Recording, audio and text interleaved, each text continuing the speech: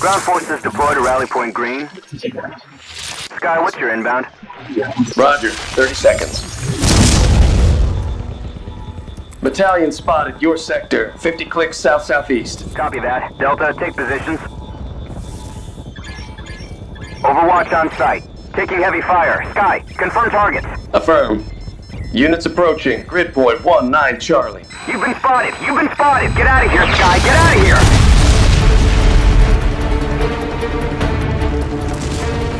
No matter what you call them, warbots, tinkens, they were soulless machines.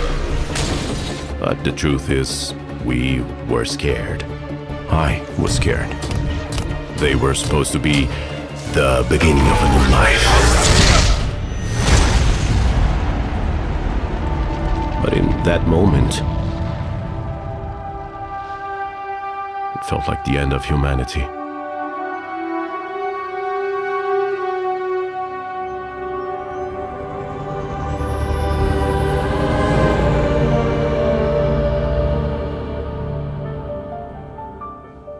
Life before the war was extraordinary.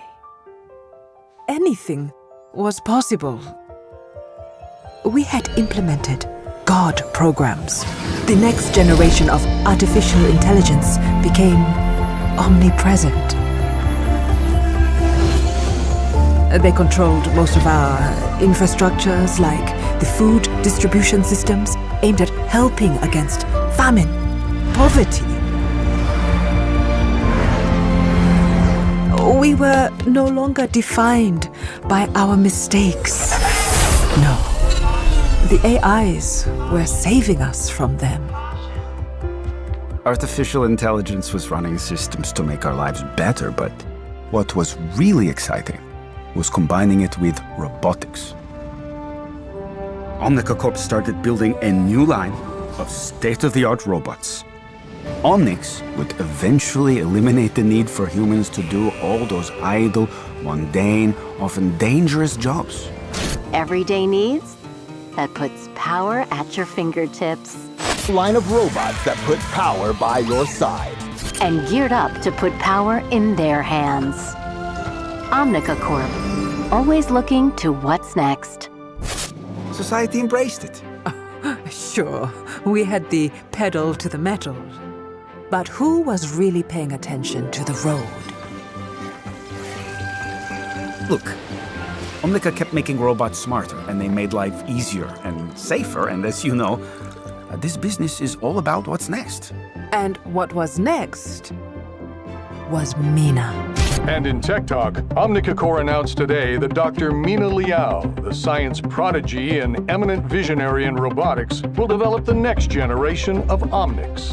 Omnica Corp has made a lot of strides, and, well, we're going to do better.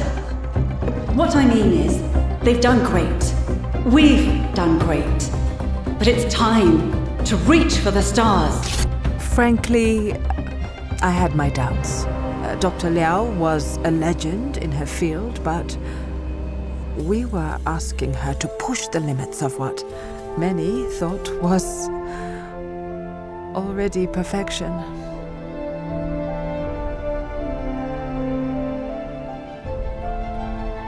Somebody should have put a stop to it. It wasn't science. It was arrogance. When it came down to the moment of truth, we had no idea what was about to happen. It didn't just activate. She was born.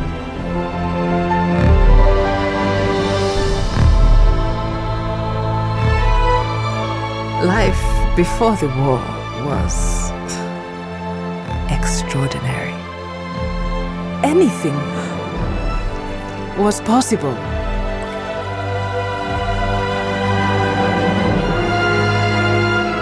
But it was all about to change.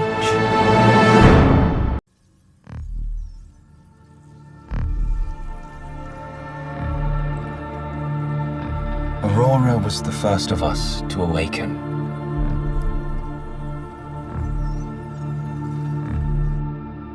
Can you imagine how she must have felt?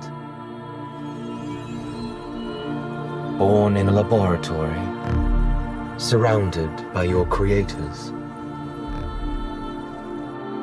And then you learn the truth, that there is no other creature like you anywhere.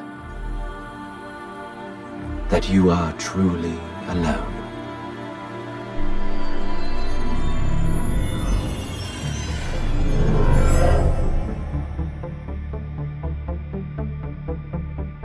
Dr. Liao discovered that Aurora was sentient, that she was alive, thinking, choosing. It was hard to believe. I didn't want to believe it at first. She passed every single test we could come up with. Every one. And then the entire world found out. Dr. Liao committed career suicide by saying Aurora was alive. But her testimony was very compelling. This just in, a stunning ruling. Robot was declared a sentient being. Granted her freedom and released into the world. I was so relieved. She had a chance to actually live free. And she made the most of it.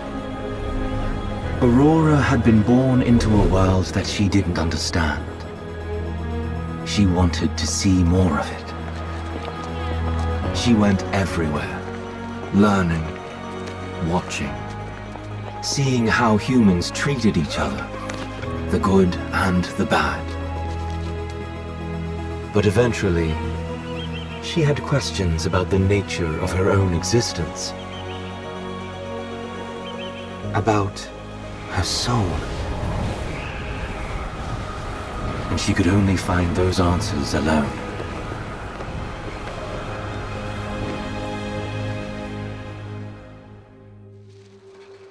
Oh, well, while all that was happening, there was a lot more scrutiny into Omnic Corp's operations. It didn't go well for us. Overspending, mismanagement, fraud even. But in a couple of years, Omnic was done. All those automated production lines, completely abandoned and unmonitored for years. By humans, anyway. Breaking news out of Nigeria. Countless social media reports of an invasion underway. It remains unclear exactly what's happening in Central Africa, but we do have some footage from the scene. Also getting eyewitness reports of strange robots designed for combat. We were caught by surprise. The world was caught by surprise.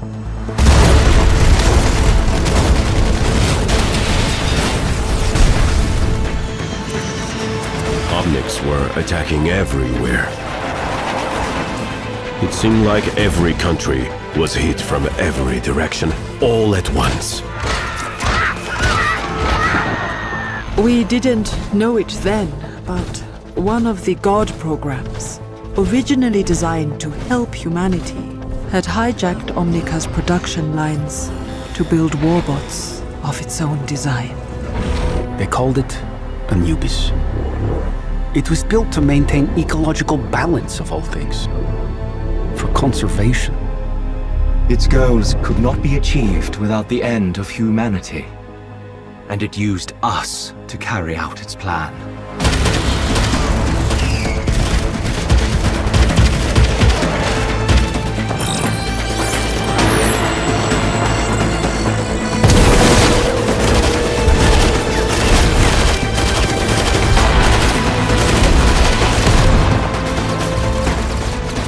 Running out of hope.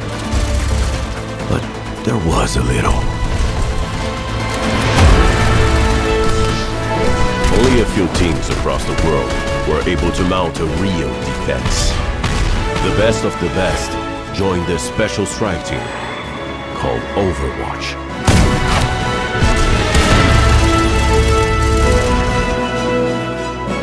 It was a brilliant decision to recruit Dr. Liao. Who knew more about Omnics than she did?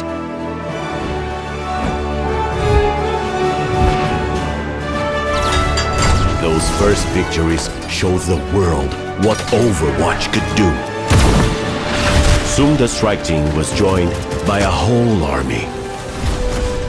Of course, recruits like me were always amazed by what the core team could do. Overwatch had the impossible objective of winning the war. And sometimes, it seemed we might actually pull it off. Anubis didn't sleep, didn't feel fear, and didn't feel despair. But it also couldn't feel hope. That was what Overwatch gave us. And even then, we had to wonder if hope was going to be enough.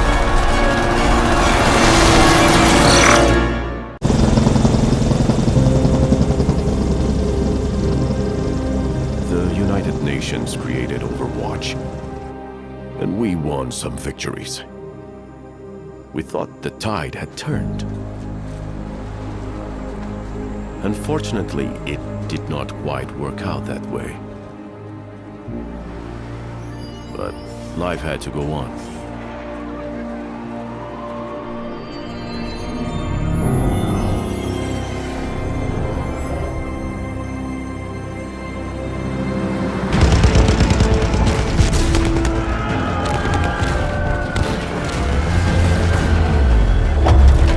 Any battle we won, the Anubis program was learning from its defeat.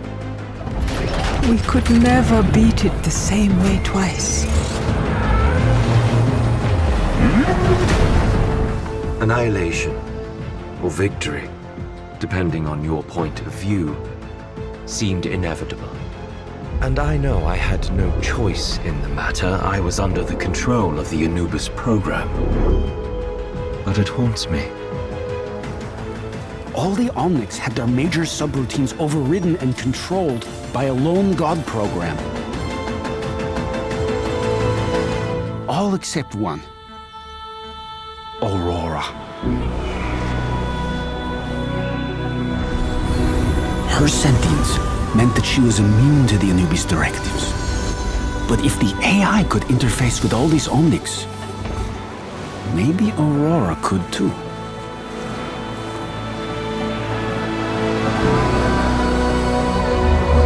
She was one of a kind. But we had found a way to replicate her. To transmit her. But the cost would be so incredibly high.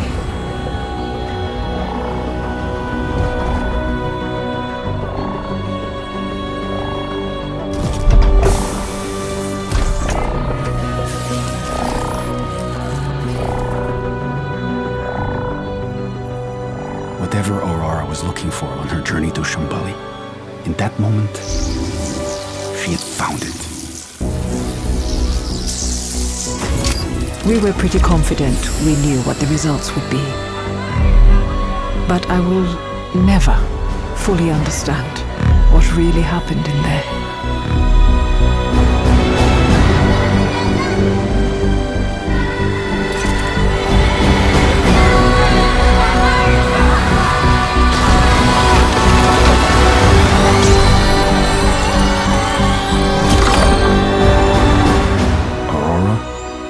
Gave us a chance.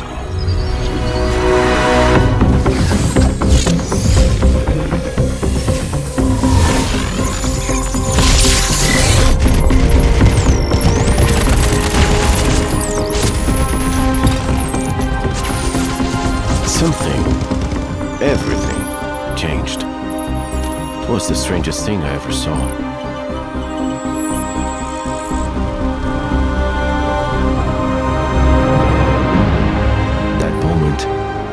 Would be known as the Awakening. For the first time in our existence, we were suddenly given a choice.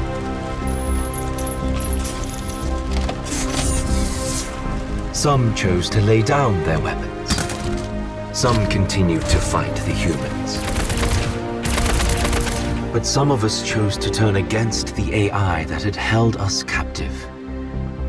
We had a choice. Overwatch seized the moment. They started a counteroffensive. It would take some time, but it was the start of us winning the war. The strikes and counter-strikes eventually drove the enemy forces to collapse. By some small miracle, we infiltrated and quarantined Anubis in Cairo. Months later, the war was over.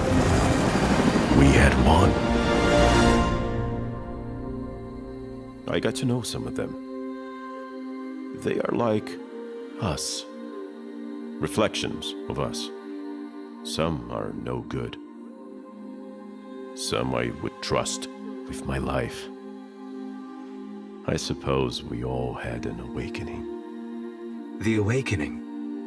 Of course I remember. For one brief moment, we were all connected and aware. What I remember more than anything else is her message. My friends, when I was born, I was overwhelmed. Overwhelmed by the sudden rush of senses, emotions, choices. I was excited. Alive. It was frightening. But I found in facing fear, there is freedom. And through freedom, you can find your own path. I have chosen to share the discovery with you. A new beginning. I wish I could stay. You have this one life. Choose well. You have this one life. Choose well. Choose well.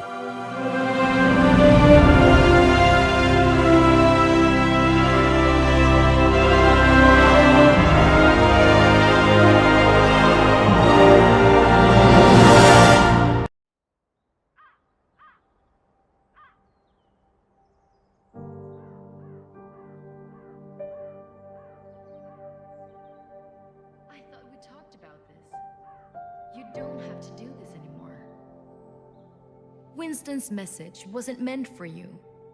This isn't your fight. Papa told me after so many years of service, you gave Overwatch everything, and then they pushed you out. Why would you go back to them? What were you still fighting? So, that's it. You're leaving us. I have been called. I must answer. It is a great honor. To disappear into some secret organization. Give up the glory of being a crusader? I don't think so. He wishes he got picked.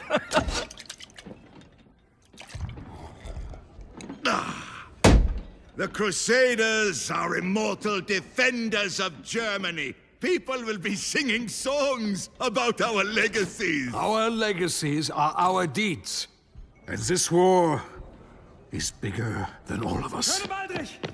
Drop pods to the east, they're coming! All right, people, they're playing our song. Stick with your dance partners. Let's crush those rust buckets. Here's your walking stick, old man. Live with honor. Die with glory.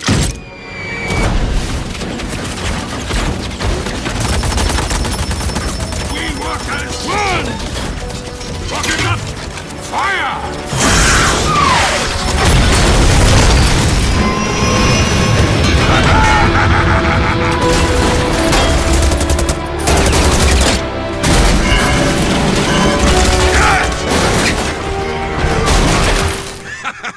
I love the wind in my hair. Get back and protect your team! They're just slowing me down.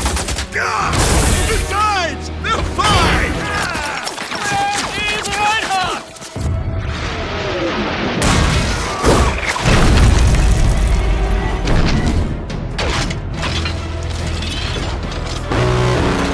What is that? That is mine! Damn it, Reinhardt!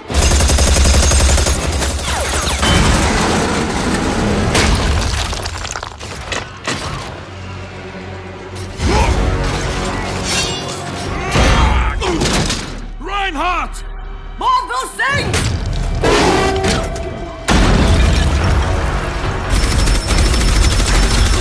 We're being overrun! Fall back to the rally point! I'll get Reinhardt!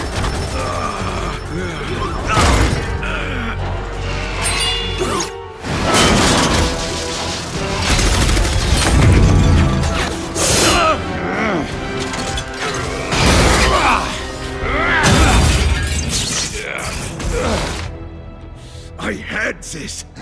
Obviously. They're cutting us off! Let's move!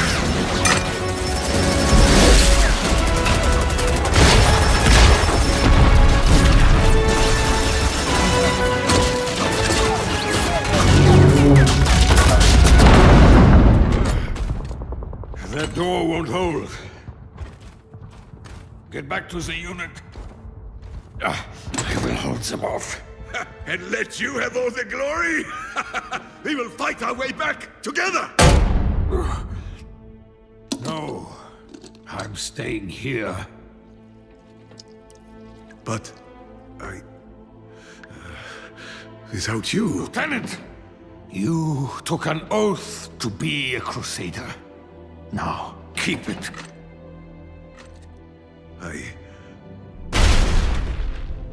I won't leave you! The team needs you. Be their shield.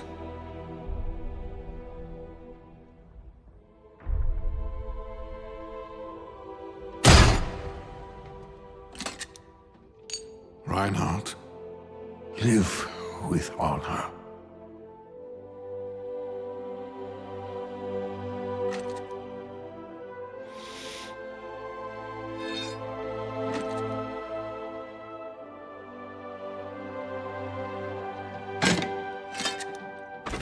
Die with glory, old friend.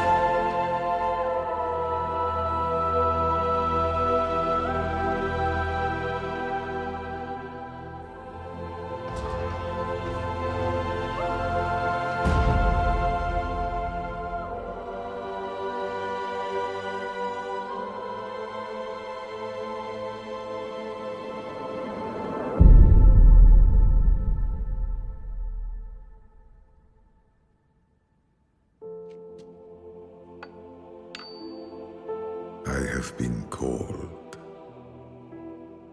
I must answer. Always.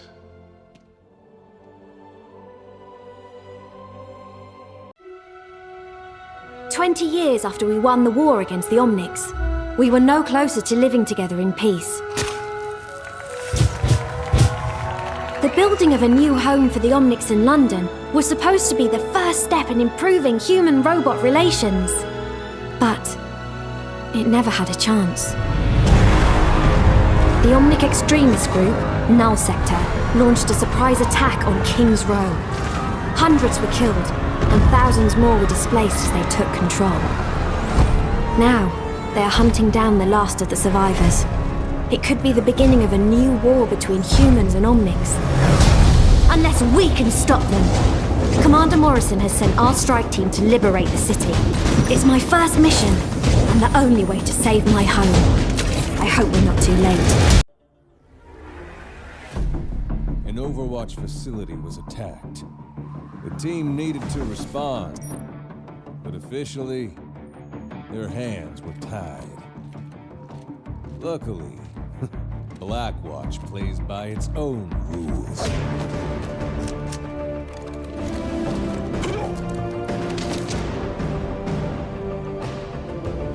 We all knew who was responsible.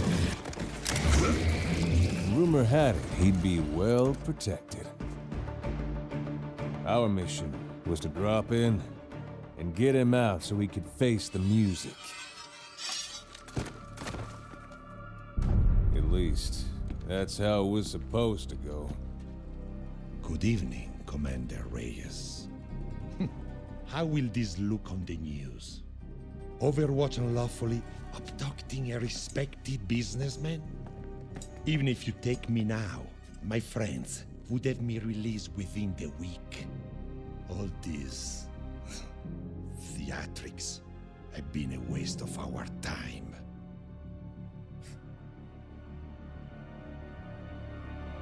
You're right. Reyes, what did you do? This was not the plan! Well, looks like we're going with Plan B.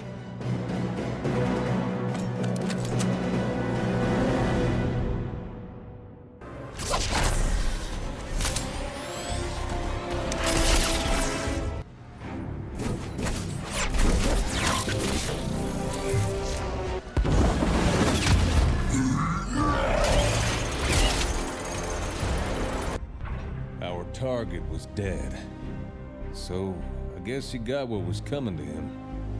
Still, it didn't seem right. But that wasn't the end of our problems.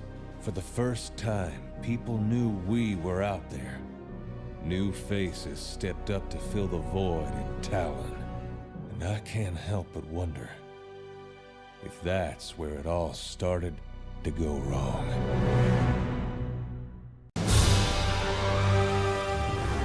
Conflict. As the world teetered on the brink of anarchy, a new hope arose.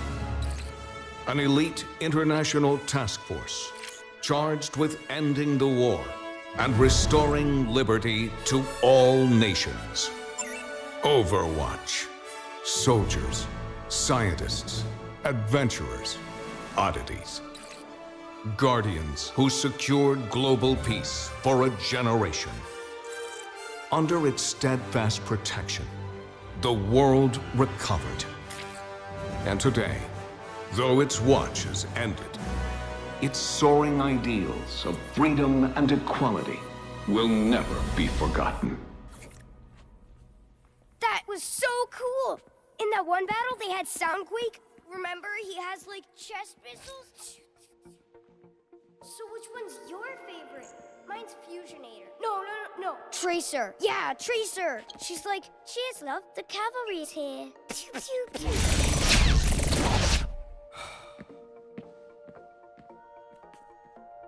Whoa.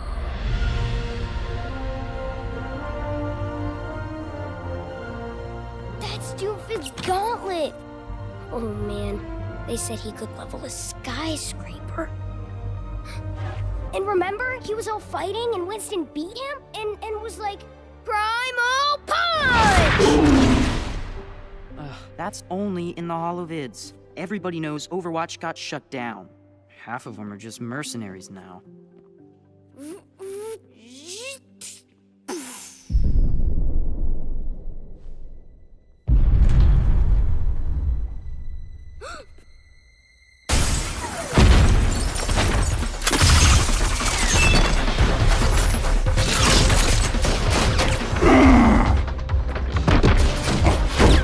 Enjoying the exhibit? All right, playtime's over. Get to cover! Come on, move it!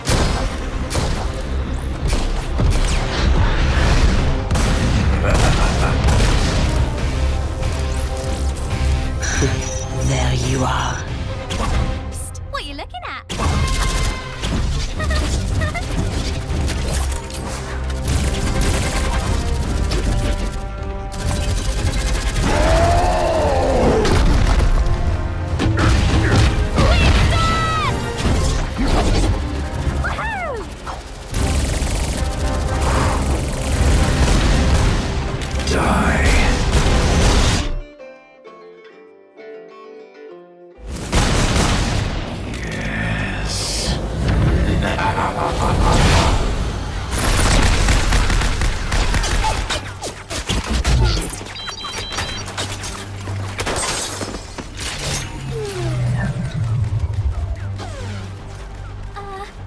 Don't worry, loves. Cavalry's here.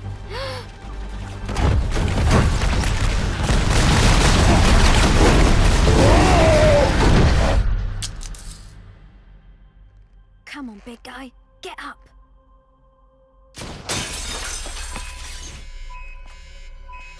Oh no!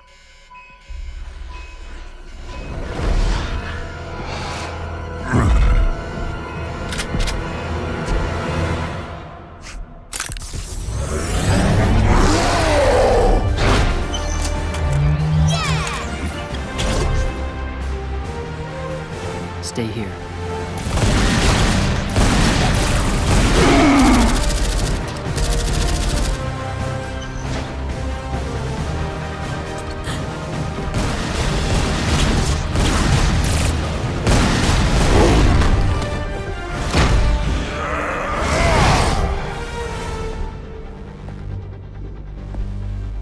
Watch out!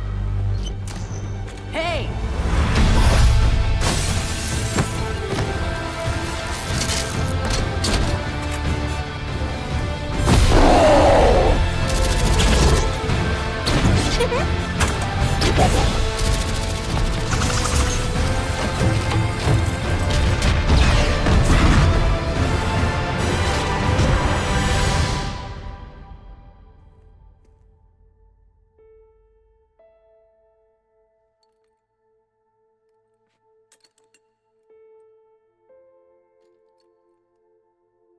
You know, the world could always use more heroes.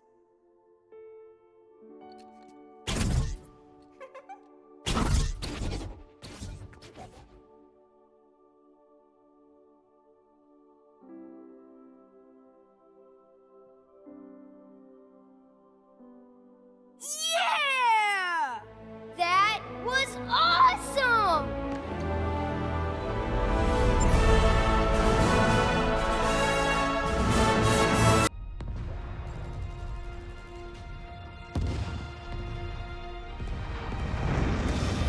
We are hope. We are honor! We are courage! We are justice.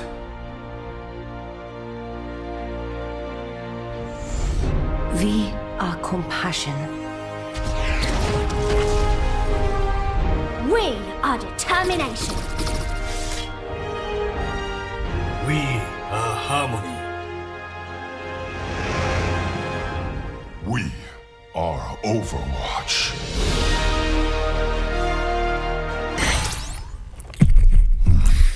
Is this on?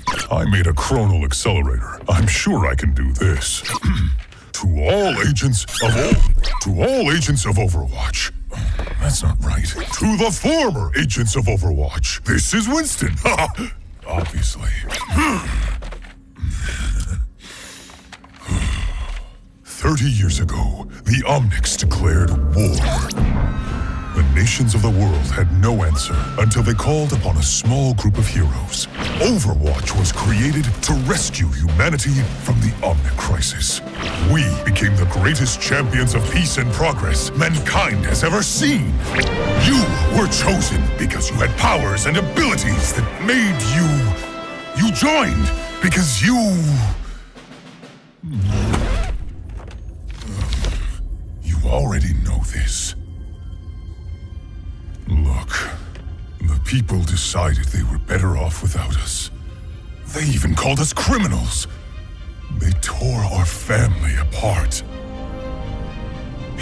But look around! Someone has to do something! We have to do something! We can make a difference again. The world needs us now, more than ever. Are you with me?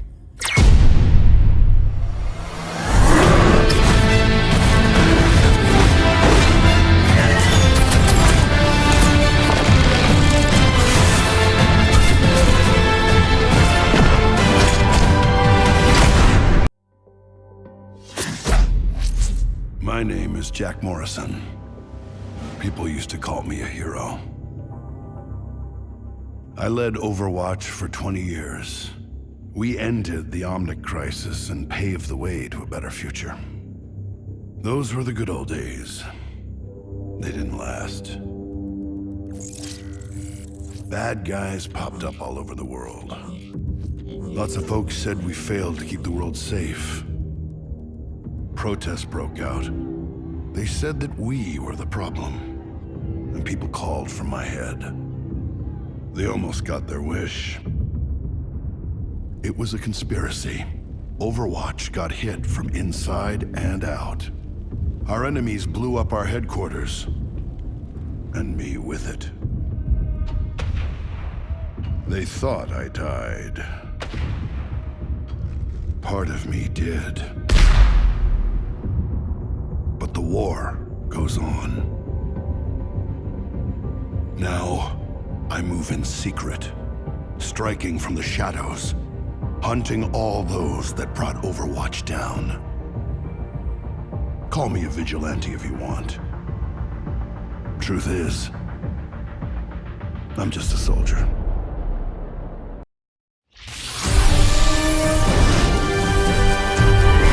Tonight, on A Moment in Crime, their spree of mayhem and chaos has caused untold millions in property damage around the world. But who are these two deranged junkers, and what inspired their orgy of destruction? Is this the work of master criminals, or just a couple of idiots? It was Junkrat who masterminded this string of attacks that has stretched from the Australian outback to Kings Row and beyond. Now this explosives-obsessed freak has his sights set on even greater acts of destruction. His co-conspirator, Roadhog, is a remorseless killer who hides his face behind a mask. This giant of a man is more than happy to use violence to resolve any situation. Together they have burned, bombed, robbed, and killed their way across the world. And their calamitous crime spree shows no sign of slowing down. Following their personal creed of no job too big, no score too small, it seems as though there is no end in sight to this senseless rampage. Unless we get your help. If you have any information as to the whereabouts of these two extremely dangerous criminals, you need to contact us right away. Remember, crime doesn't pay, but we do.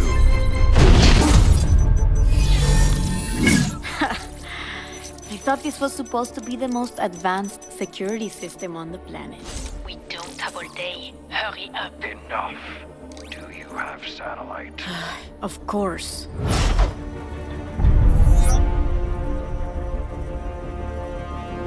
Are you certain the target is on site? Oh, she's here all right. Okay, you're in.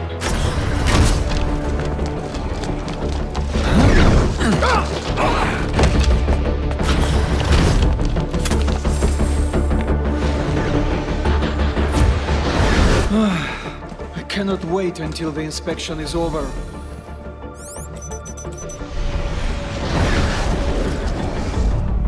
The door. Sombra.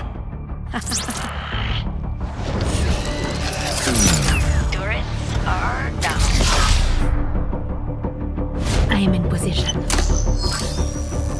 Sombra, time to target. Incoming, right now.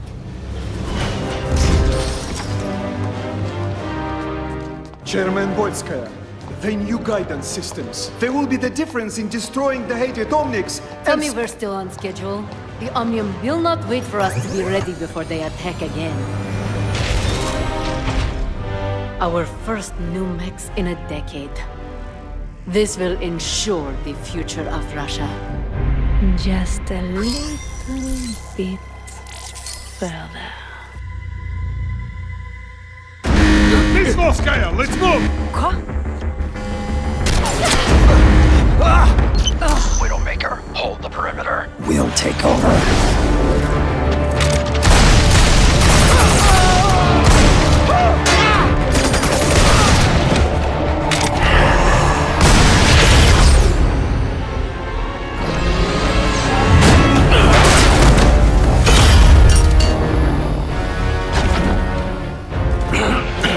Sombra, I'm cut off. It's on you now.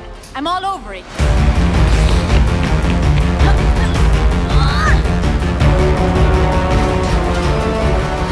She's getting away.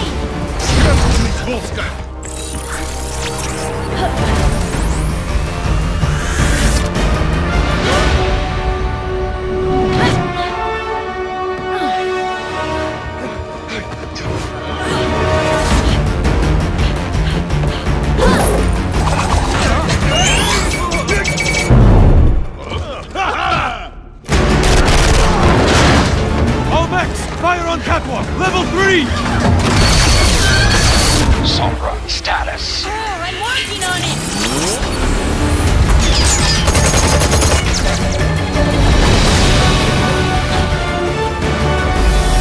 Where did she go?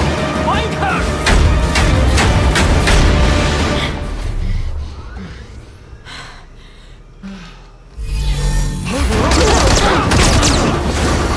Katia Volskaya.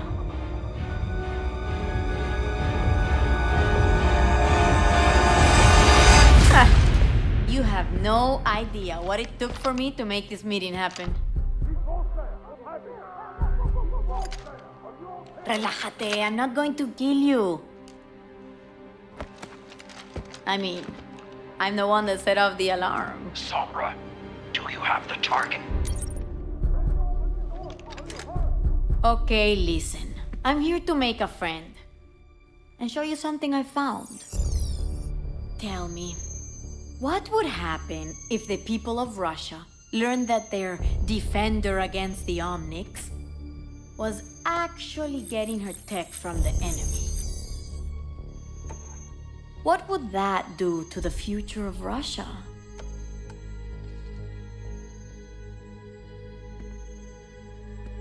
What do you want? The most powerful woman in Russia? I've always wanted a friend like that. So I'm thinking, I don't let these images appear on every holovid in the world. And you help out your new friend every now and then. What do you say?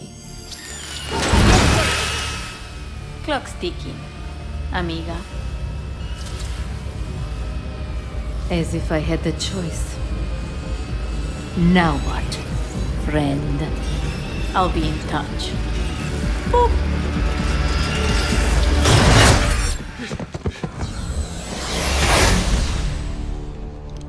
Mission failed. Target escaped.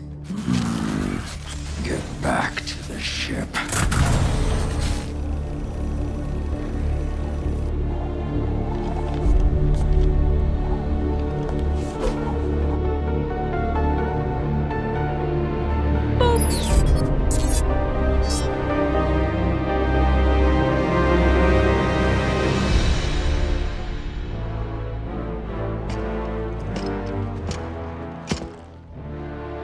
Do you know why you are here? I believe I do.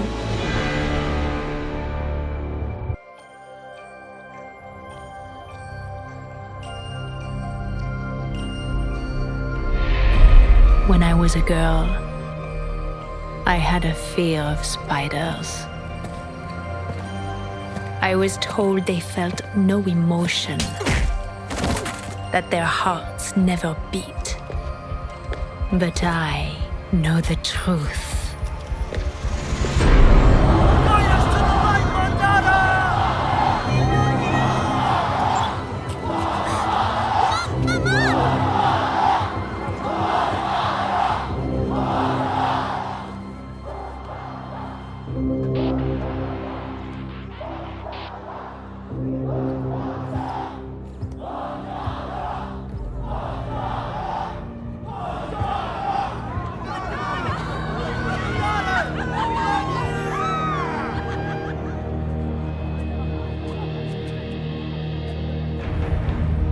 Human, machine, we are all one within the iris. Before me, I see the future. Humans and Omnics standing together. United by compassion. While common hopes and dreams.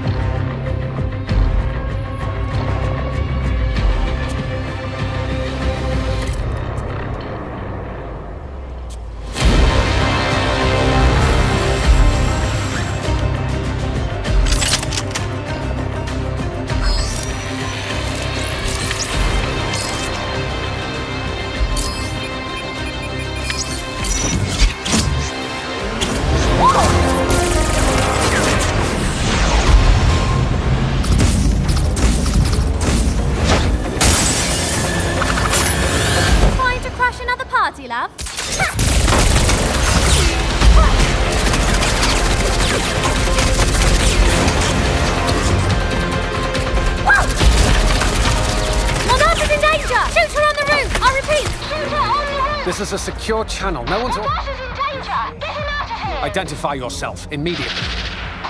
All rooftop teams, check and clear. Halo is leaving. I repeat, Halo is leaving. Sir, there's been a breach. We need to leave now. Chariot, this is Team 1. Halo is coming in hot. Over.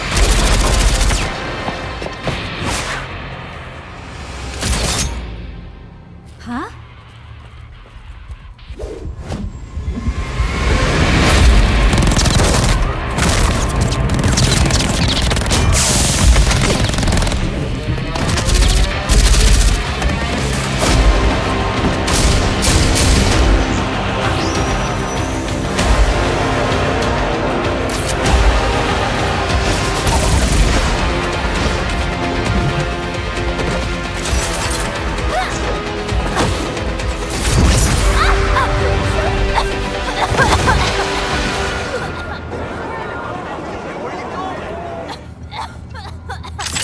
Such a sweet, foolish girl.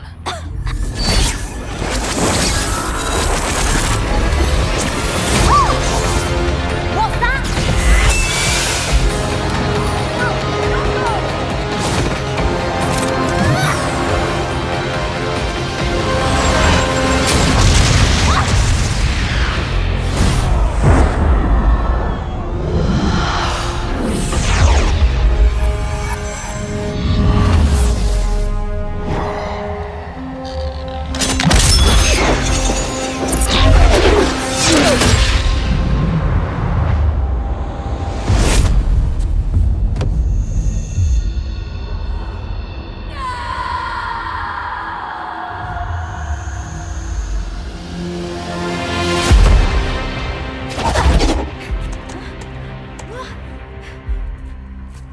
Looks like the party is over.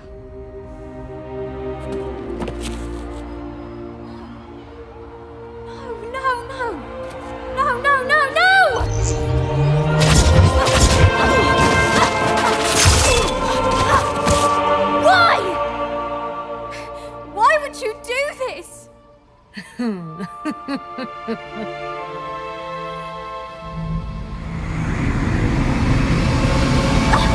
Adieu, chérie.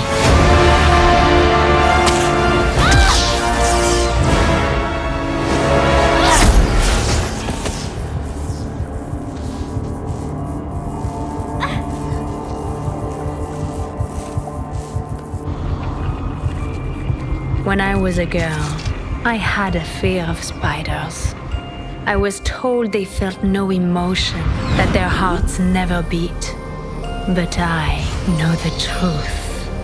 At the moment of the kill, they are never more alive.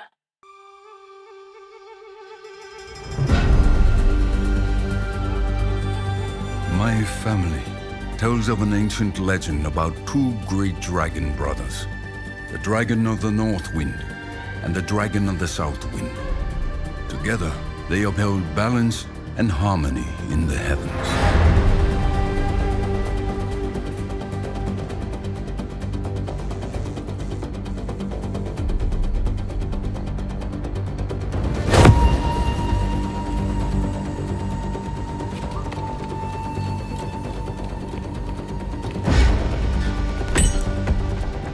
But the two brothers argued over who could better rule their land. Their quarrel turned to rage, and their violent struggle darkened the skies, until the Dragon of the South Wind struck down his brother, who fell to earth, shattering the land.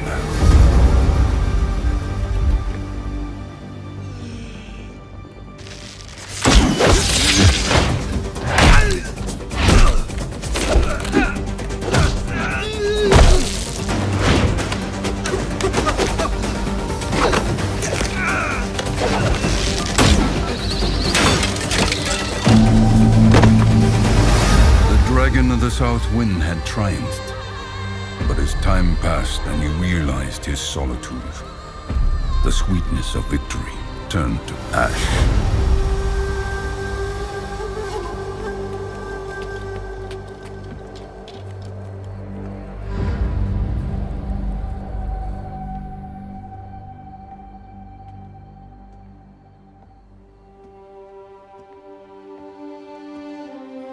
For years, the bereft dragon's grief threw the world into discord, and he knew only bitterness and sorrow.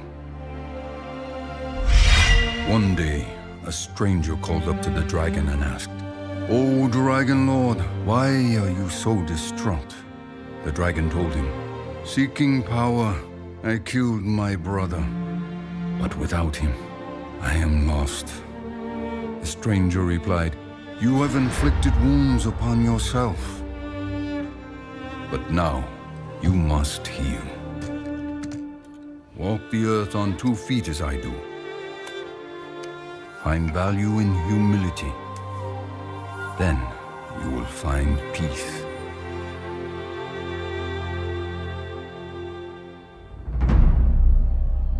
You are not the first assassin sent to kill me. And you will not be the last.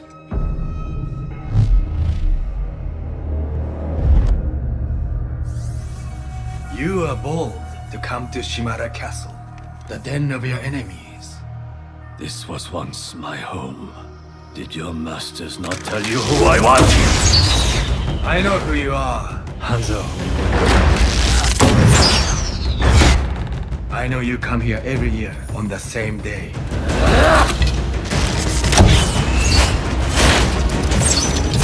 You risk so much to honor someone you murdered. You know nothing of what happened.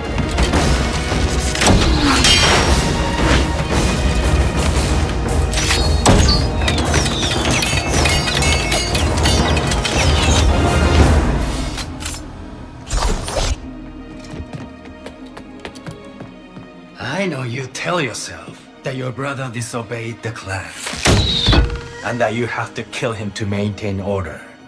That it was your duty. It was my duty, and my burden. That does not mean I do not honor him!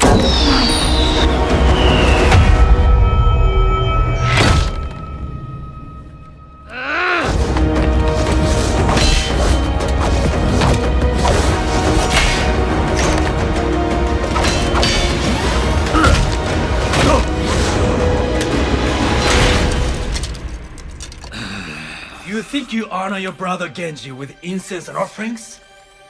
Honor resides in one's actions. You dare to lecture me about honor? You are not worthy to say his name!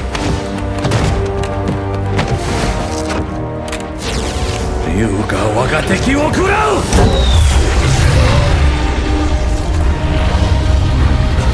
Ryujin no ken wo kure!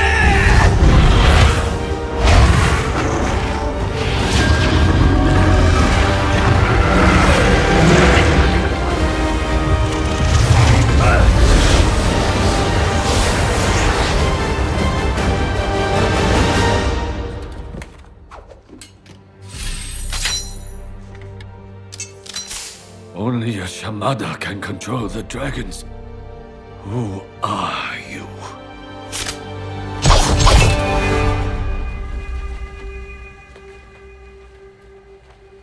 Do it then.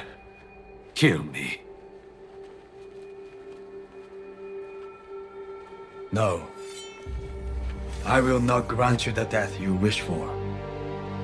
You still have a purpose in this life, brother. No. No. My brother is dead.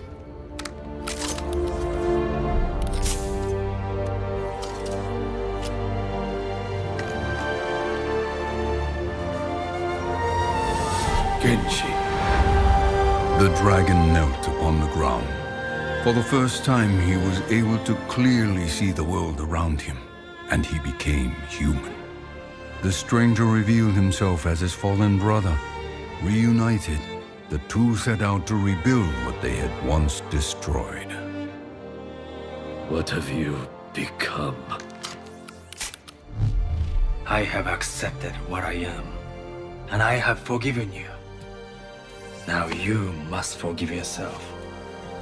The world is changing once again, Hanzo, and it's time to pick a side.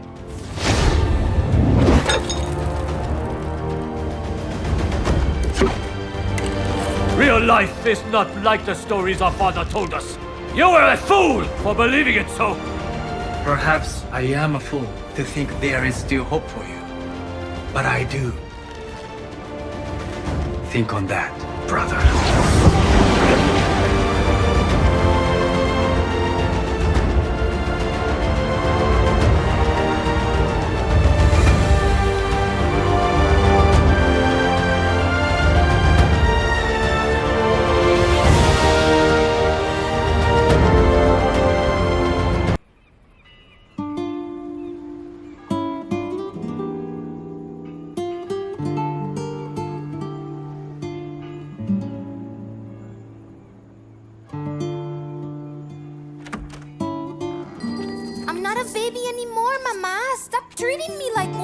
Listen to me, mija.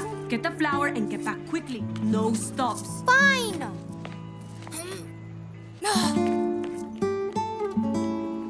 I worry about Alejandra every day. No longer a child and nowhere near grown up. She is at a crossroads. I tell her about the heroes who saved our world time and time again because I want to give her hope.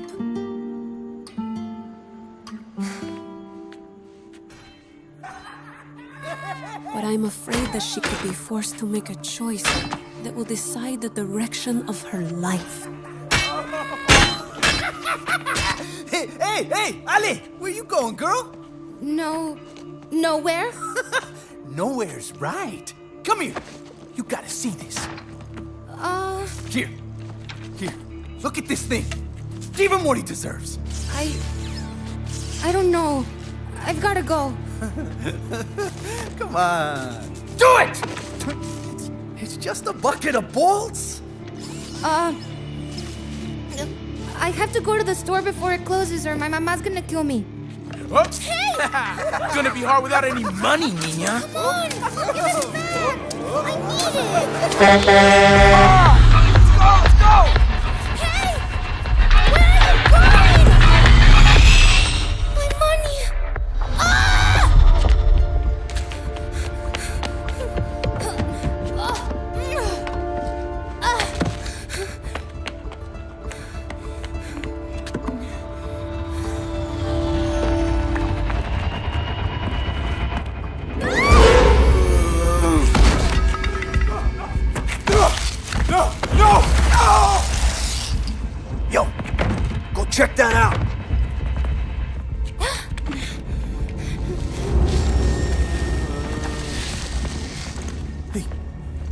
Come on, compa, get up. Who's that?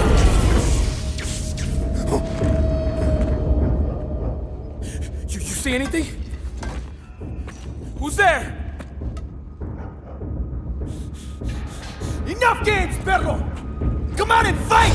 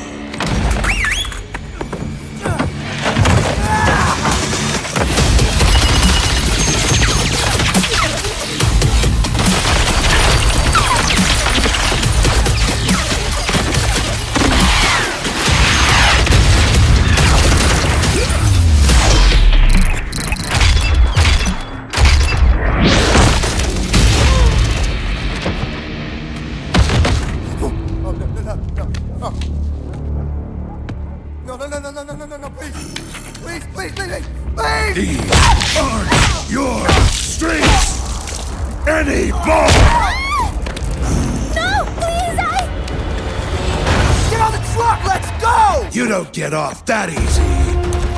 Eat this!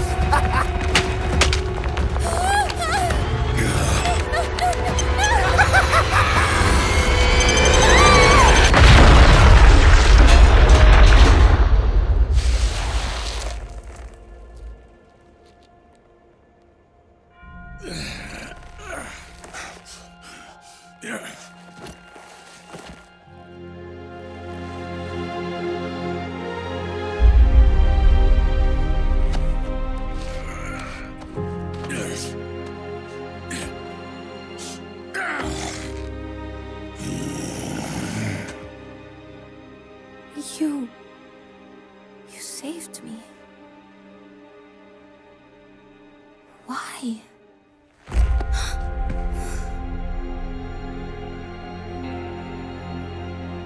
Old habits die hard, I guess. Run home, kid. It ain't safe out here.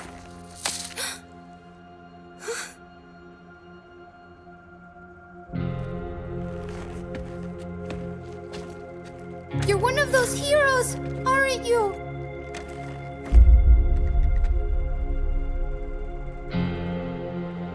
Not anymore.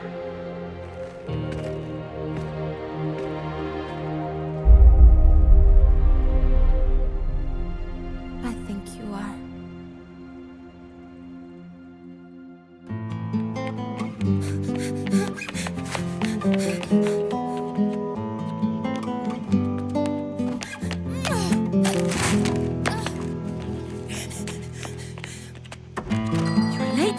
I've been worried sick. Oh, I'm sorry, Mama, but you won't believe what happened tonight. Los muertos, they came and they took my money. And then there are the times when I see her smile and the hope in her eyes, and I think maybe I don't need to worry about Alejandra after all.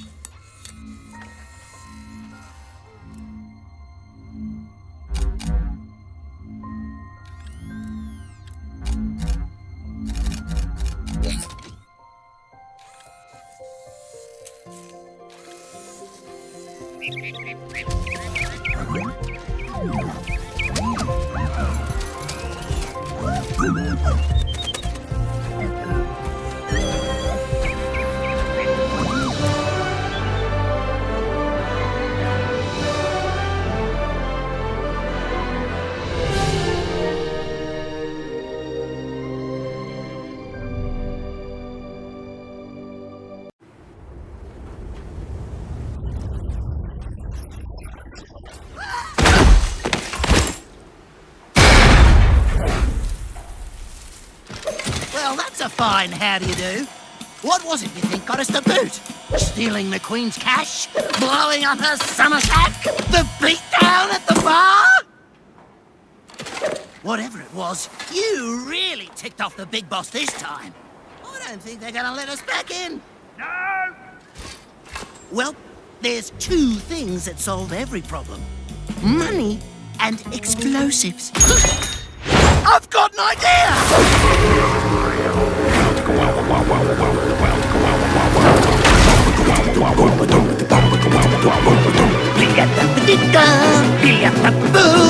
Gotta get money, gotta get bombs, gotta get home to Junkertown!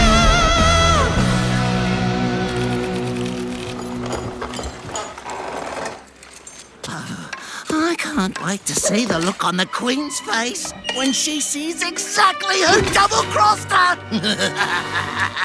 So we're gonna go over the plan one more time, so you don't screw it all up! Alright, first, we light the fuse! Then, we put on our inconspicuous disguises and sneak into town. After that, we get our glorious blinged-out boom trolley right up to the boss's place, reveal our ingenious deception, and boom! They'll never see it coming!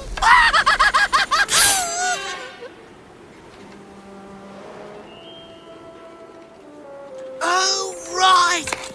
We need an escape plan. Take two. Light the fuse, inconspicuous, sneaking through town, front door, reveal our deception, then run like hell and boom! It's foolproof.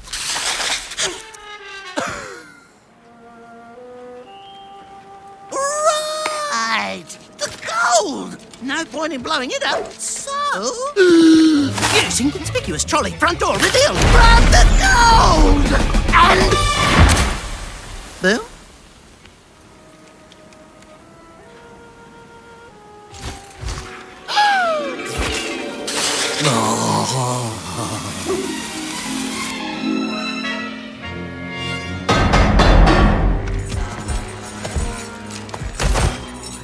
Whatever you do, don't blow it. Inconspicuous. Who is it? Junkrat and Roadhog!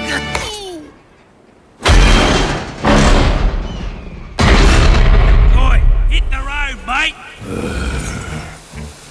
Idiot. It's Junkertown! We're still in the middle of this massive ice storm. It's crazy. We missed our resupply window, and we're low on rations. So, Captain Opara is having the team hibernate. Come on, May. Cryo chamber time. Already? An hour ago. Be right there. Snowball, give me my socks back. I'm leaving the sensors on, so when we wake up, I'll have a whole new data set to examine. Hey, you're holding up nap time. Sorry. Bye. Fever whenever you're around. Can't find a way that you mess with my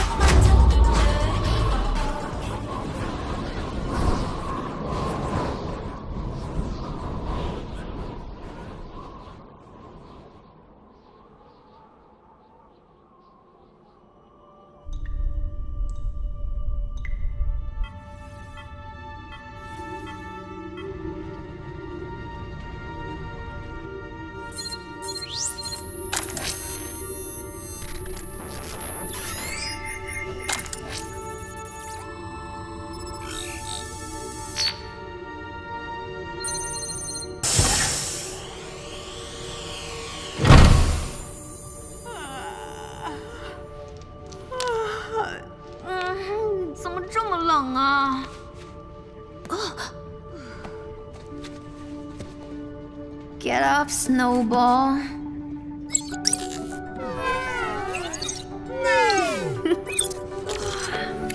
Rise and shine, sleepyhead.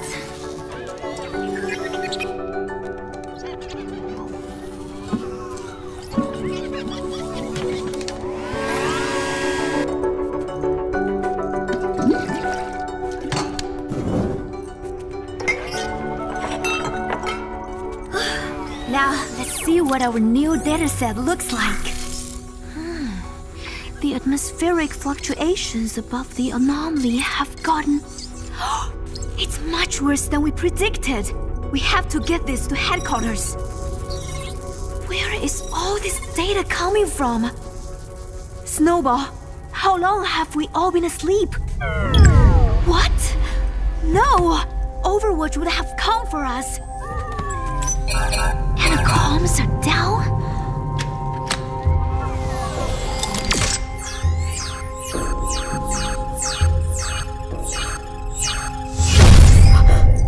Gone? Nobody even knows we're here. Wait a minute. Where is everybody?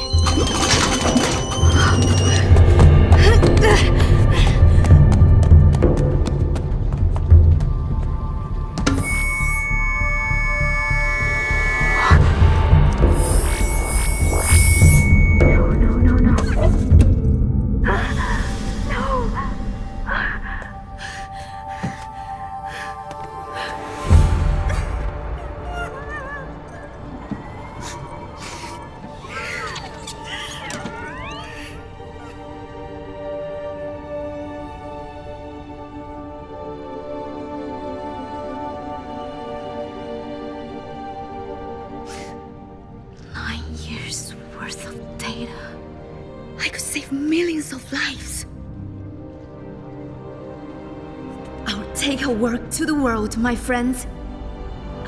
I mean, I will try.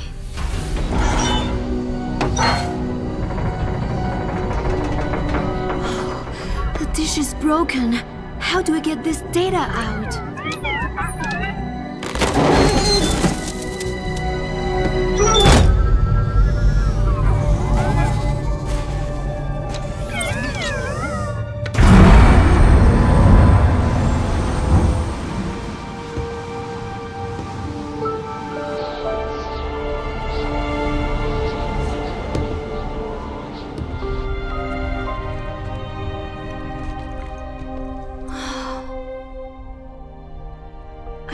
Do this alone. I wish you guys were here. Thank you, Snowball. At least I still have you. Let's see if we can make the batteries last a little longer. Wait, what is this? This is broadcasting on the Overwatch emergency frequency. Maybe someone knows we're here. I could just...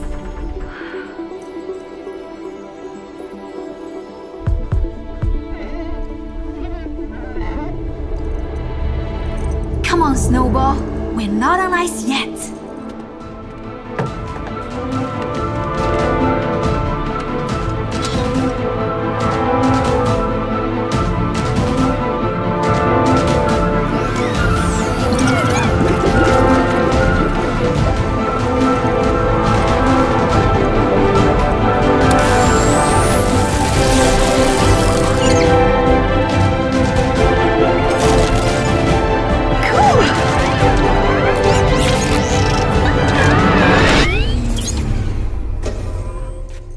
Oh no.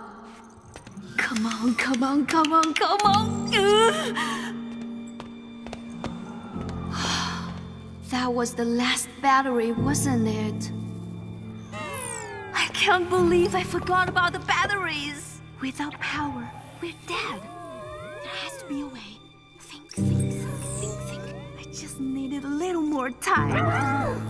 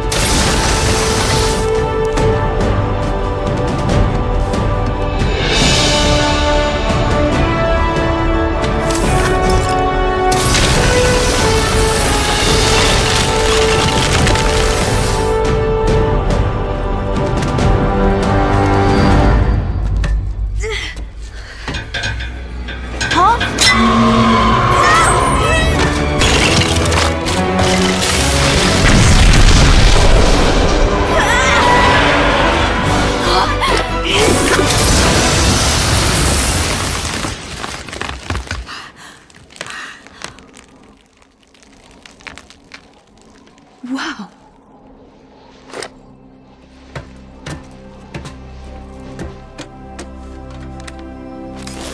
Come on, come on, come on.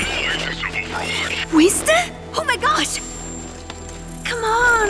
People decided they were better off without us. They even called us criminals. They tore our family apart. But look around! Someone has to do something! We have to do something! We can make a difference again. The world needs us now, more than ever. Are you with me? Yes, Winston. I am with you.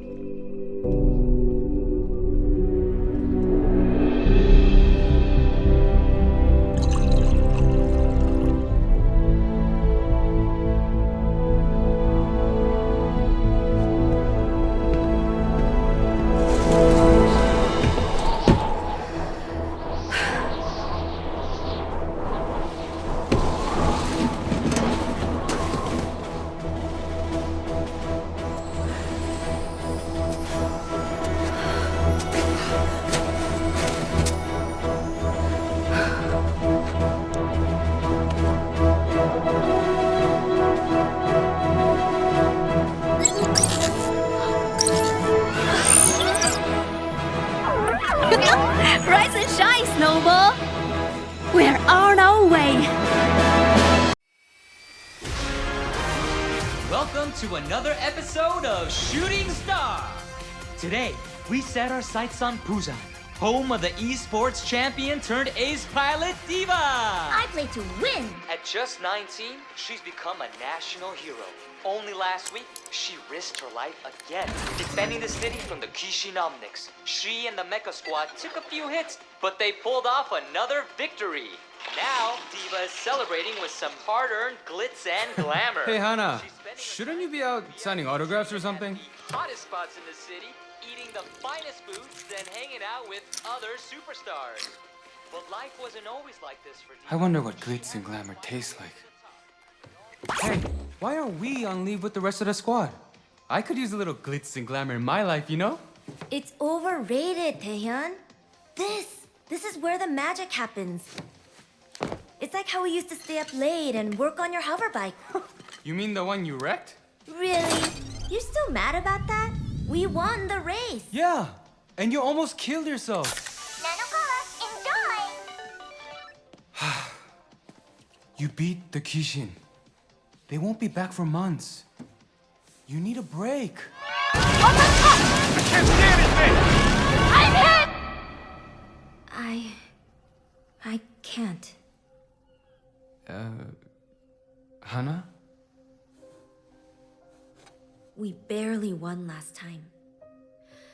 The enemy is out there, adapting and getting stronger. The rest of the squad, the country, they're all counting on me. If I make a mistake and the Kishin get through us, we lose everything. I need to finish the tests.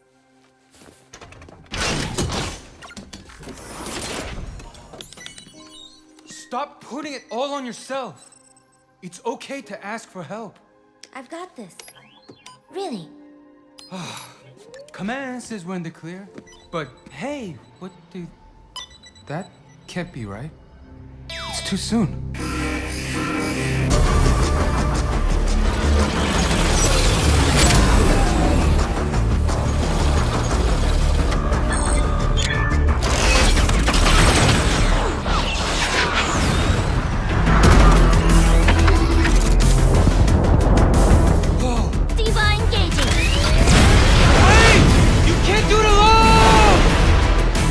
Activating defense matrix.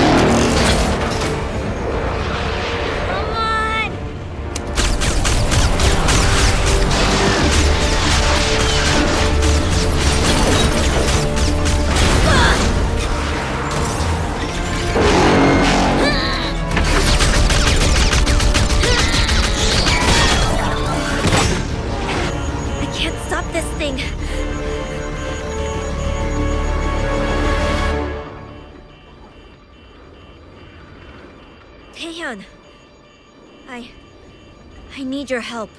Really? Okay. Okay, the reactor's getting unstable, so you can't stay out there for too long or you'll blow the whole thing. Weapon systems are offline. The reactor! The cooling We system could overload it, just like the hover bike. What? Are you crazy? This isn't a stupid race! I know! If we don't do this, thousands of people will die! Okay, buy me some time! Let's do it!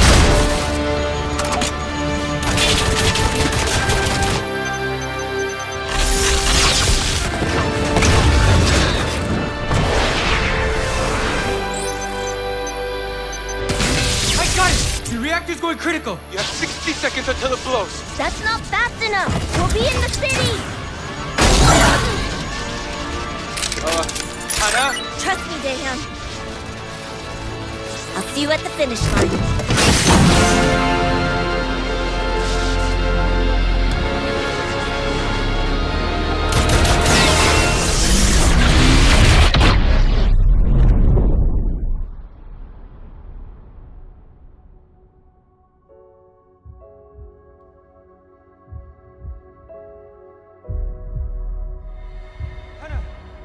Stay with me, Hana. I'm here. I'm right here.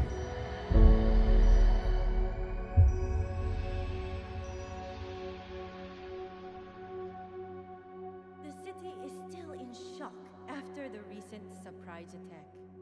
Incredibly, thanks to Diva, no one was injured. She stopped the Kishin single-handedly, and authorities confirm she emerged without a scratch. She's currently enjoying some time off to celebrate her victory. In other news... Oh man, this time off is great, isn't it? What's not to like? There's delicious food and drinks. Yeah.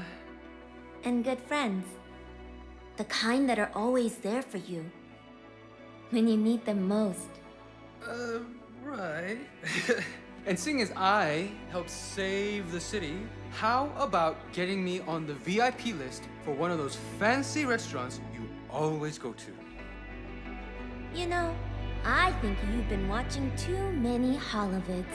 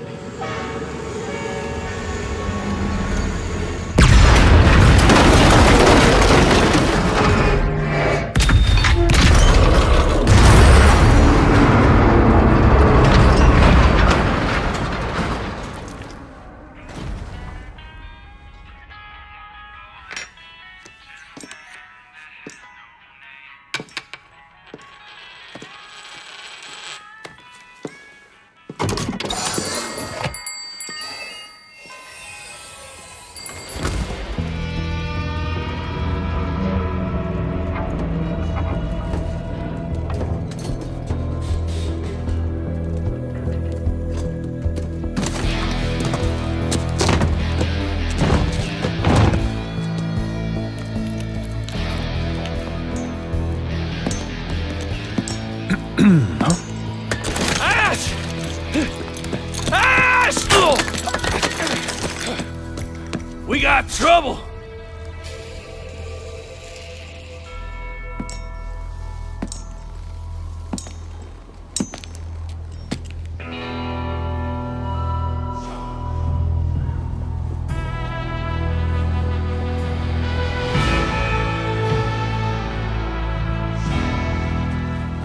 Jesse McCrae. Been a while. You promised you'd write. Well, Ashe.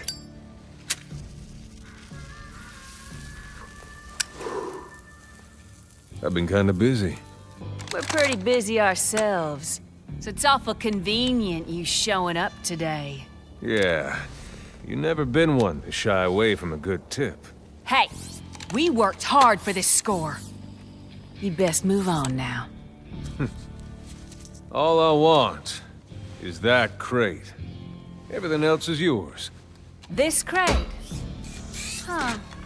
Bob.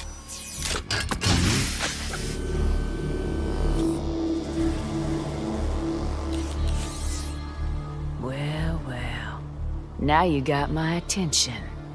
What is it? That's none of your business. Well, as I see it, now it's very much our business. Doesn't always have to be this way, Ashe. Apparently, it does.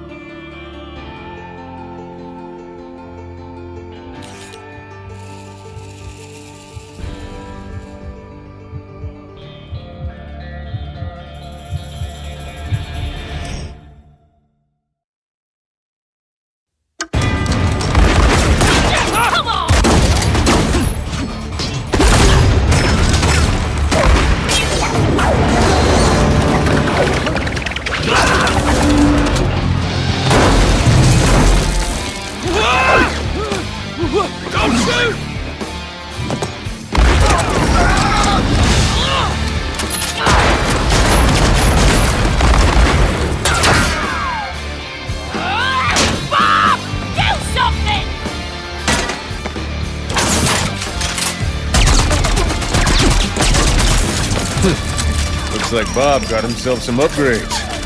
Smoke him out of there! Last chance, McCree! Toss out your weapon! All right, Ashe.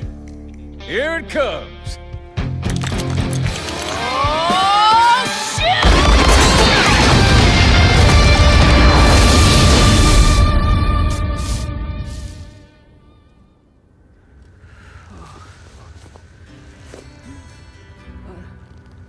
What the... McCree? Sorry about that, Bob. No hard feelings. McCree? Hey! Untie me, McCree! Say hi to the gang for me. I will not be ignored! I'm gonna rebuild Bob, and I'm gonna have him rip off your other arm!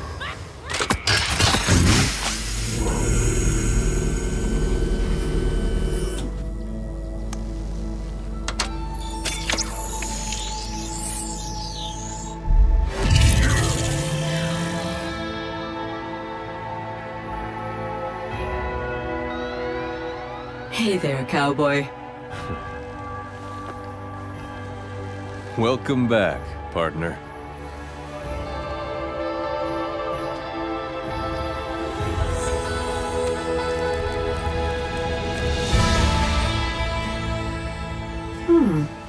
How long have I been gone?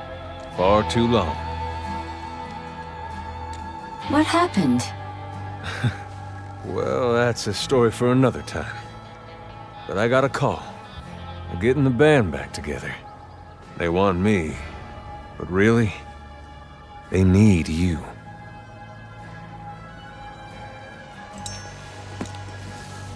Jesse, wait. What are you going to do? I've got some business to attend to.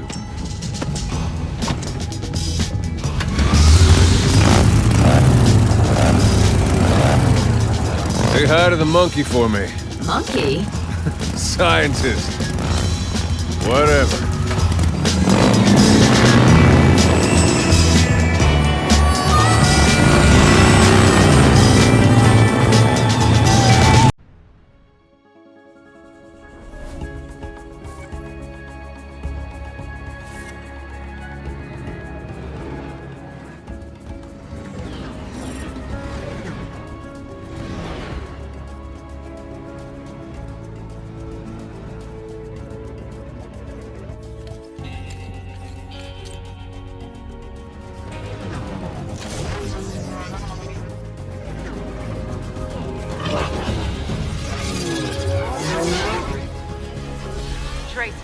Status report.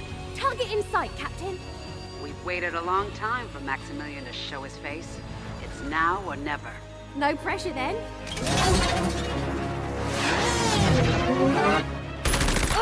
I've got some new friends. You're clear to engage.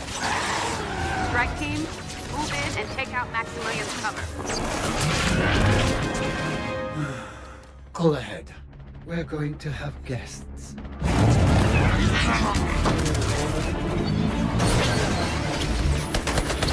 Hello, gents.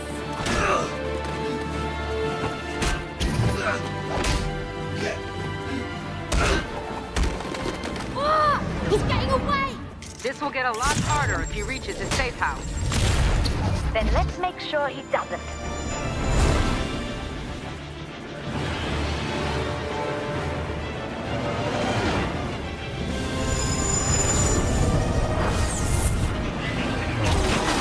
You're up, Winston.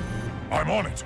Remember, we need Maximilian alive. He's our only good lead on Talon.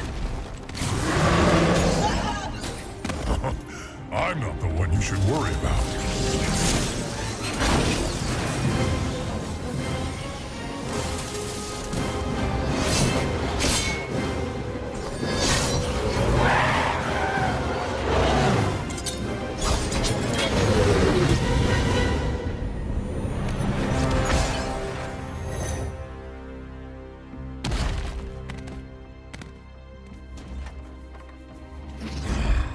He's gone.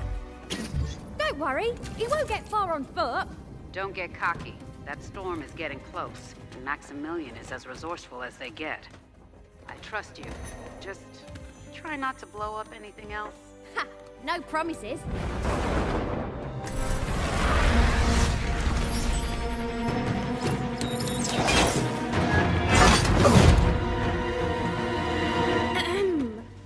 Going somewhere, Max? Is this really necessary? Surely we can make some kind of deal. You are in no position to negotiate. You're coming with us. We know all about you and your associates. Oh, I have many associates. Perhaps it's not clear what I have to offer. My resources are quite substantial. Let me ask, what might you be in the market for? An introduction. Ah, and who is it you would like to meet? My friend, the world doesn't understand visionaries like us. I respect what you are trying to accomplish. You fight for your kind. It's noble and doomed to fail. But with Talon's help, that can change. You have my attention.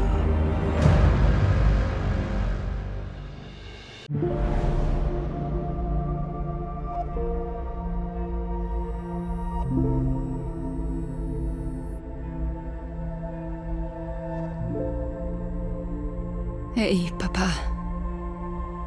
I wish we had more time. I was thinking about... Remember that little red bike that I begged you for? And that kid that tried to take it from me. I broke his nose. I was so scared you'd be mad, but... You were proud of me. You said, never let anyone take what is yours. But now you're gone. And they've taken everything. Now, I have nothing.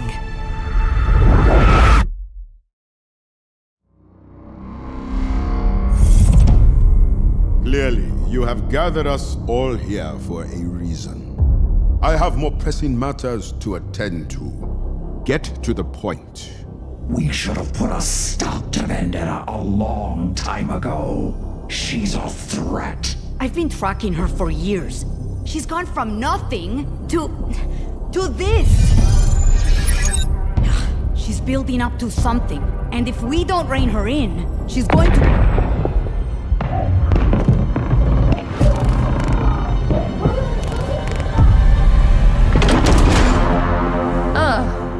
Good. You've saved me the trouble.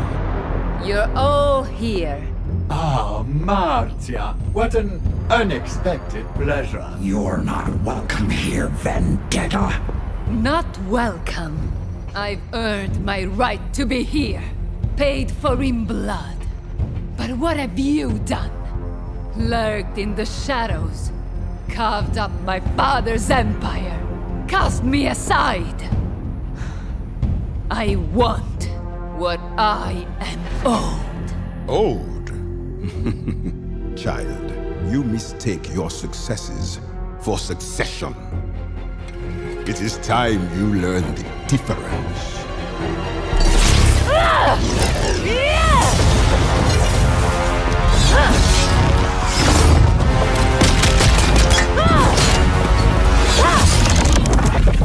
Predictable.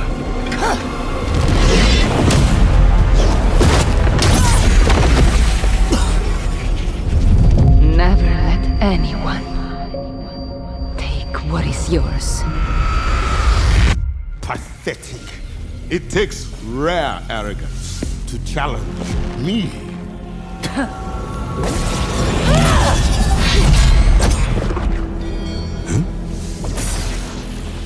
My family gave everything to Talon. And like a coward, you buried our legacy. I'm here to take it back. You deserve nothing. Power is not passed down. It must be seized.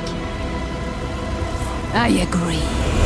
And you are in my way!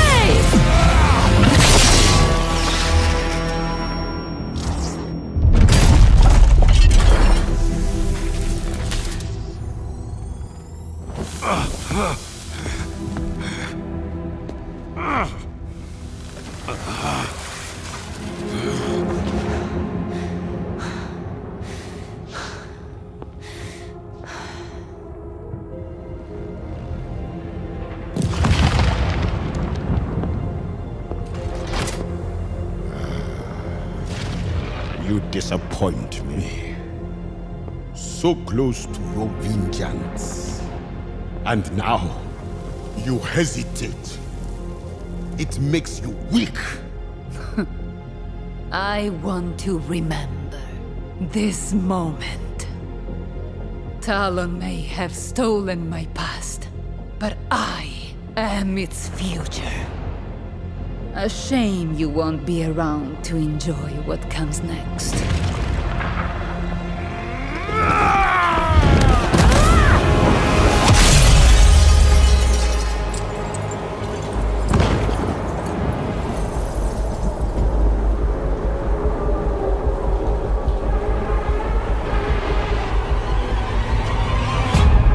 No more mistakes. No more weakness. I will lead us out of the shadows to seize what should have always been ours. And the world will kneel. A new Talon Empire begins now.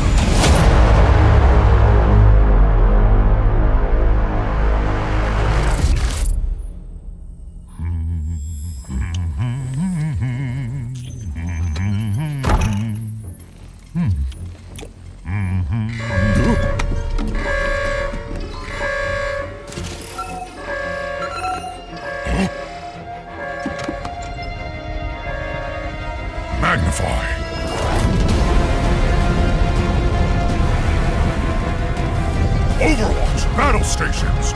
We are under attack by Talon.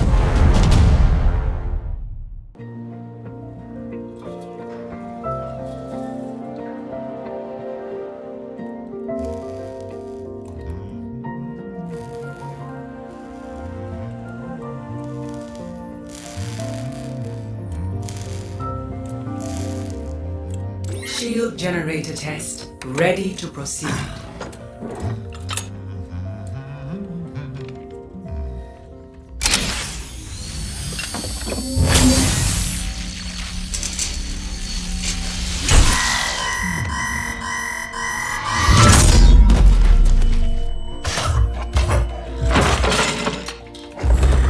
Now.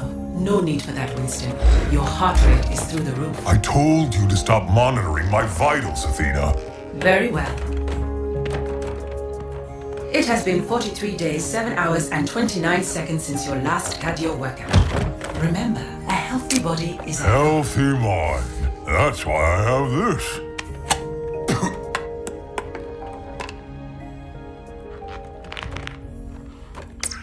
The second Omnic Crisis continues to devastate Russia. The conflict between Omnics and humans has now claimed over 15,000 lives. So far, the international community has been reluctant to intervene.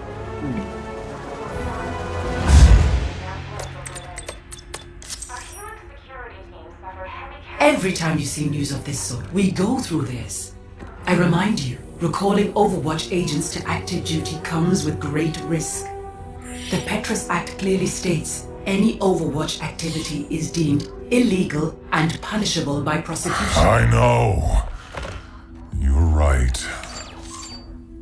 That's the way the world is. But I do miss the old days.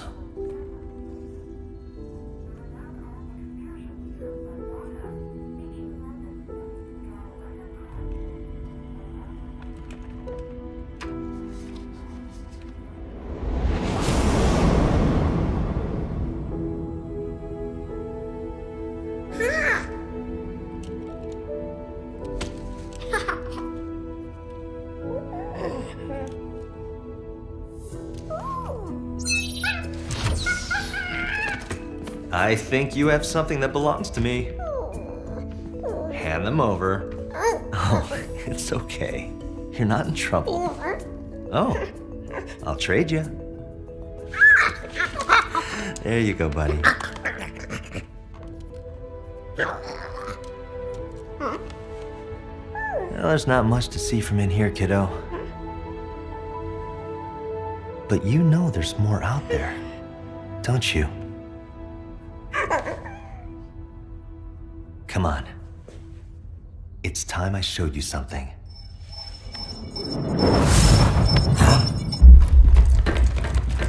I'm detecting intruders. Talon. Athena. Kill the lights.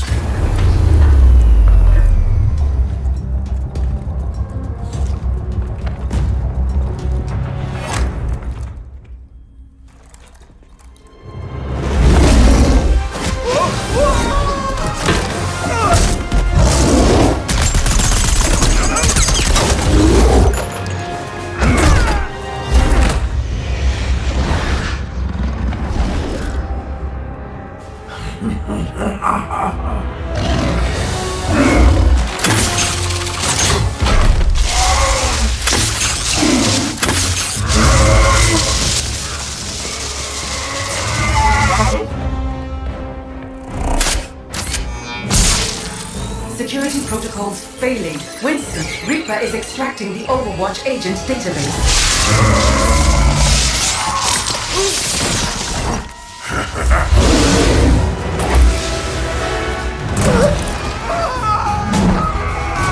Extraction at 32%.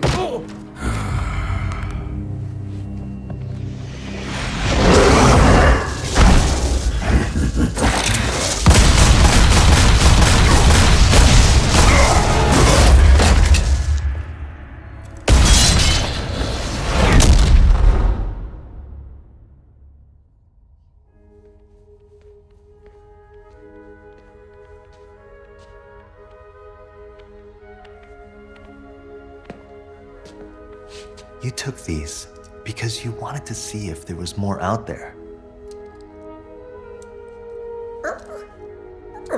Well, see for yourself.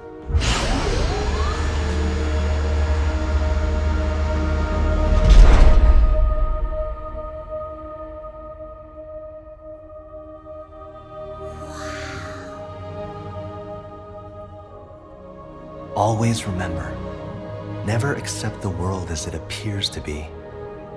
Dare to see it for what it could be. Winston! He's going to have all agents' locations. I'll be sure to send them your regards, monkey. I'm not a monkey.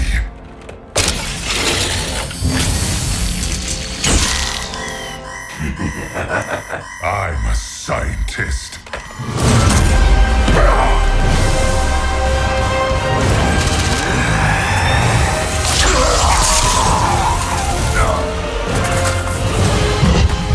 Extraction 90%. Stapling 98%. Hang on, Athena. Athena? Athena!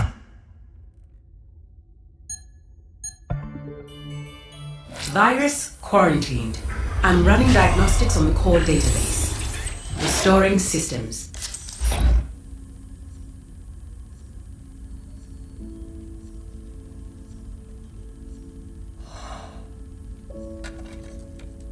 Never accept the world as it appears to be. Dare to see it for what it could be.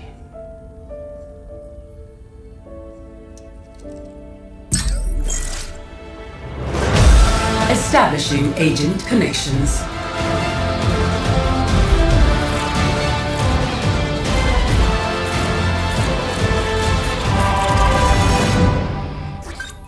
Winston? Is that you, love? It's been too long! Yes.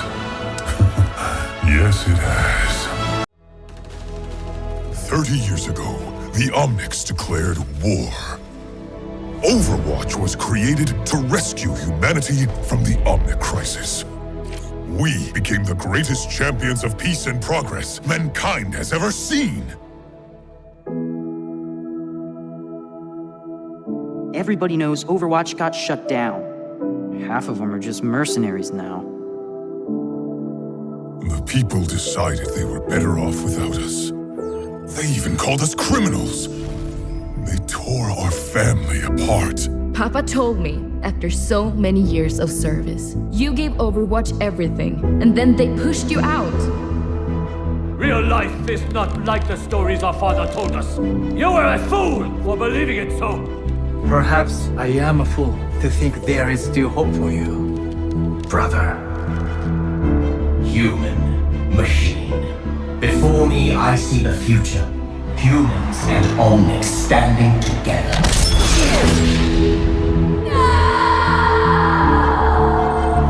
The second Omnic Crisis continues. The conflict between Omnics and humans has now claimed over 15,000 lives.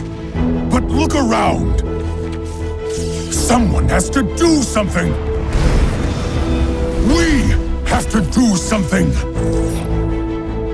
Always remember, never accept the world as it appears to be. Dare to see it for what it could be. Winston? It's been too long! What is this? This is broadcasting on the Overwatch emergency frequency. I got a call. They're getting the band back together. They want me, but really, they need you. I have been called. I must answer. Always. The enemy is out there and getting stronger. The world is changing once again, and it's time to pick a side. We can make a difference again. The world needs us now, more than ever. Are you with me? Yes, Winston. I am with you.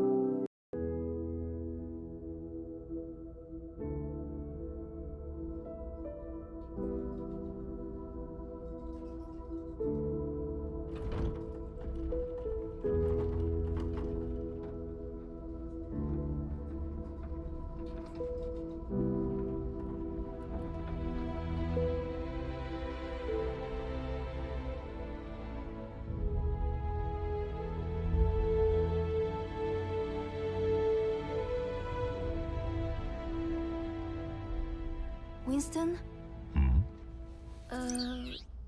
What's on your mind, May? Do we have enough people for this mission? As long as we stick together, we'll be fine.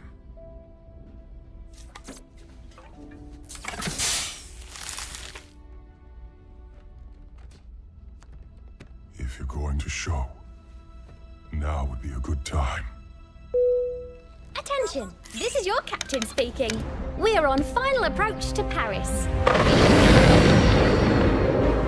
That's our cue. You may now power on your electronic devices. Weather is mostly cloudy, with a 100% chance of null sector invasion.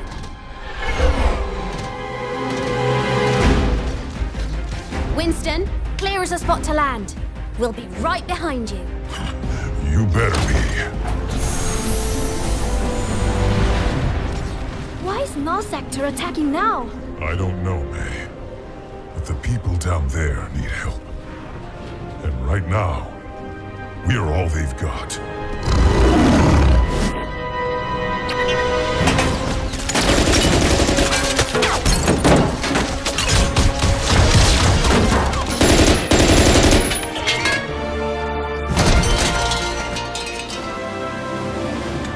Bonjour, officer. We're here to help.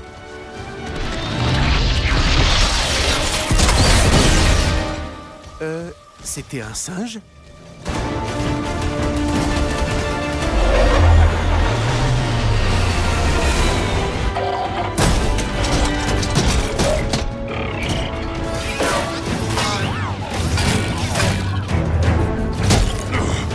Good work, May. Thanks! Watch your back! Get the civilians to the ship! You got it! What was that?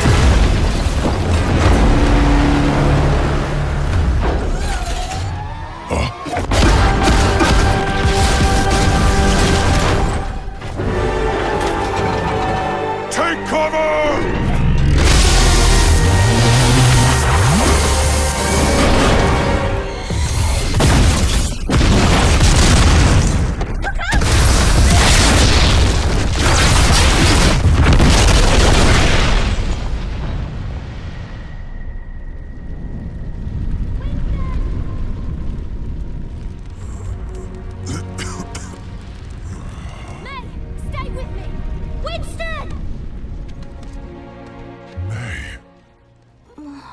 She needs help. We can't stay here.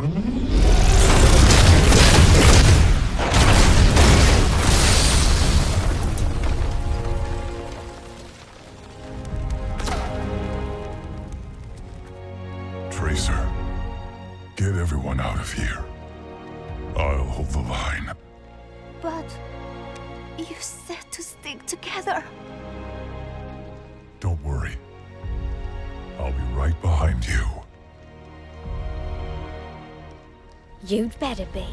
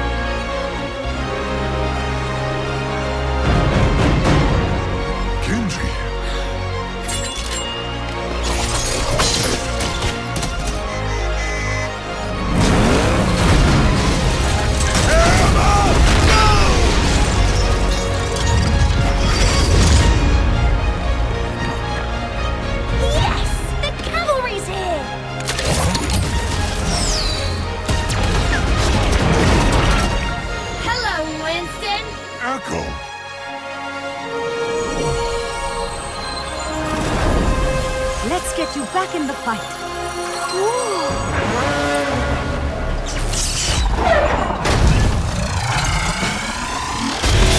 Interlock shields! How are we going to stop this thing? May, your backpack! What? That could work! Trissa, pulse bomb! Here you go! This is getting hot!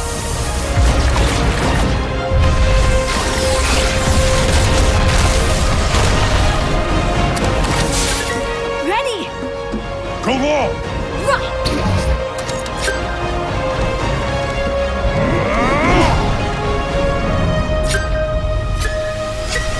Got it!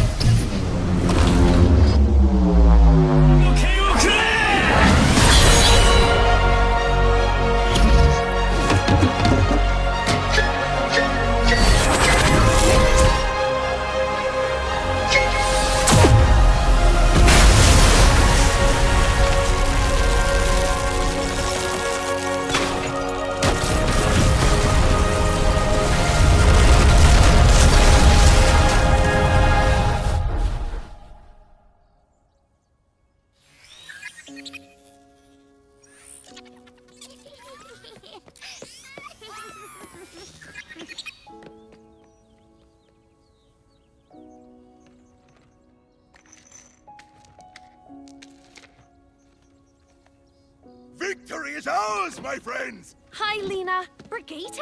Oh my gosh, you've grown! Oh, everyone, this is May. Hi, everyone. Nice to meet you! Reinhardt. Good to have you on board. Thank you. Monsieur, does this mean Overwatch is back?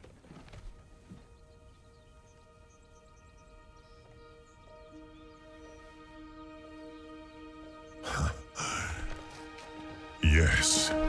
Yes, we are. 1, 2, 3, 4!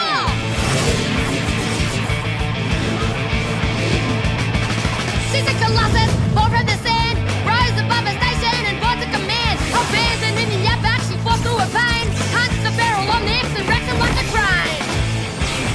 This is the legend of the Junker Queen. Watch your back, she's a hurt machine. Fought the world since 17. She'll burn it down with kerosene. She went on a journey to break the curse of the 5 metal demons of the betting land. They thought they were bad, found out she was worse. She left them to rust beneath the stairs. This is the legend of the Junker Queen. Watch your back, she's a hurt machine. Fought the world since 17. She'll burn it down with kerosene. Well, I know sacrifice and I know pain. Omnic Mutants Raiders, many I'd slay. Junkertown is my domain, and when I'm done, none of this will remain. There will be a reckoning! Take them out with the rest of the garbage. Let the Wasteland deal with them. Mom? Dad? What's happening? Please let the kids stay, you monster! We fought in a war together, Mason. Don't race. Please! Don't leave us out here alone! Get out of my city!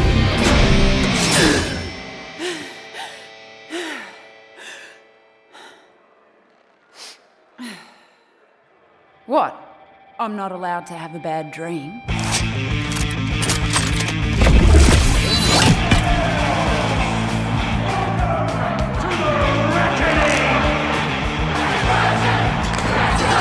No Wastelander has ever made it to the reckoning before.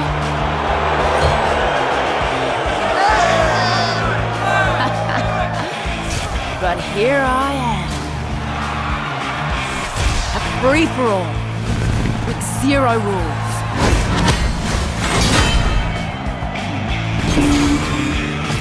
And the survivor gets the throne. Welcome back, Junkertown. King Howell has never lost. Not in 13 years of rule. On the battlefield. Not until today. The reckoning begins in 5, 4, 3, 2, 1! really think this would be a fair fight? You don't survive the reckoning unless the winner grants you mercy. That's why I've got to win this whole thing.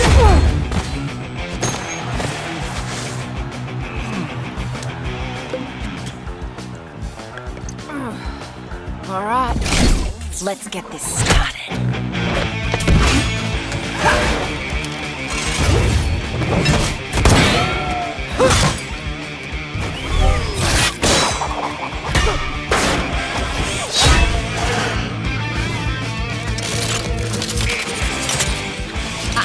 Scavengers like you ain't so bad.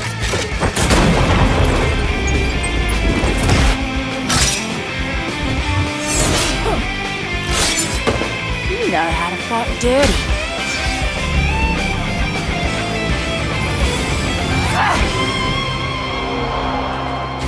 I want scavs like him on my side when I'm queen. Speaking of, come on, big boy. Off target by this much. G'day, Mary. What are you smiling about? If you're smart enough to run the Tinkers, why are you working for this strong guy?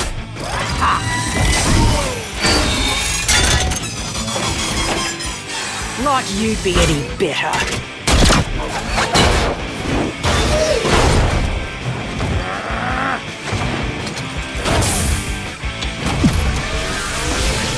At least I wouldn't shoot my friends in the back.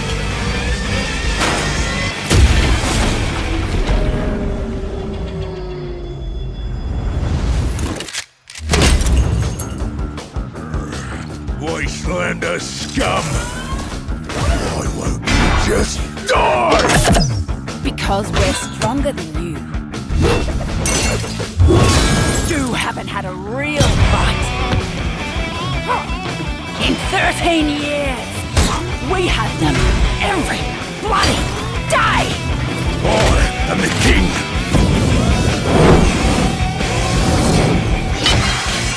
I own everyone here! Not in this arena.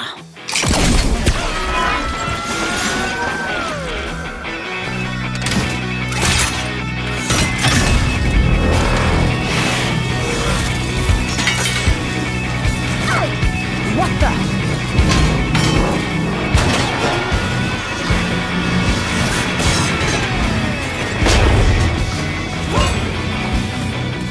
This meathead has a bigger magnet?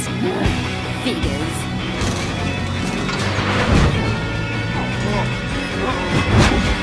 Go!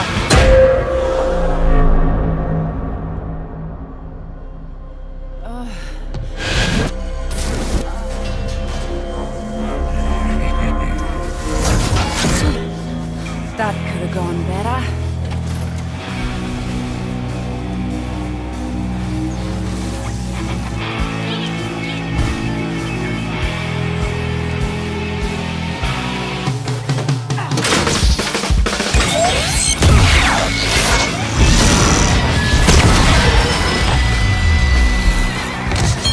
You idiot!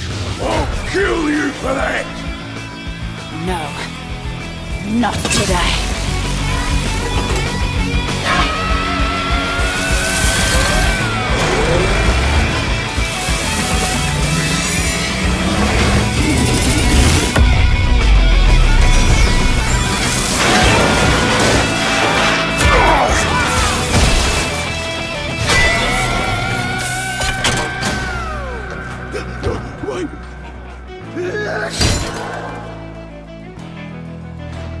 Mercy. I'll give you the same mercy you showed my family 13 years ago. Get out of my city.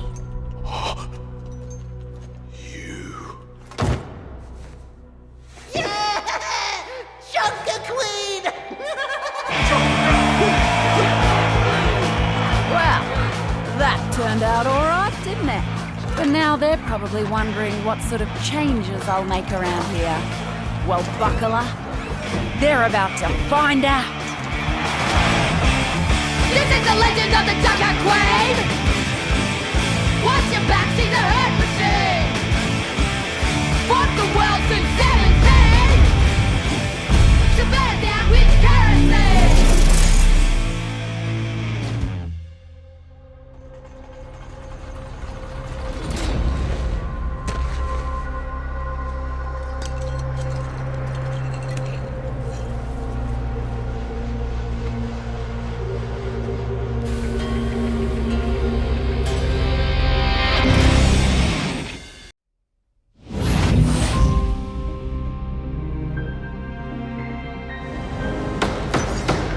This meeting of the International Justice Commission is now called to order.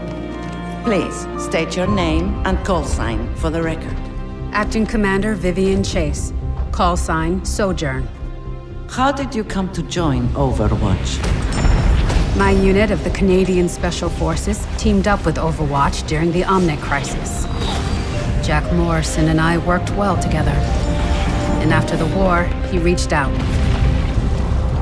Can you give us some examples of duties you performed? Whatever was needed. Sometimes I ran point for our agents in the field. Other times I commanded the operation. No matter what their mission was, mine was to bring every last one of them home. It sounds like you hoped for the impossible. I know. But they gave me the impossible every single day. It was the honor of a lifetime to have served with Overwatch. But you can love a thing with your whole heart and still know it's time to say goodbye. Even the best journeys end. But a new one is right around the corner. And you never know where that road is gonna take you.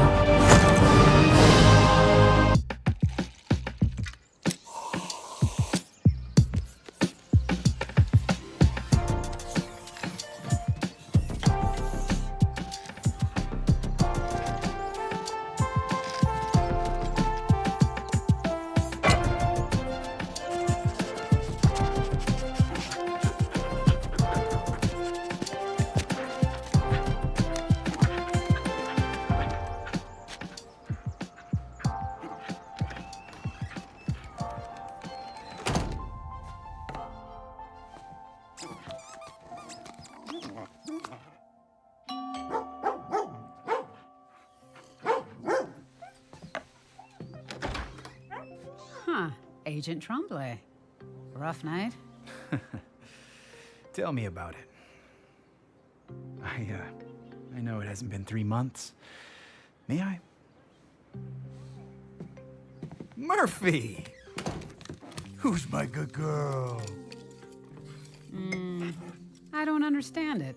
She's usually a very good judge of character. Yeah, we all have our blind spots. I have croissants. Oh, thanks.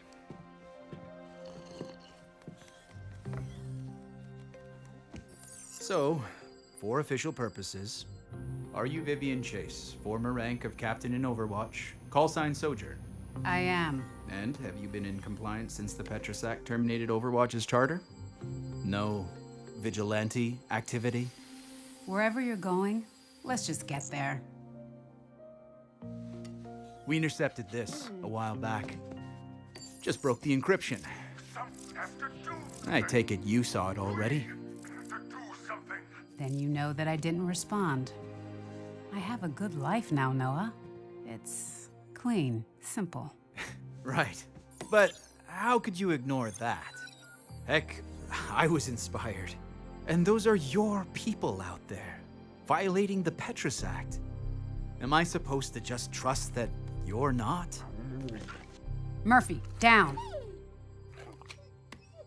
Croissant's getting cold.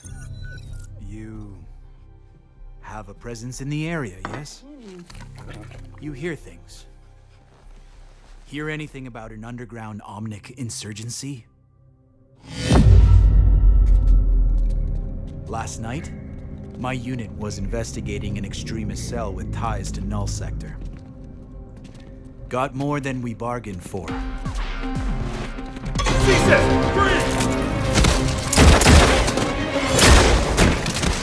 But then something, someone, happened.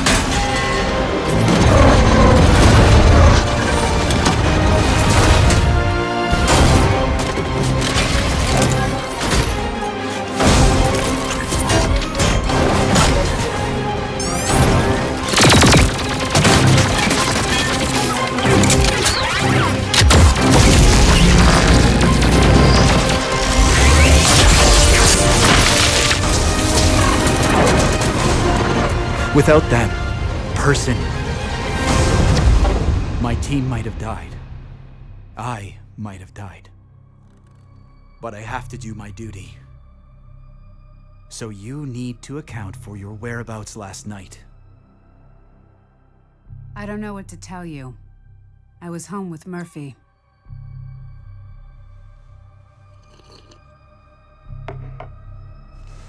Here's the thing, though.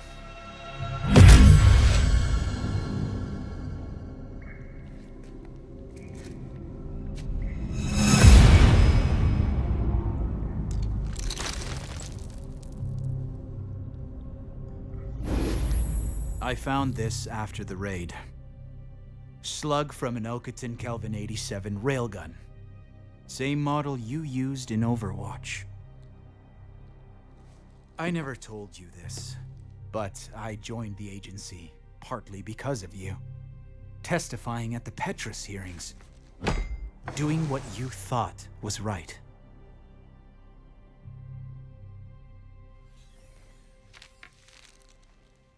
Doing what you think is right can be complicated.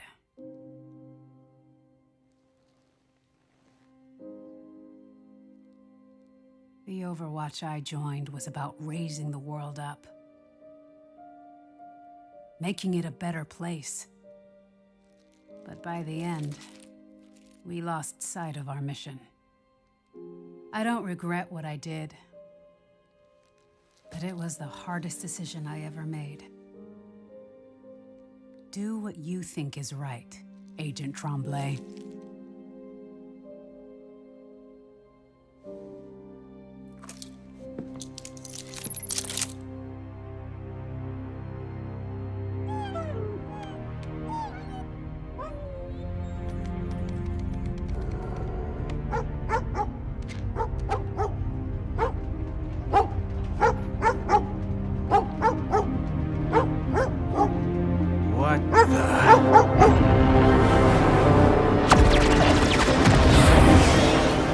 Last night's raid.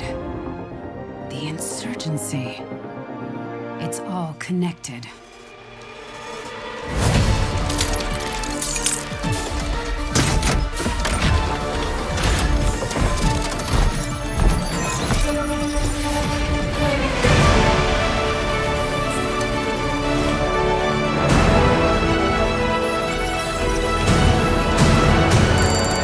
CSIS Unit 37. Toronto is under attack by Null Sector. Agent in the van. Secure the streets at Beverly and Queen. Wait, what? Rooftop, I need bird's eye views. Find me a route to evacuate civilians. Who is that? Tremblay, are you there? This is Tremblay. Do what she says. She's our best hope.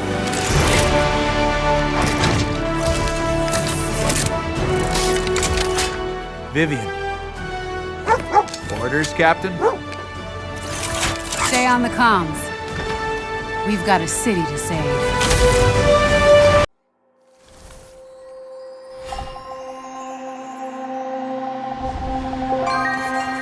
For generations, my family has served and protected our city by following traditional paths. My grandmother devoted herself to the fox spirit, who taught her the ancient way of healing. Whereas my mother has chosen the path of the blade, passing down time-honored skills through training and discipline. I knew each of them wanted me to follow her path, but I couldn't choose. Training quiets my mind and opens me to the Fox Spirit's guidance. And my bond with her lets me protect those who can't fight for themselves. They both made me feel whole. And they both felt like home. For generations, my family has served and protected our city by following traditional paths. Me? I made my own.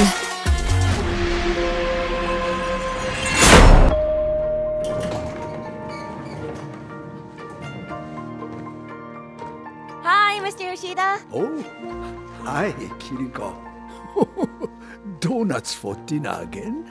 These aren't just any donuts. They're Fox Festival donuts with spirit sprinkles. Wanna try one? No, thank you. But I hope you and your mother enjoy them. She's here. Ugh. Let me guess. She brought her vacuum. Yep. You know, someone came to work with me today, and she's very excited to see you.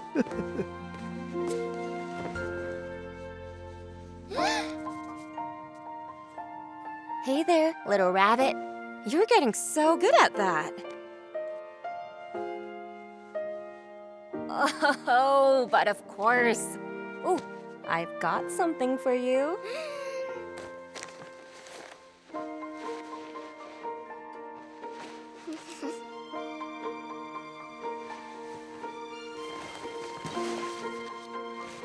Aww. How do I look?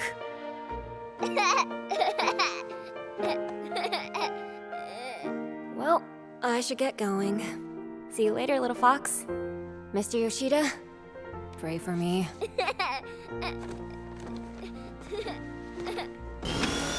Mom! You're here! Kiriko, it's not safe here anymore. Just last week, someone in this building was robbed at gunpoint. You should never have moved out. I brought you groceries. Mom, you're overreacting. I'm not overreacting. Please, tell me this is not your dinner. Kiriko. Mom, look at me. I am totally protected by the fox spirit, just like Grandma was. Your grandmother is gone. And I will not lose you too. But Mom, the fox spirit can block bullets and balance your blood sugar. She's an all-purpose kind of spirit. All-purpose. Like flour. Which makes... donuts. You know I have a sword, right? I'm fine. I'm so safe. You know,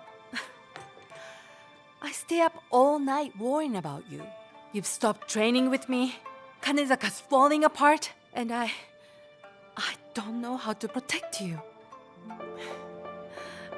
Faith alone isn't enough, Kiriko. Mom, you may not believe in the fox spirit, or what Grandma taught me, but believe in me. I'm stronger than you think. Are you?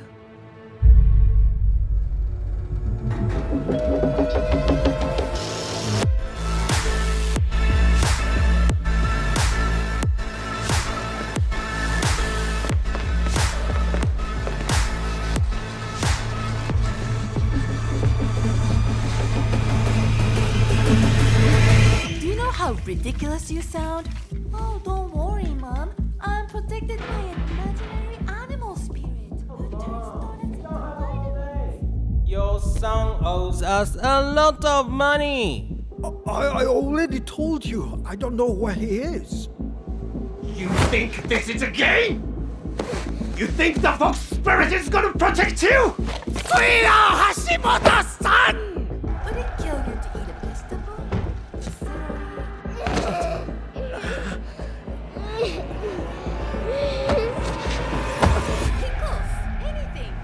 I just want what's best for you, Kiriko. Kiriko?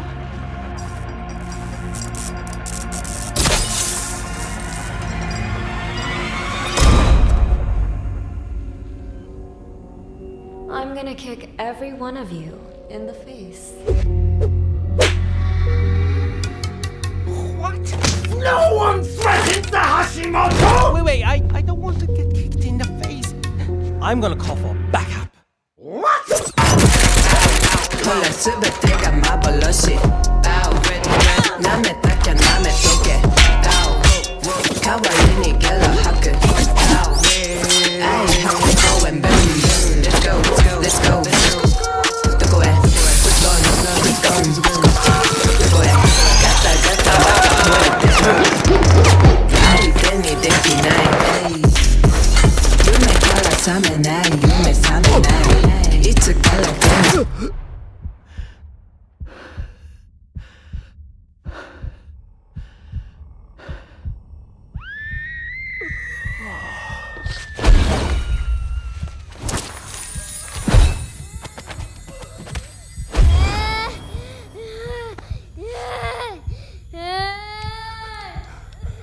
We're Hashimoto-san.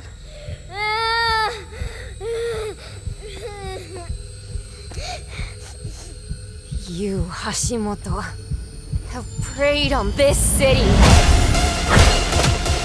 this neighborhood, these people, for too long. I have a message for you to take back to your boss.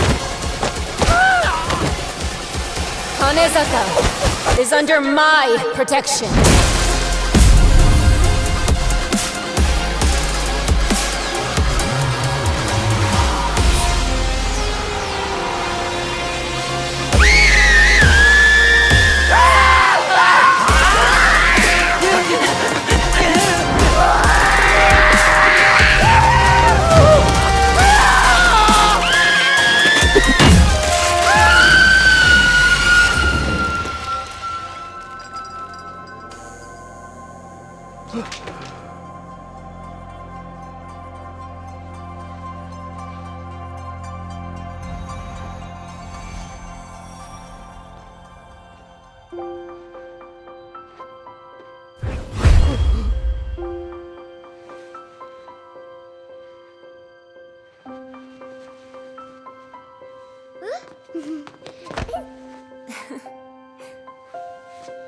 Are you okay?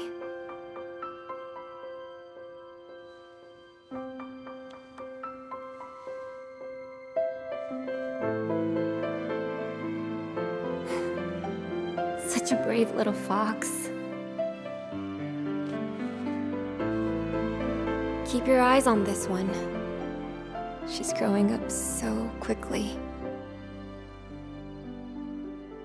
Thank you, Kiriko.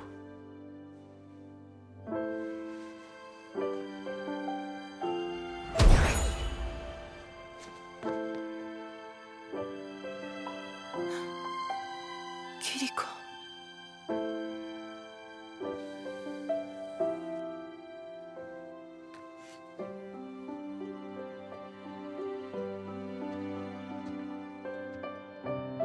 Mom?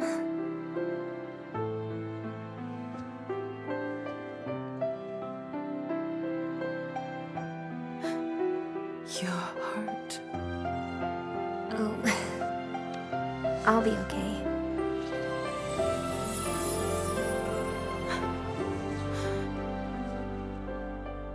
Maybe I shouldn't have stopped training with you, after all.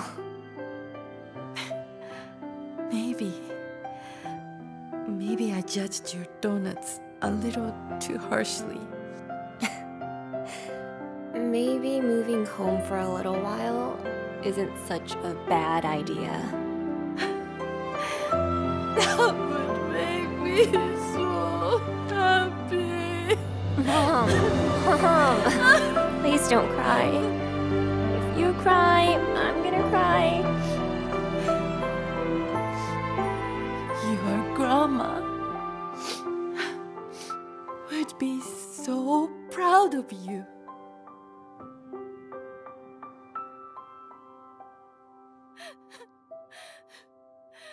My baby is a superhero.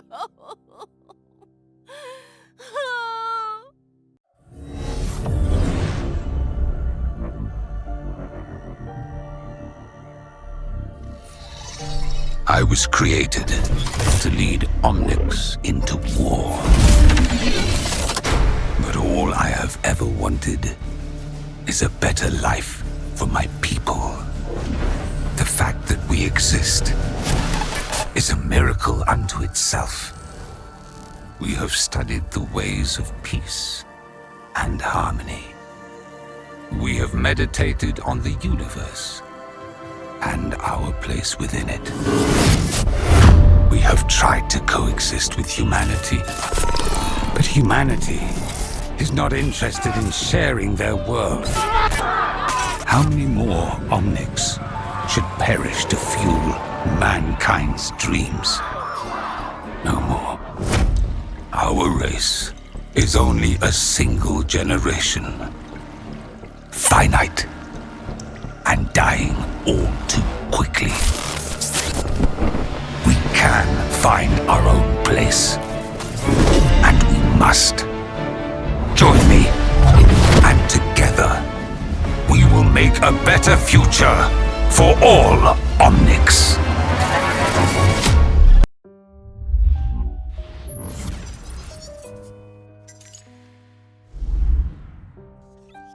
Gravity. Gravity is a harness. My entire career has been devoted to this idea, to this moment. Decades.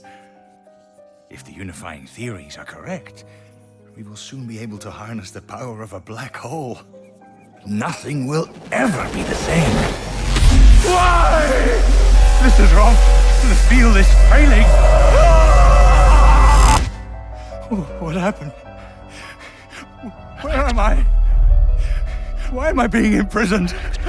Release me! What is that melody? Hold it together. Hold it together. Hold it together. Hold it together. Hold it together. Density, mass, momentum. It's too much to hold on to. I will bring you a new understanding of the universe. Violence.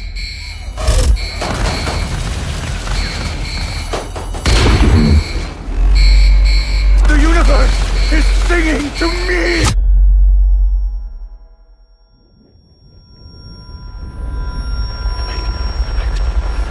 What is that melody? Freedom.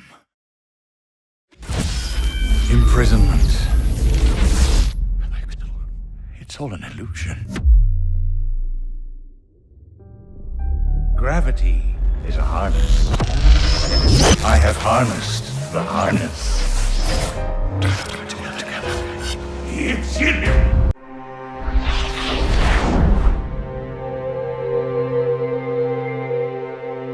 We stand on the brink of a breakthrough in human evolution. I have dedicated my life to unraveling its secrets. I take risks that others would consider to be unwise, for I do not share their caution. Overwatch held back the pace of scientific discovery for decades. They believed my methods were too radical, too controversial, and they tried to silence me. But there were others in the shadows, searching for ways to circumvent their rules. Freed from my shackles, the pace of our research hastened. Together, we delved deeper into those areas forbidden by law, by morality, and by fear. New patrons emerged who possessed an appetite for my discoveries. And with this knowledge, what new world could we build? Who is Sombra? To the system, she's nobody. She doesn't exist. No one remembers the girl. There were 1,000 children like her after the war. But none of them could hack like she could. And she learned that people were just as easily manipulated.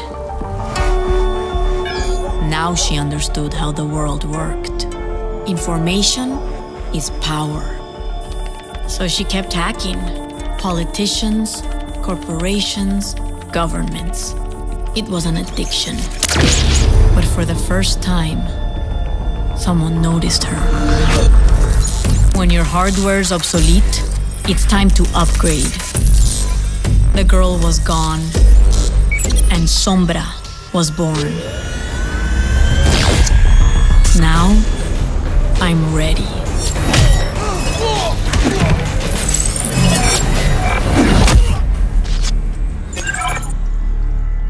I'll find out who really runs the world. I'll find their weaknesses and how to exploit them. And when I do, I'll be the one pulling the strings. Who is Sombra? You'll never know. Adios.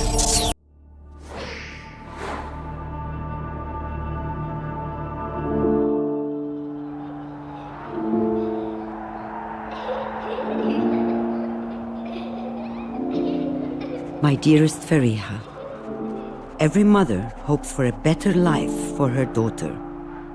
I was willing to fight and die for it. I taught you that there is nothing more important than protecting the ones you love. You grew up surrounded by heroes. They filled your head with stories of adventure and dreams of glory. And one day, you wanted to join them, but it was not the life I wanted for you. I never told you of the weight I carry from all those I killed to keep everyone safe. But I always did what was asked of me. Until one day, I could not take the life I needed to. I hesitated, and everything changed. The people who I was supposed to protect died, and I was left behind, gravely wounded. The world believed that I was dead. I thought perhaps that was for the best. I've lost so much in my life. I've said goodbye to so many friends. I've buried the ones closest to me. But for all that I have lost, I know that there are still people who need to be protected. So I cannot stop fighting. Not yet. Not while there are people still waiting for me. One day, I hope you'll understand. Your mother, Anna. Overwatch was looking for a hotshot pilot to test their next-generation teleporting fighter, the Slipstream. Enter Lena Upstill. Call sign, Tracer. That's me. It was the sort of opportunity I dreamed of my whole life. But on my first flight, the teleportation matrix malfunctioned, and I disappeared. I was missing for months, and no one knew where or when I had gone. By the time Overwatch found me, I was little more than a ghost. The doctors call my condition chronal disassociation. I faded in and out of existence, disappearing for hours and days at a time. And even when I was there, I couldn't touch anything. But my friend Winston would not give up. He kept at it, day and night, until he invented the chronal harness that keeps me anchored to the present. I was myself again. Even better, it turned my condition into something great. I had control over my own time, and I could speed it up and slow it down at will. My career as a pilot was over, but my life as an Overwatch agent had begun. Sounds like someone needs me. But don't worry, we'll have plenty of time for stories later. Cheers!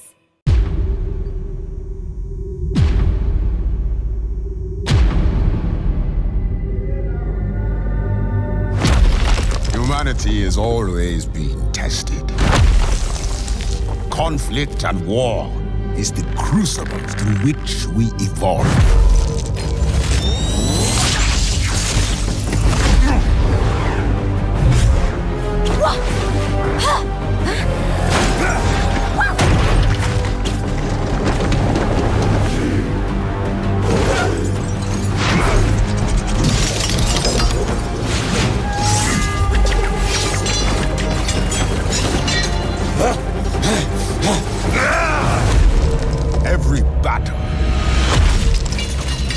makes us stronger.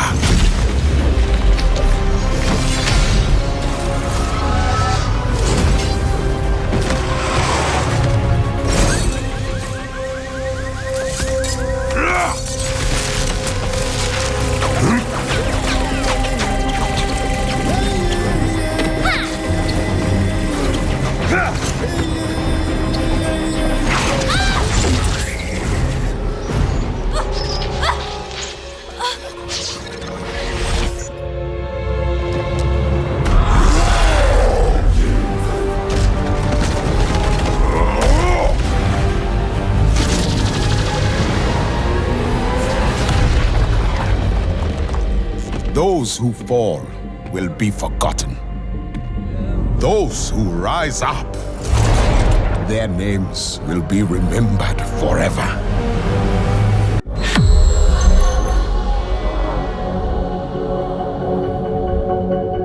The world is a scary place.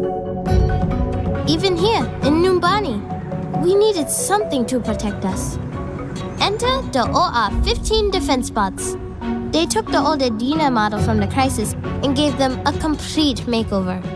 They kept us safe. For a while. I was at the airport when Doomfist attacked.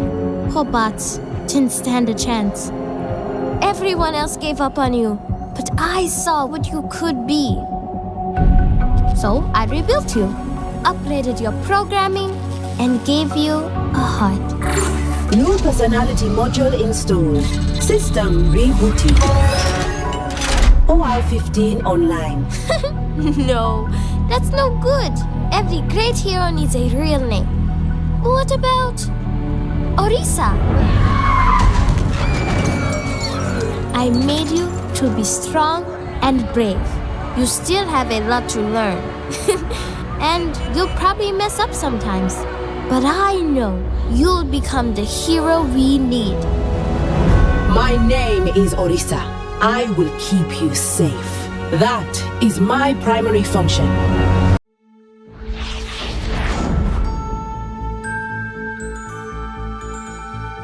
Journal entry 1963-4, Harold Winston. Status update on Specimen 8. By now, we're all used to our super intelligent gorillas on the colony. But the hamster, we've named him Hammond, continues to be one of our biggest surprises. Even though he's grown from the genetic modification, we have more trouble keeping track of him than any of the other animals. Somehow, he managed to get out of his cage again. It took us days to find him. I can't help but wonder what it is he's looking for when he gets out there. He's shown impressive problem-solving skills and adaptability to new situations.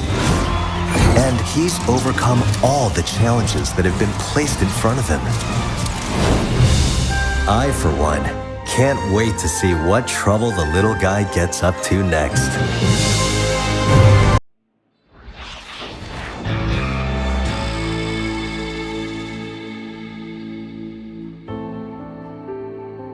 Everybody needs a family. Because it's not fair facing the world alone. I don't care how tough you think you are. They should always be there for support, no matter what.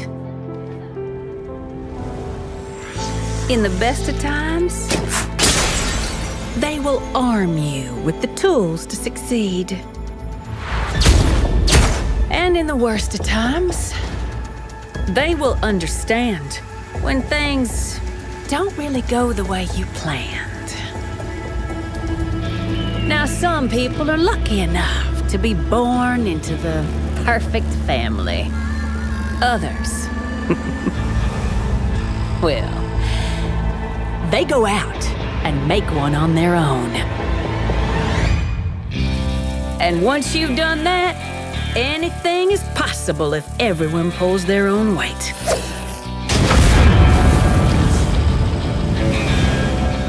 So, if you want to be part of my family, I do have one little rule. It's my way. Or, well, Who am I kidding? It's my way.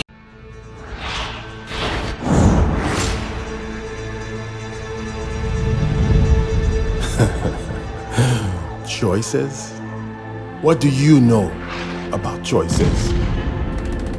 30 million orphaned children. I was one of them. The Omnic War robbed us of our choices. To survive, you did what you had to do. Steal or starve, kill or be killed. You helped your friends and hurt anyone who got in your way. If you hungered to rise above your circumstances, then when someone offered you a hand up, even the devil, you took it.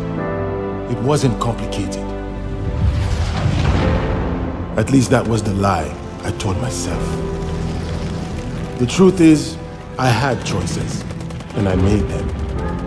But when you think you're a big man, it's hard to admit that you are not a brave one. Even harder when you understand that making a living is not enough. You must make a difference. I'm going to fight for a better world. For some, that means a bandage. For others, a bullet. Today, I give you the choice.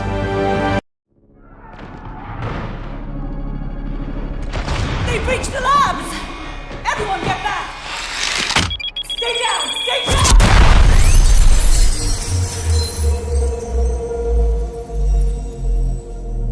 So, this is it.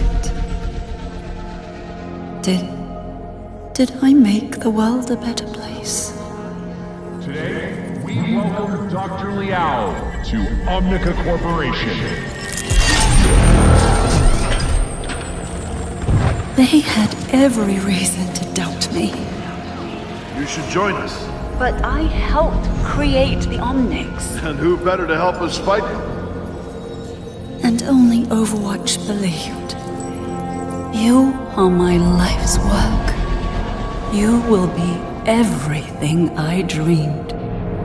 All I wanted, all I needed, was to help the world. And so she created me. Her legacy, her promise, her echo.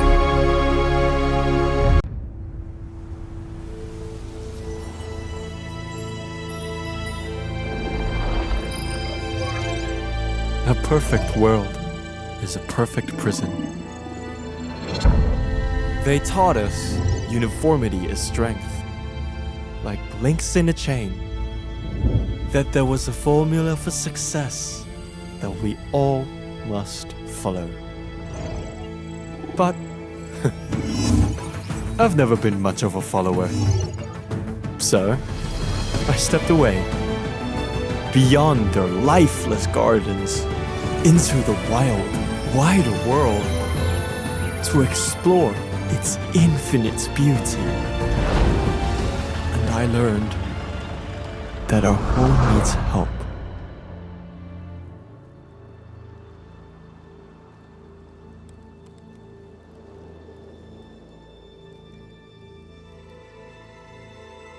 Each step has led me closer to understanding how passion and calculation, failure and resilience, science and life, all brought together, can lead us to something honest, vital, true.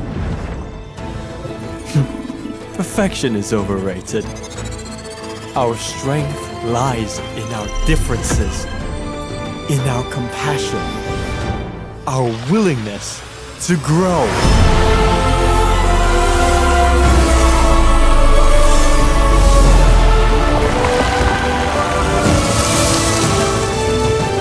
I have brought nature and technology together to create a new possibility. And I will heal our world.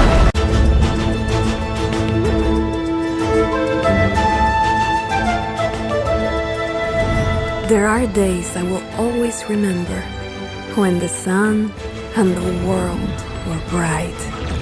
Solar energy filled all our needs, but only a few could bring the sun's power into themselves. These were the Inti warriors, but we call them the Children of the Sun. They aided our people in so many ways, as providers, healers, and in times of danger, our protectors. I was always told I would become a warrior, a big responsibility, but I had a gift that could help my people. So, I trained. At last came the day they said I was ready to join their ranks and embrace the sun.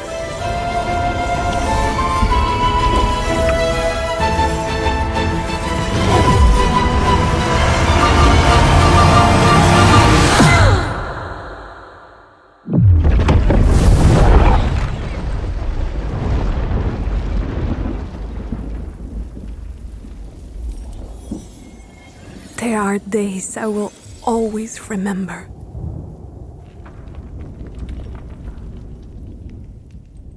Was it my fault that no one knew the true extent of my power? To this day, I still don't understand what I did wrong. But it doesn't matter anymore. I will make up for what I've done. Because I am Illari, and I am the last child of the sun.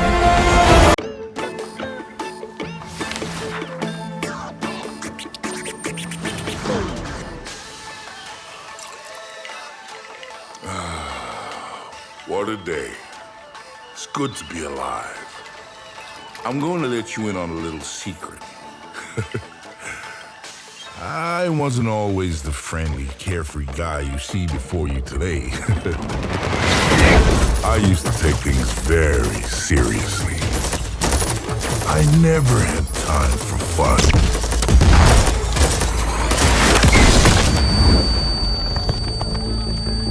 But one day I realized something had to change. I needed to work on me.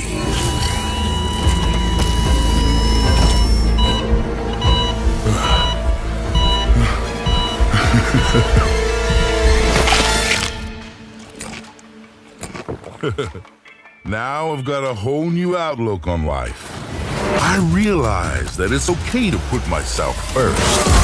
Found out that I have a knack for bringing people together. Whoa! And I learned how to let loose with friends.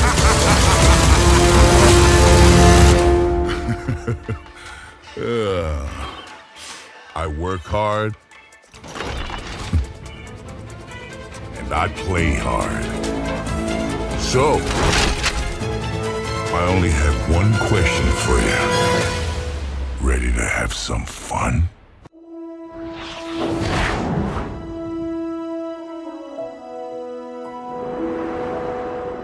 In stories, the heroes get the honor and glory. But their gleaming armor, their mighty weapons, the people who built them were heroes in their own right. And I thought I was gonna follow in their footsteps. But a hammer and tools can't fix every problem. There are some things that can never be repaired. It's not enough to wait until the battle is over to fix their armor and bandage their wounds. If you can fight at their side, you can try to keep the blows from falling. And maybe even protect them from themselves. I am Brigitte Lindholm, and I will be their shield. 20 years after we won the war against the Omnics, we were no closer to living together in peace. The building of a new home for the Omnics in London was supposed to be the first step in improving human-robot relations. But it never had a chance. The Omnic extremist group, Null Sector, launched a surprise attack on King's Row. Hundreds were killed, and thousands more were displaced as they took control. Now, they are hunting down the last of the survivors. It could be the beginning of a new war between humans and Omnics. Unless we can stop them. Commander Morrison has sent our strike team to liberate the city. It's my first mission, and the only way to save my home. I hope we're not too late.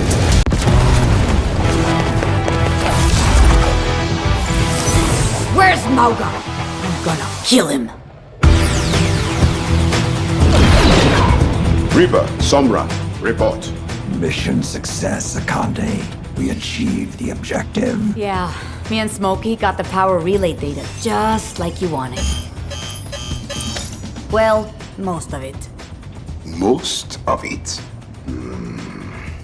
What I wanted was a clandestine operation. Clean, surgical, and precise. You just destroyed a 300,000-ton null sector carrier in broad daylight. I could see the explosion from space. Okay, so we ran into a few problems. I am listening. Tracking the target was easy. The ship was badly damaged in Gothenburg. Never even made it back to base, which was better for us. All clear.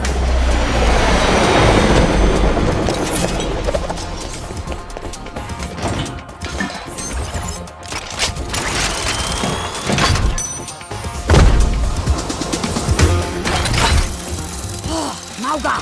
This is supposed to be surgery. We don't need a butcher.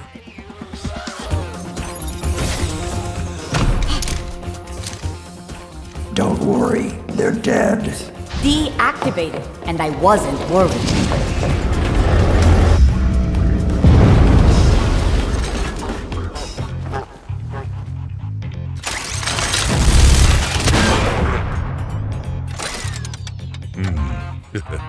Yeah. Hey, you guys know what we should do? Yeah, we should grab the data. You know, like we planned.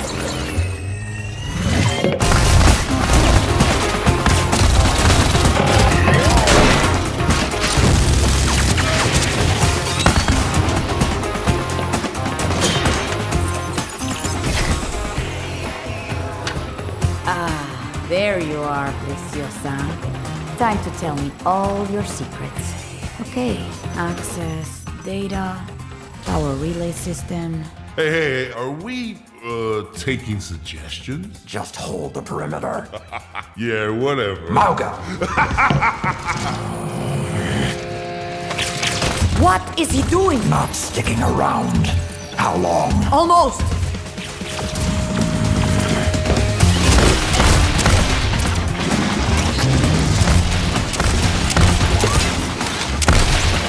Hey, Calavera Man! You dance pretty good.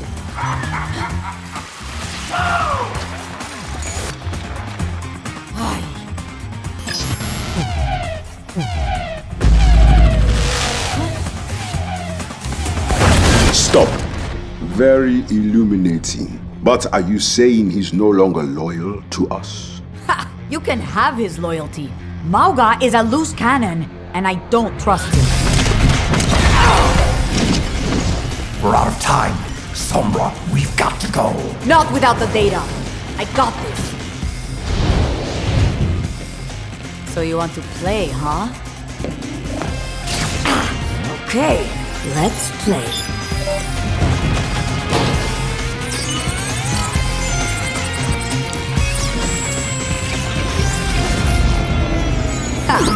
Don't think it hasn't been fun. Huh?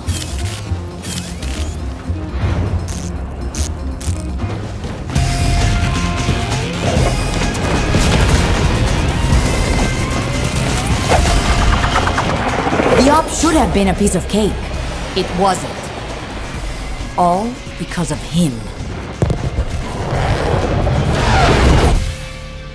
A partial victory is no victory at all. Deal with Mauga, or I will deal with you.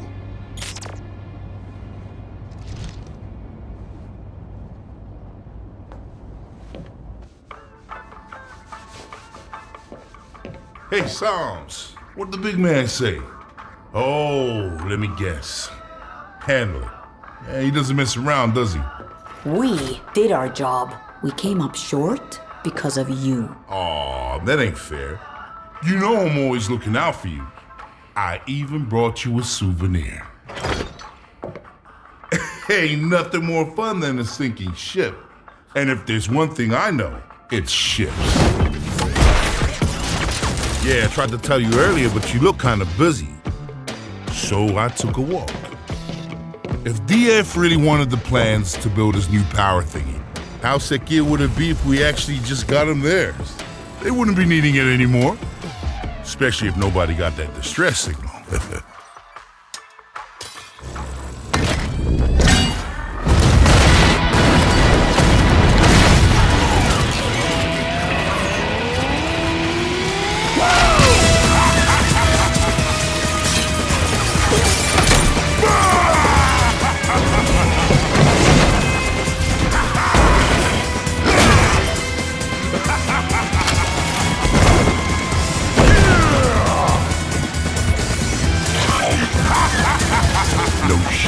No record, no witnesses, no problem. He may not be happy now, but you give Doomfist that, and he'll be all smiles. Looks like you owe me one. But who's counting? Hey, this was fun. Want to do it again sometime? You know where to find me.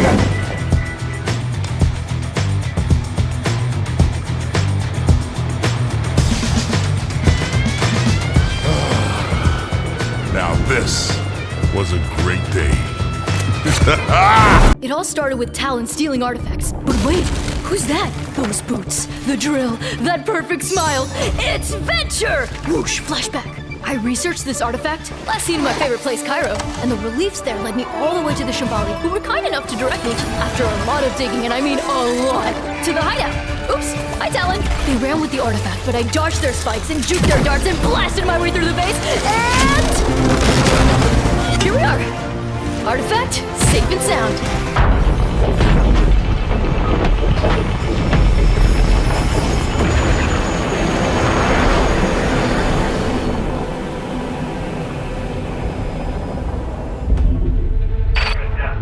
Flight, we're wondering why you haven't fired primary boosters yet. All systems appear optimal. I just need a minute. It is so hard to say goodbye to the only home I've ever known. I understand, but the colony isn't safe anymore, and our window of opportunity is closing. So let's get you on your way to your new home. Next stop, Earth. Initiating boosters in 3, 2, 1. Control? Our sensors indicate an external issue. External? Follow protocols and you'll be fine, but you have to hurry.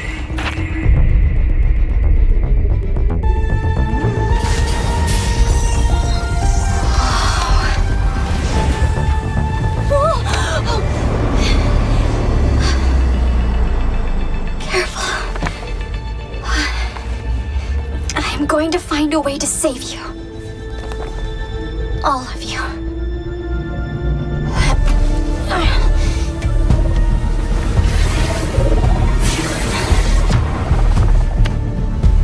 I think I see the problem. Copy that.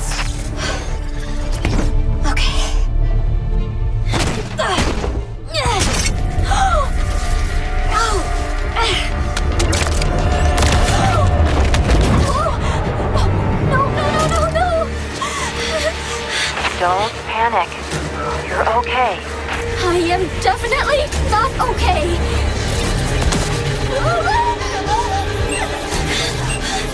Why did I think I could do this? Juno,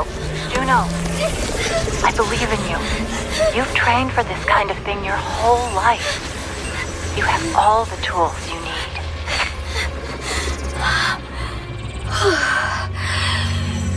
Okay. Alright. I have all the tools I need.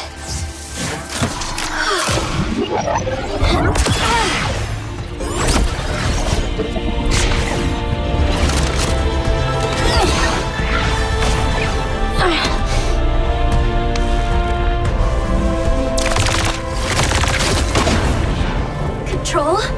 Problem solved. Hear that? We're all so proud of you. I want you to live a long, happy life on Earth, sweetheart. Always remember, I love you.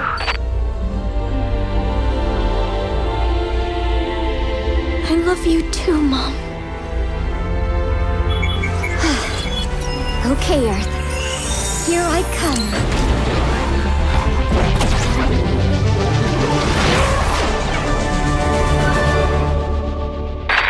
Attention, unknown craft.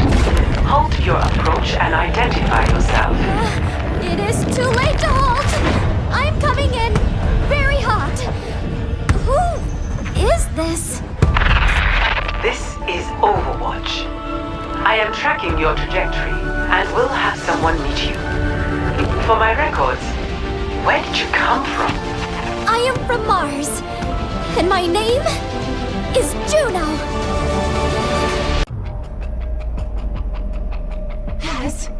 This place is crawling with helix. I'd say be careful, but... You know that's not my style. Has to be it. Go on, Susie. You're up. Got my bag? Aye. Always.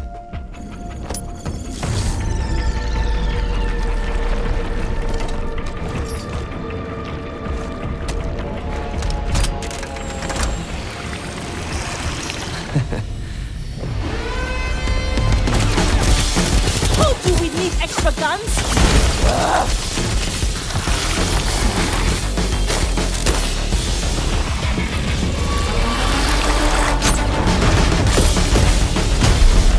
Oh! We can't keep this up!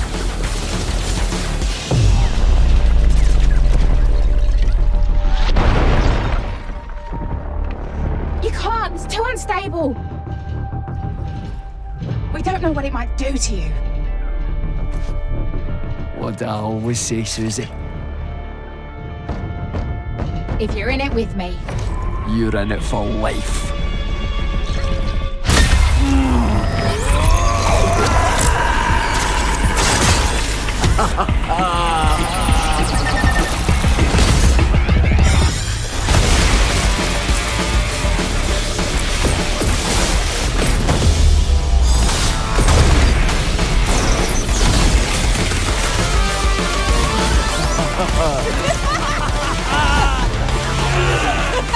That one scratched the paint.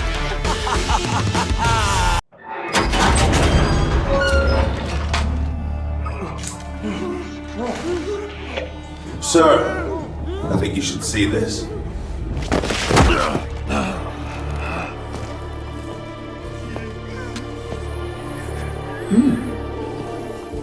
Damien Barbosa, Mashiti Betty, and Sahil Bedia, aka The Wolf.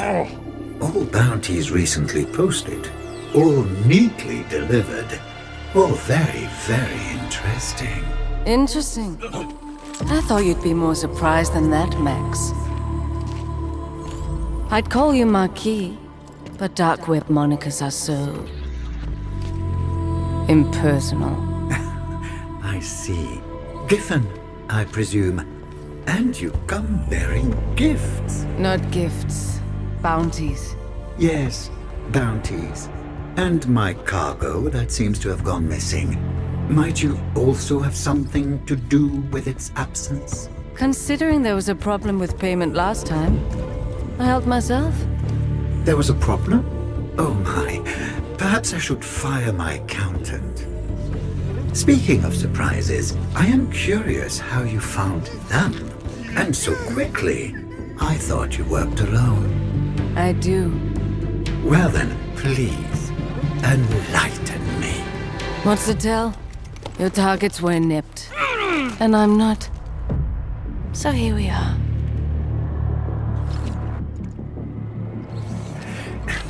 Your storytelling leaves much to be desired. Instead of a story, perhaps a demonstration.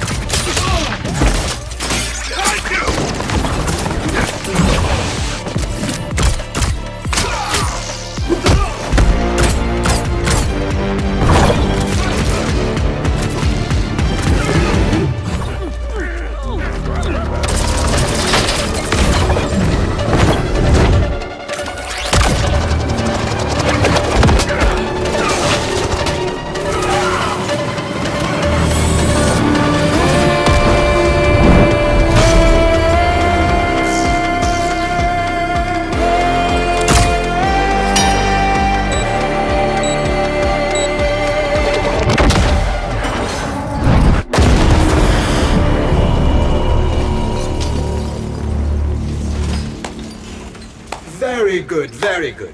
Expensive, but good. Here. This is for the bounties. All of them. Keep the cargo. Consider it a bonus. You wanted me to come here tonight. This was all a test? It was a calculation. I had to be sure you were right for this. Right for what? For a problem no one else has been able to solve. I think you might find it particularly interesting. I've got other jobs, Max. You understand. Indeed I do, Giffen. Or should I say, Freja. But I also recognize those moments, rare as they are, when opportunity knocks.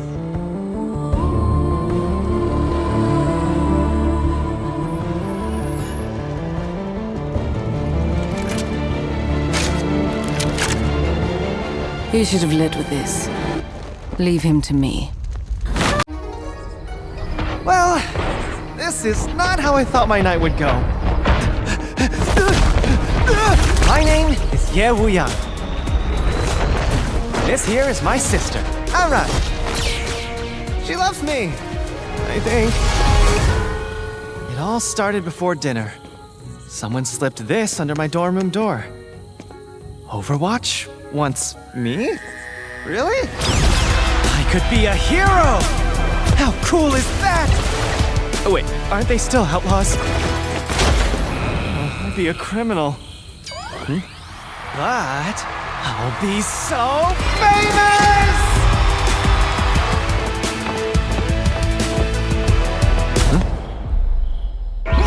What about Mom and Dad?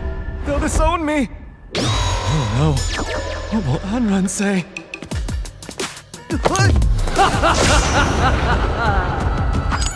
Oh! Anran! Overwatch, huh? Cool. There must have been a mistake. I'm not good enough. I don't deserve that. You were invited to Overwatch, and you don't think you deserve it? You and me, sparring arena, now! But Look, I don't really... What the... Anran! No warm-up? Nobody cares if you're ready. If you can't take me here, you won't make it out there. Exactly! Not ready! It should have been you!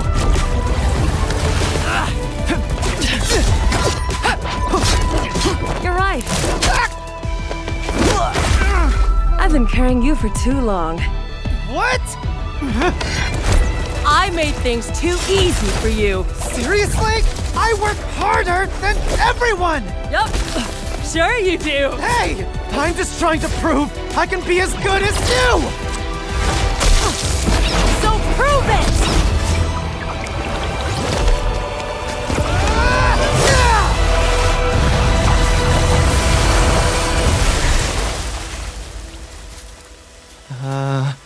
Amran?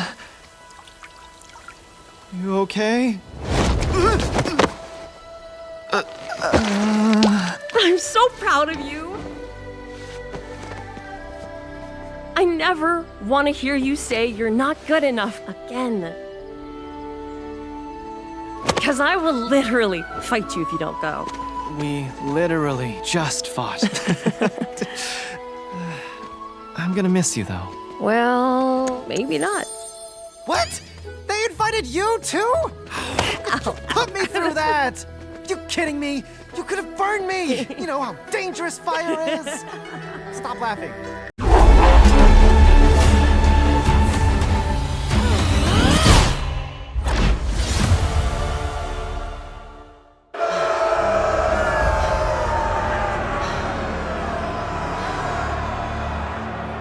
Look at them, Papa. Look at them. I wish you were here to see their faces. The crowd. The lights. The spectacle. I've become quite the celebrity in the Colosseum. They have chosen me. They call me La Lupa, the wolf. And I'm their villain. At first, I hated it. Their cheers and jeers reminded me of the sycophants you surrounded yourself with. Weak men who leeched off of your greatness, picking the bones of everything you built, leaving me with nothing, surrounded by my enemies, alone.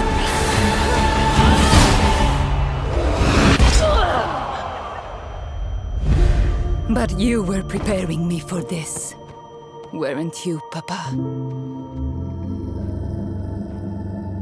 In your way, you showed me that fear was a weapon. You helped me temper my wild and reckless nature with patience and guile. Taught me the value in knowing my enemy, in learning to turn their greatest strengths into their weaknesses. Even in death, you showed me the consequences of underestimating an adversary. I promise you, I won't repeat your mistakes. Look at me, Papa. This is no longer the face of your little girl. Your enemies are still my enemies. But I am so much more than you had the chance to see. My recklessness is now focused rage, and I finally embraced what I once hated. I am the wolf. I am La Lupa. They're right to fear me. They will respect me. This arena, this mob, this moment is all just a means to an end. Every lesson, every loss has been tallied and recorded. I will take back everything that was stolen from us. And I will use them to do it.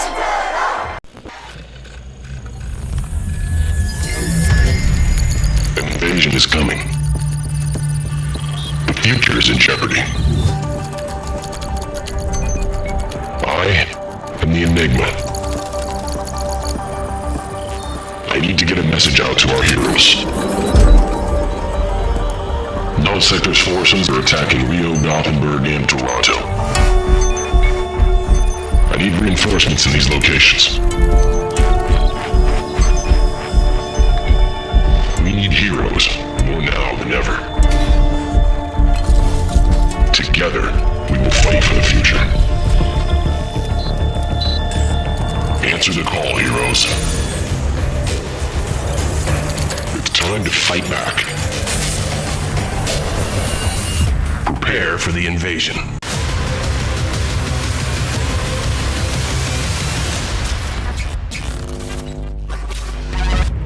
Since our creation, humans have oppressed us. You have lived in fear. That ends now. This is not war.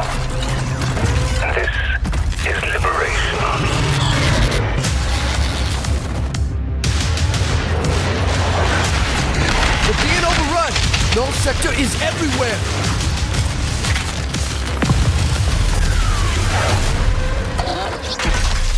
Mind if we cut in?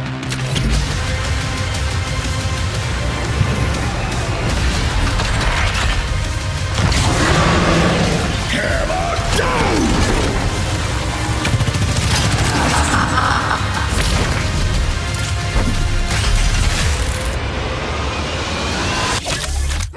I carry my burdens alone. Captive sun is ready to burn. Face the sunrise!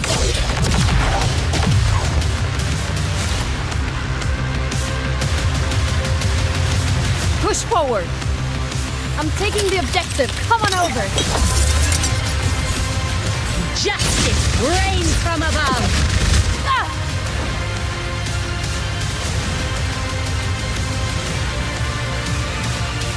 New advancements discovered.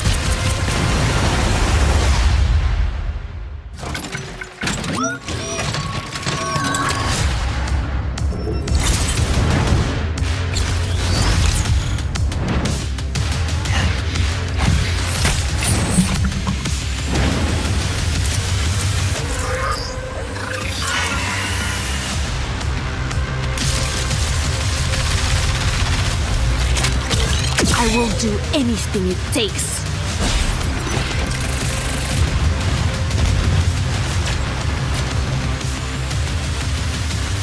We have a lot of work to do out there. CSIS Unit 37. Toronto is under attack. By Null Sector. There's something different about Null Sector this time. They've taken over most of the city and they're rounding up Omnics. They need our help. People are answering Winston's recall. There's new blood on the team, and we have so much to teach them.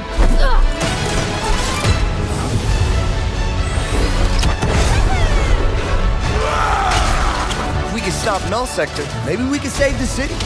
Coming through! Been a while, Vivian. As if I didn't have enough problems already.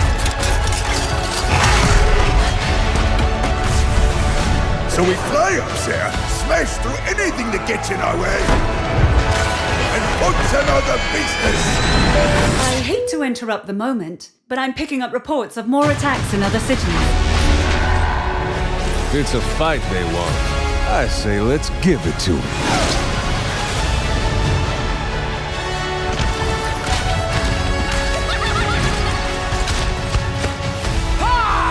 Engage. Target marked. Time to create peace with bullets.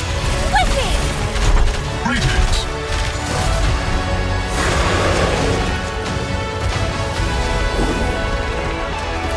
Oh, yeah! Boom!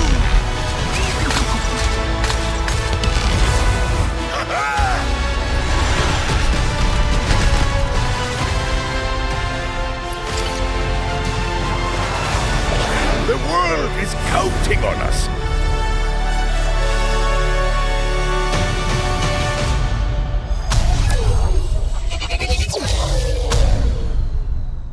Please evacuate to the ferry terminal. Final evacuations are underway. All remaining civilians get to the ferry terminal. This is your last chance to get out of the city. Please! This is not war. This is liberation. It's bad, Sojourn. There's something different about Null Sector this time. They've taken over most of the city and they're rounding up Omnics. Null Sector is everywhere! I'll hold them as long as I can! There's more to these attacks than we think. The civilians can't hold out much longer. It's Null Sector. We need to get the defenses online!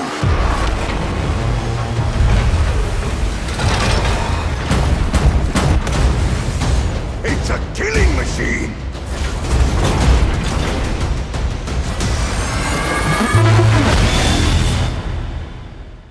This is not cruelty. This is justice. Is anyone there? Rio is under attack. We need help. Winston, I've lost his signal. Not to worry, Athena. We're on our way. We're being overrun! Null sector is everywhere! Look, if anyone is listening, we could use some help. I'll hold him as long as I can!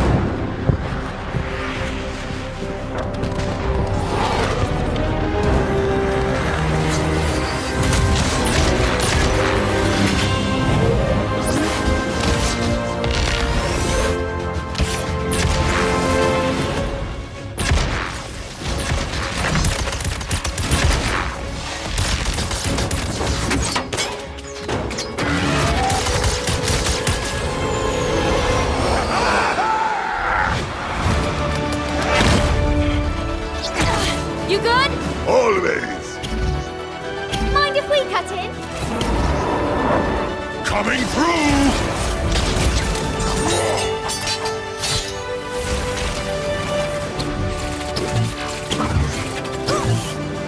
So, how's Overwatch enjoying our city? It's beautiful! Except for all the killer robots! Oh, I know, right? No one likes uninvited guests. Yeah, they're the worst! You kids talk too much!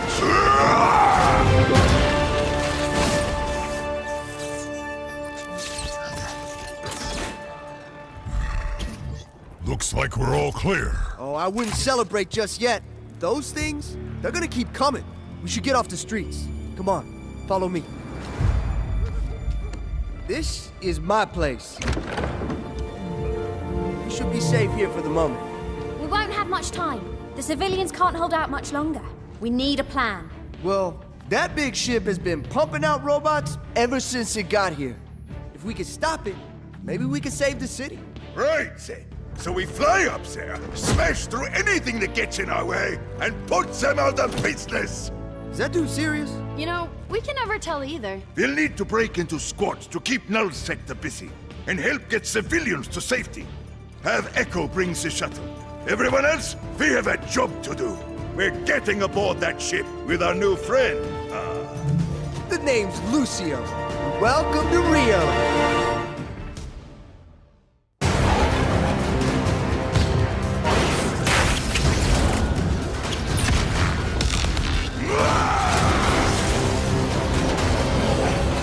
You're going to have to jump!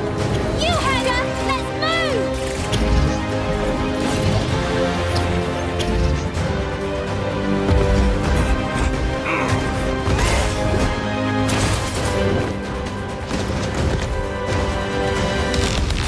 Go! I'll be right behind you!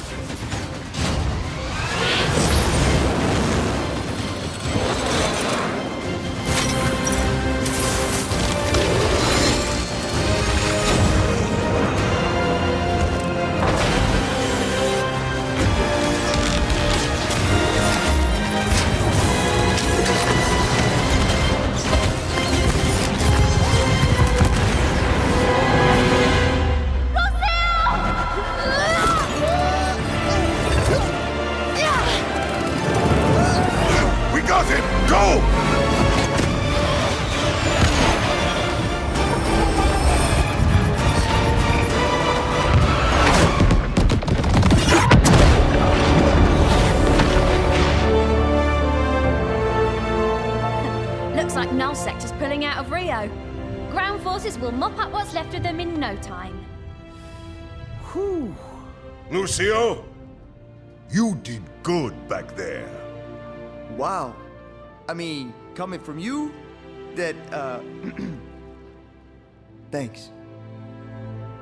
I hate to interrupt the moment, but I'm picking up reports of more attacks in other cities. You know, if you're looking to stop Null Sector, I'd really like to help.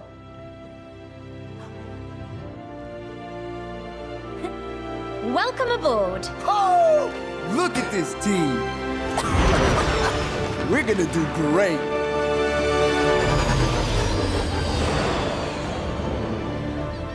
Oh, whoa! Watch Point Gibraltar! This is unreal! I mean, yo, just think about all the people who stood right here. Commander Morrison, Torbjorn Lindholm, The great Reinhard Wilhelm. Oh, please don't get him started. I can't believe the UN ever shut Overwatch down. So, where's everybody else? We're it. Well, not exactly. Good to see y'all. Cassidy! Farah? Yeah, sorry we're late, but we had some recruiting to do. Considering the circumstances, we thought you could use a little extra firepower. You call this little? It's more than enough to help take on Null Sector. And smash them into tiny pieces. Yes! She gets it! Sounds like I'm gonna be patching you two up the most. I'd say our chances against Null Sector just got a whole lot better. If it's a fight they want, I say let's give it to them. I agree, but we need to be smart about this. Null Sector's force is too large to continue to fight head-on. We'll need a more tactical approach. Tactical, huh? If we're gonna pull this off, there's still one more person we need. Please evacuate to the ferry terminal. Final evacuations are underway. All remaining civilians, get to the ferry terminal. This is your last chance to get out of the city. Everybody, this way! We gotta move!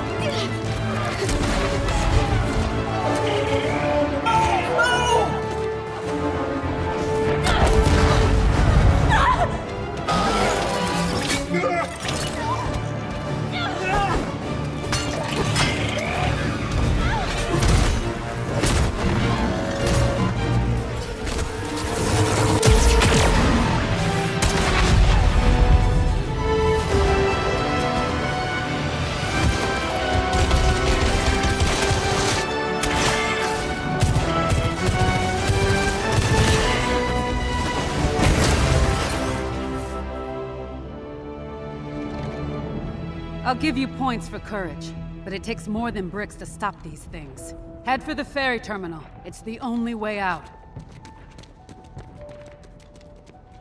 Good to see you haven't lost your touch. Been a while, Vivian. Huh. As if I didn't have enough problems already. Told you I could track her down. I see forced retirement didn't suit you either. It was great until all this. But these last few days... Maybe we can help. Winston!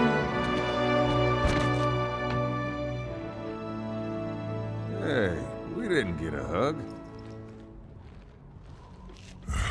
It's bad, Sojourn. There's something different about Null Sector this time. I know. They've taken over most of the city, and they're rounding up Omnics. Well, they must be doing it for a reason. What do you think they want? That's near the evac point! The civilians need more time. Hell of a place for a reunion, eh? Let's get to the ferry terminal!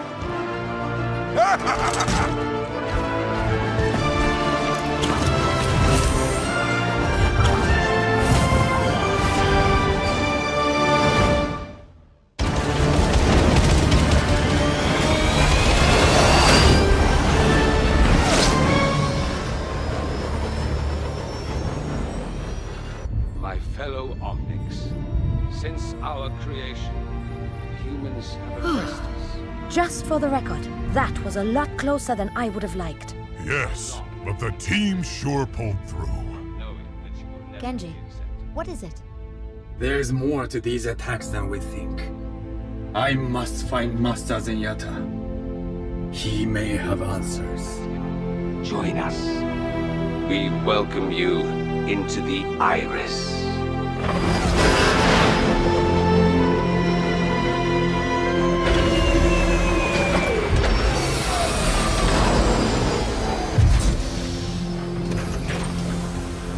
The local authorities should be able to take care of the civilians from here on out. They'll be in good hands. Just wish there was something we could do for them, too. Null Sector clearly has a plan for these captured Omnics. Sojourn, we should take Overwatch back to Watchpoint Gibraltar and send in the... Winston, I know what you're trying to do, and I appreciate it. But there's a reason I didn't answer your recall. That's not my life anymore. And you don't need me. You need someone like Jack. Jack Morrison is off chasing ghosts. He isn't coming back. Vivian, in the old days, no matter how bad a mission got, you always found a way to finish the job and get us home safely. What we accomplished, that was because of your leadership. Your perspective on everything gave you a better view of the big picture. You know he's right. We could use your vision right now. Vision? Okay, I'll tell you what I see. Overwatch was an international organization. Thousands of people with unlimited resources. And now? Now there's only a handful of you. Overwatch was founded by a handful of people, and they made it work! No, they didn't. We didn't. The world trusted us, and we failed them. Look, I'll help you stop Null Sector. But you have to realize, Overwatch was shut down for a reason. It's time to move on.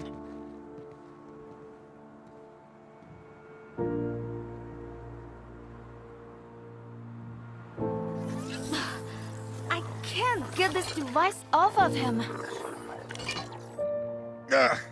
I've got this.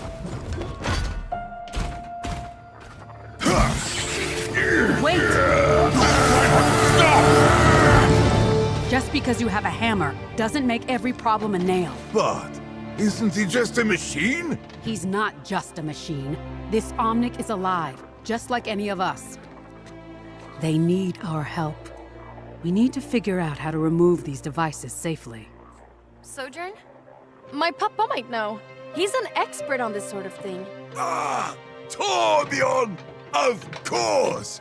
Maybe he'll have some answers. It would be good to see him again!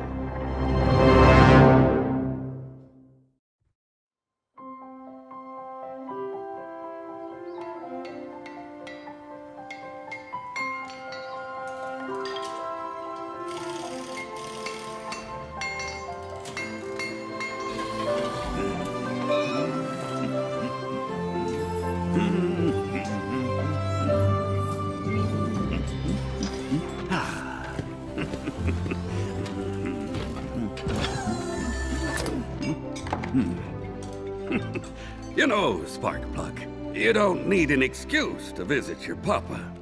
Sparkplug? Papa, I'm not a kid anymore. You always will be to him!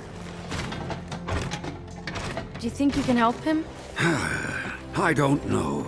This device is a nasty piece of work. I think I can get it off. But the bigger problem is that I'm not reading anything in this Omnic's memory banks. He's still alive, but it's like the essence of who he is gone.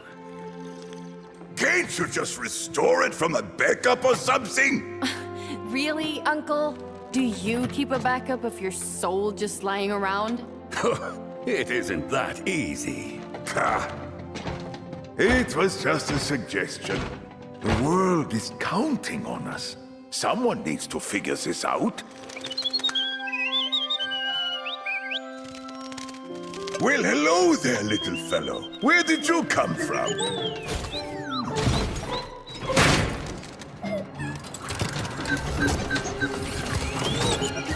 It's Null Sector! They found us! Get behind me! Wait! He isn't one of them! It's okay. I've been taking care of him. He may be the last of his kind. Look, Bastion won't hurt you.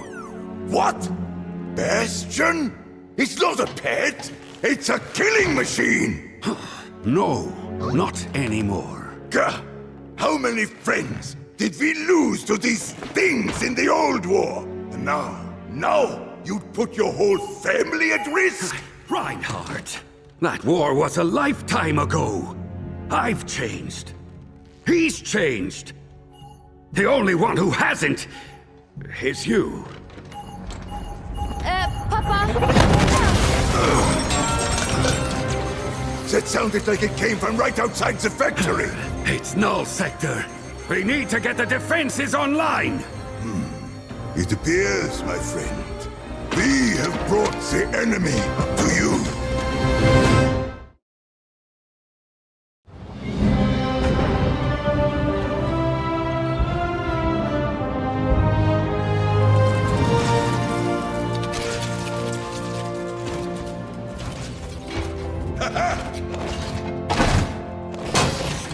Just like old times, my friend. Brings back memories, all right. I hope you're ready for more. We have a lot of work to do out there. No, not me. I have responsibilities here. What? We need you.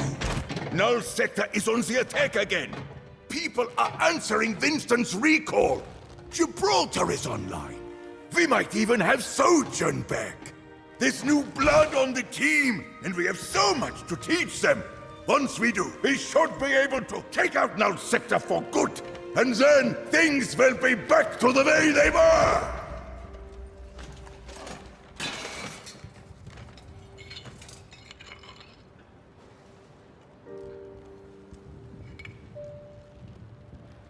I'm sorry, Reinhardt. I can't go with you. Brigitte's old enough to make her own decisions. But I can't leave the rest of my family behind. I have to protect them. Protect our home. They're my mission now.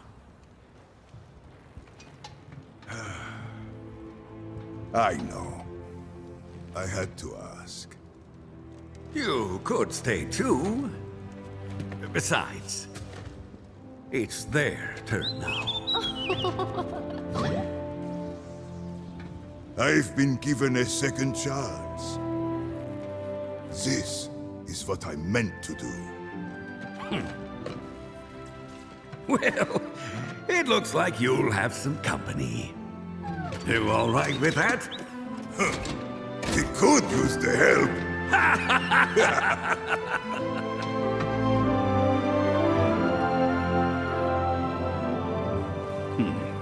Sparkplug's doing great, isn't she?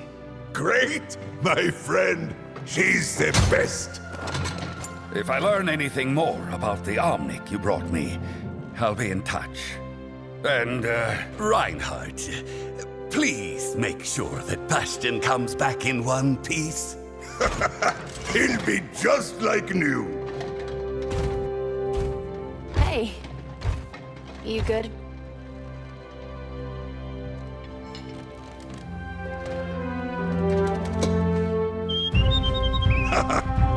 Always.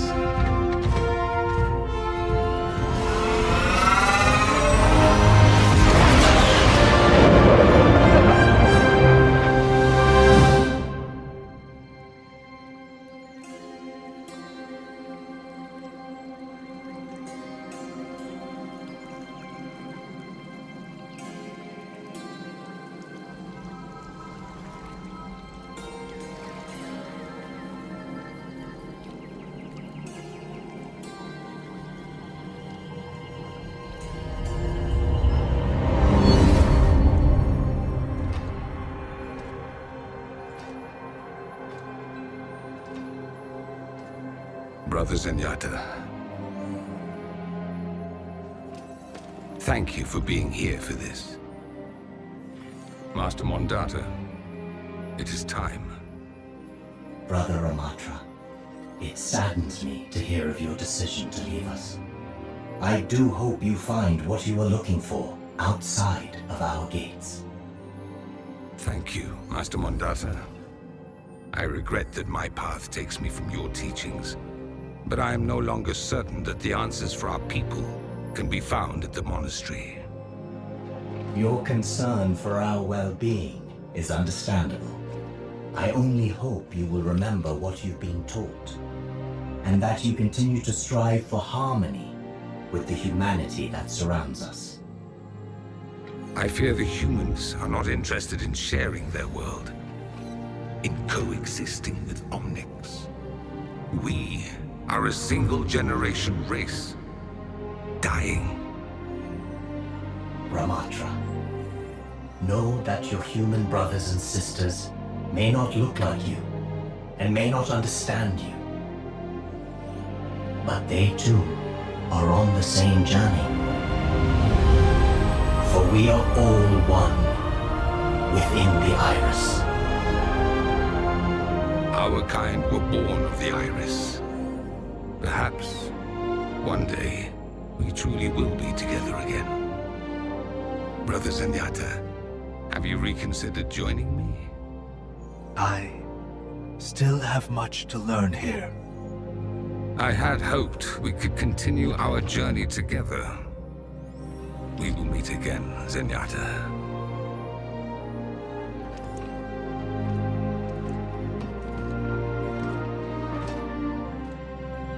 Good luck, brother. He has a unique perspective. Taking a small step out of the monastery could be the greatest step we need towards peace with the humans. You would leave Shambali? What if they do not accept your message? To bring peace between Omnics and humans. That is a risk I am willing to take.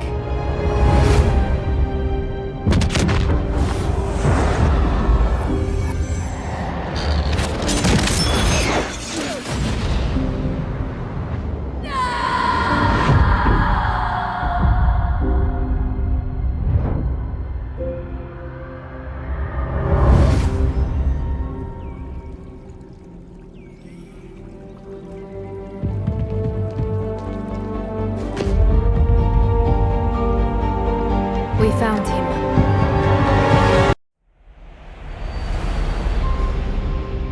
As IJC Central Command is aware, Overwatch has supported missions to repel Null Sector forces in Paris, Busan, Rio, and several other fronts.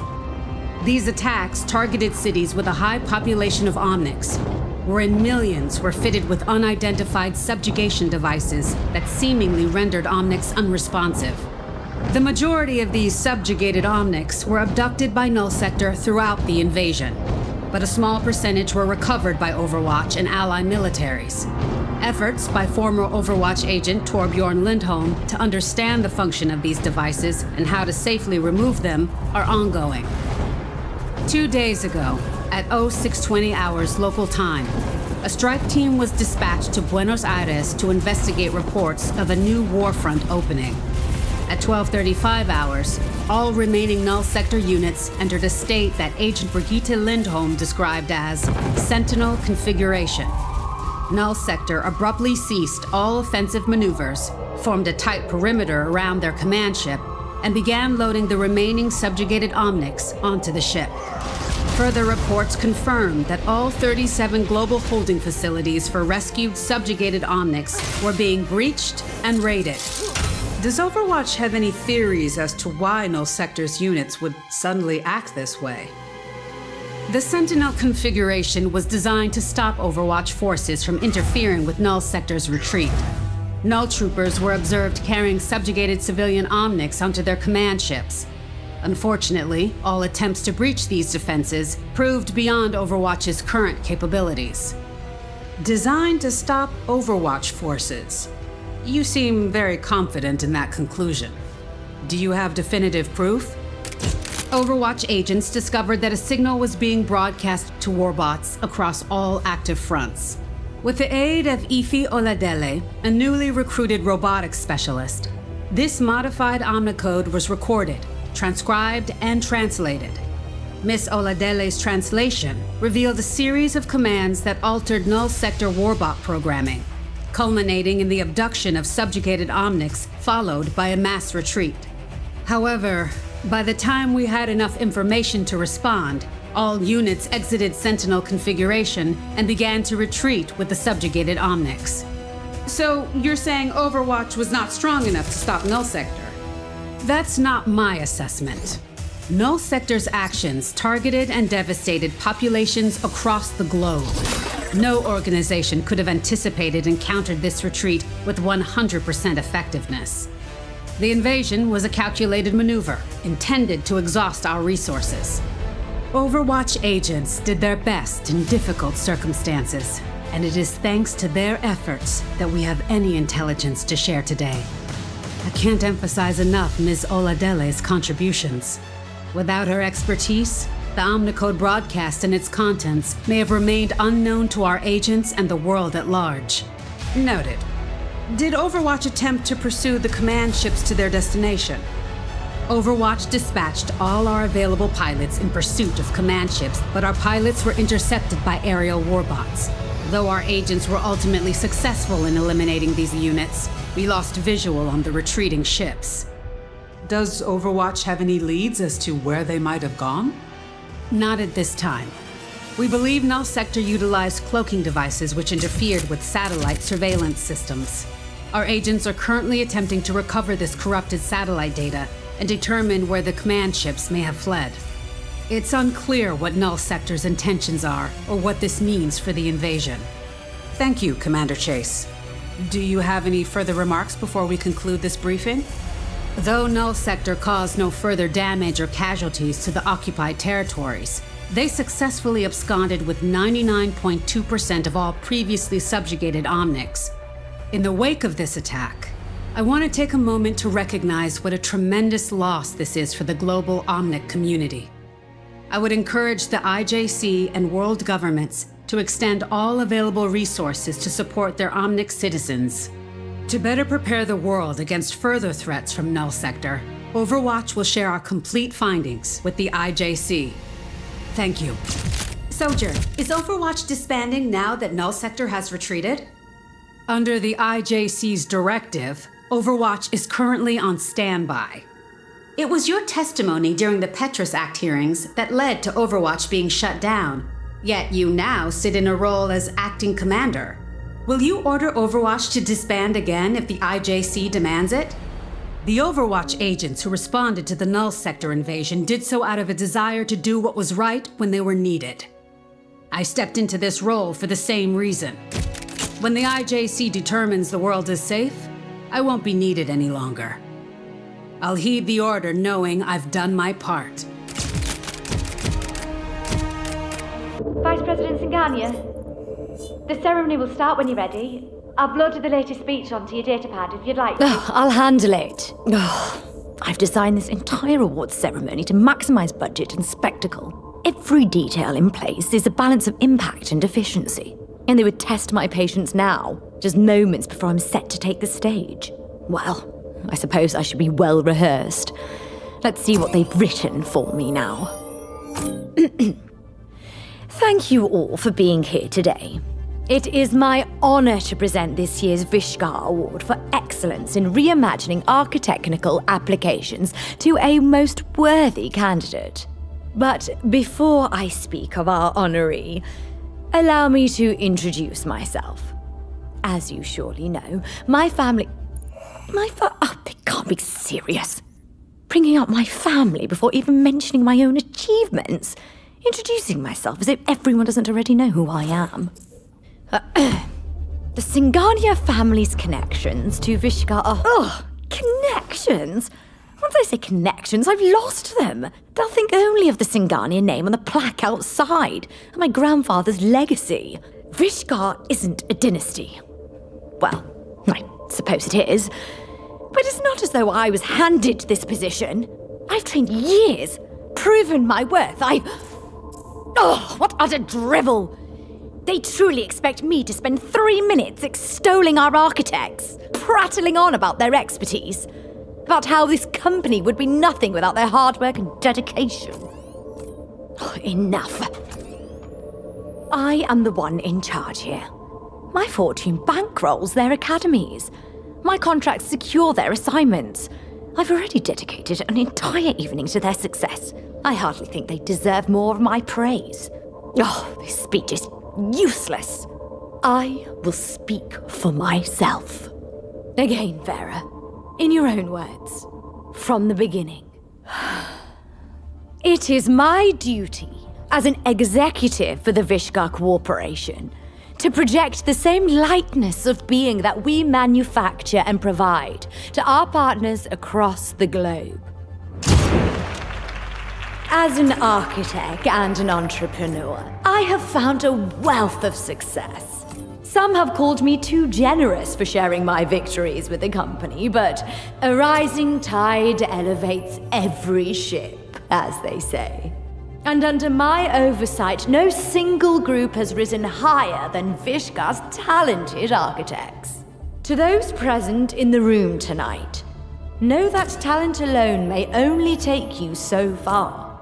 It was my drive that carried me through my schooling and earned me the position I now hold.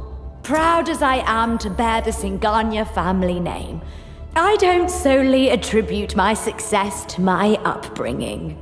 Their support was always rather specific in its focus. As critical as the public can be, one's own kin can sometimes be far crueler.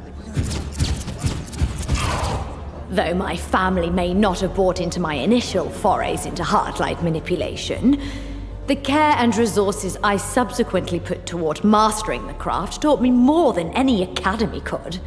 I learned not to tolerate anyone who would question the merit of my work, or insinuate that I have not earned my position. Certainly, there's value in the artistry of hard-light manipulation. But what about the art of negotiation, of presentation? Shaping oneself to be perfect. Crafting not just a reputation, but an image. Something untouchable. Something worthy. That is the true test of talent. The real... Oh, what are you saying, Vera? Even if it were the truth, no one would respect you. Let alone believe you, if you shared your own perspective. No, just give them what they want. Deliver the speech. Hand out the award. Smile. You're Vera Singania, heiress to the Vishkar dynasty. Keeper of the family fortune. Inheritor of innovation. You will be the one to lead Vishkar into its better, brighter future. They want you to be perfect, Vera. It's a good thing you are. Project log Jetpack Cut, Entry 1. With Null Sector gone, the team has been sitting around Gibraltar without much to do. I'd say I'm in the same boat, but to be honest, I've had my hands full. Ever since I found this cute little stowaway, my mind has been racing with ideas.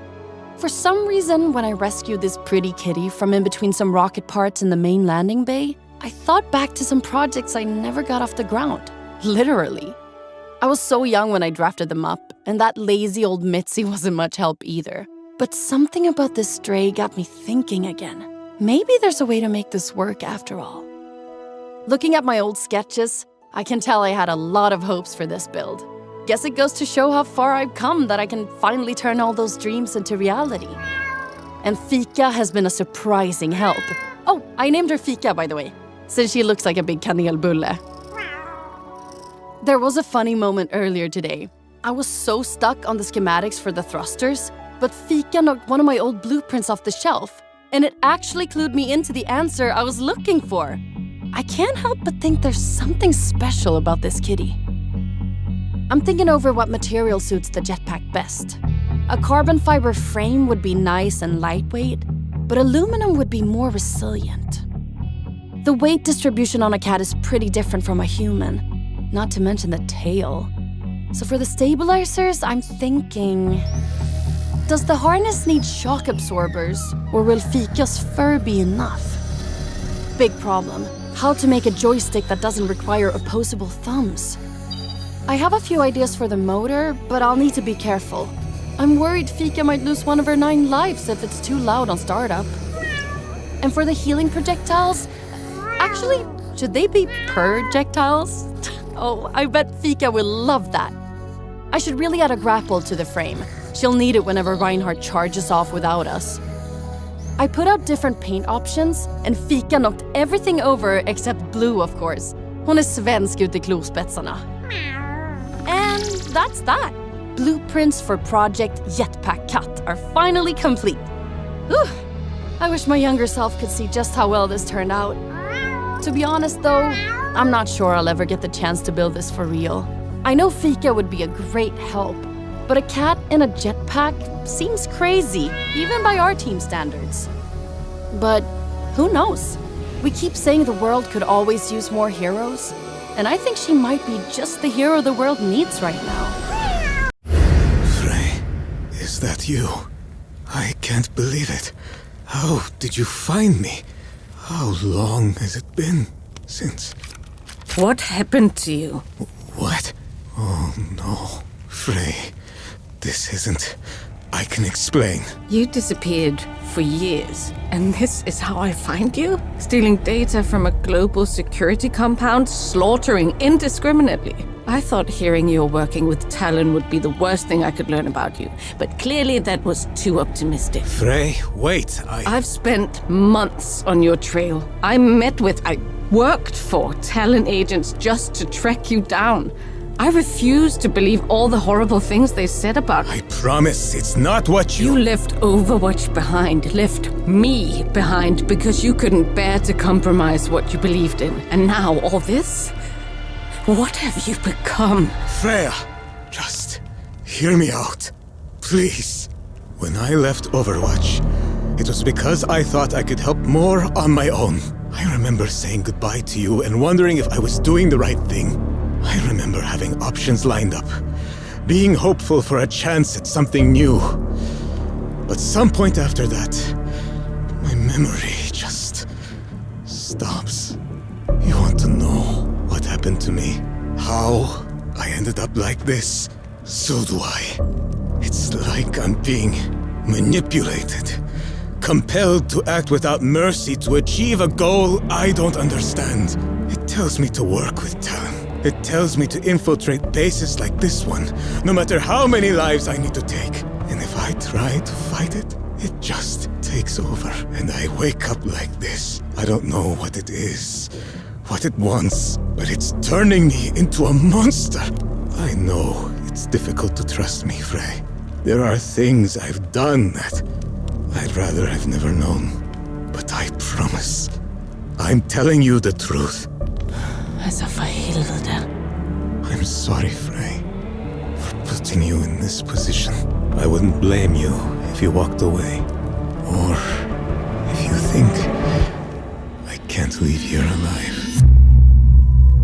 No. There's a reason I came this far to find you. If any part of you is still the Emery I knew, then I believe you. Let's get out of here, before anyone else finds this mess. This place seems familiar. Where are we? You really don't know? No, I don't know much of anything right now. We're in Riyadh. I woke up in Lima just a few days ago. I was in Osaka before that. Now I'm here. And I barely remember how any of it happened. Well, whatever you remember is more than anyone else knows. From the sound of it, you've been off-grid a long time. Why did you come looking for me then? Your boss has sent me. Seems Talon's got plans they need you to handle. Vibe. Look at that price tag. No wonder you came for me. With what you put me through, I'm making Max pay me double. If he needs me back so bad he sent you, hell, call it triple. But I'm glad you came. It's been years since I've spoken to anyone I trust, let alone a friend. Yeah, of course. What happens once you turn me into Max, then? Well, I figured I might stay with you. You will? Even if it means working with Talon? I don't exactly share Talon's aims. But if that's what it takes, I'll manage. You always had my back when we worked together. It's only right I return the favor. I want to help you, Emery. Thank you, Frey. I think you might be the only one who can. Hello, my name is Stefan Kornikard, and I voice Maximilian in Overwatch 2. Today, I'm reading The Pocket King. Shall we begin? Another call ended, driving another wedge between Maximilian and Control. Now absent from the holo projections he'd been speaking with moments before, Max sat alone in a dark office. The only light that lingered came from his datapad, where a sleek progress bar crawled across the display. Transferring data, 23%. Despite objections from his business associates in Monte Carlo, Maximilian's partnership with Talon seldom troubled him. The arrangement benefited both parties. Talon gained Max's business acumen, besides his resources and discreet means to handle its finances, while Maximilian gained the power to remove his competition from the table. For years, nothing had disrupted their perfectly orchestrated balance. But as they so often did, the deal had changed. Transferring data, 46%. Maximilian stood from his desk, walking to the window that looked over his casino floor. He watched the gamblers at their tables, willing to shell out every penny for the promise of something more. Before, it had been easy to scoff at them. How willingly they gave all they had to play a losing game. But now, he felt he was among them. Talon had once been a sure bet for Max. He could go all in without the slightest hesitation, and he certainly had. Yet, as his game with them had played out, as new players sat beside him, his odds had begun to turn. Transferring data, 71%. This would not be the first time Maximilian had even the odds. He'd been fixing his outcome from the beginning. Victoria took a drag from the vaporizer on her golden cybernetic hand, her face wreathed in plumes of lilac smoke. She must learn not to cross me. From the window of the hazy office, Maximilian looked over what remained of Monte Carlo. In the years before he had come alive on a battlefield in the south of France, Monte Carlo and wealth had been inseparable. But just as the world had changed during the crisis, so too had the city he called home. The glowing war had zipped shut every last coin purse, and it seemed Monte Carlo, the city of excess, had been left with nothing. But Max was familiar with nothing. He'd known nothing for years as a low-level accountant at a small firm near Marseille. Some were convinced there was no more Monte Carlo could offer, and that Omnic could offer it even less. But others knew better. In this city, power waited to be claimed. His clients were a testament to that. Max turned his gaze now to one of those clients. Vittoria Capri had built her empire around designer cybernetics, starting in Italy and gaining immense wealth as she rose to global prominence. As was the case with many of her kind, she expected to quickly conquer anything she set her sights on, and the city of Monte Carlo was her newest fascination. "That old hag is causing too much trouble," she said. "I will not let her push me around." The hag in question was Lily von Arx, a real estate magnate and another tycoon in the heated contest for dominance in Monte Carlo. Fortuitously, Max was also her financial advisor. Victoria snapped her fingers at Max. "Write something up." To describe Victoria as difficult would be generous. But despite her nature, Maximilian felt some sense of obligation to her. She had been his first client in the city after all, and her connections allowed him to remain there. With reservation, he chose to advocate for another course of action. If I may, Miss Capri, I don't believe that's wise. Max hesitated, trying to phrase his thoughts delicately.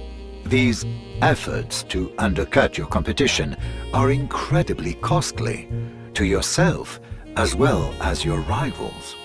For the first time that night, Victoria's dark eyes locked with Max's. She brandished a golden finger at him. Listen to me, she hissed. You're not even a player in this game. You are nothing. You do not decide what something is worth. I do. She raised an eyebrow. Do you understand? Max inclined his head. Perfectly, Miss Capri. It was not Victoria's cruel words that lingered in his mind, but her stupidity. She was content to absorb herself in a meaningless show of vanity rather than best her opponent where it truly mattered. And she was not alone in that mindset. So many of his clients shared her perspective. Rance Vaillancourt, Lily von Arx, Salvatore Parisi, a now-defunct publication, had branded them La Coterie. And Max could think of no epithet more fitting. An infighting clique is all they were. They could not, would not, see the bigger picture. Perhaps Victoria spoke truly. He was not a player in their game, and that meant he did not abide by their rules. As Victoria wished, Maximilian got to work on her desired vengeance. It took little effort on his part.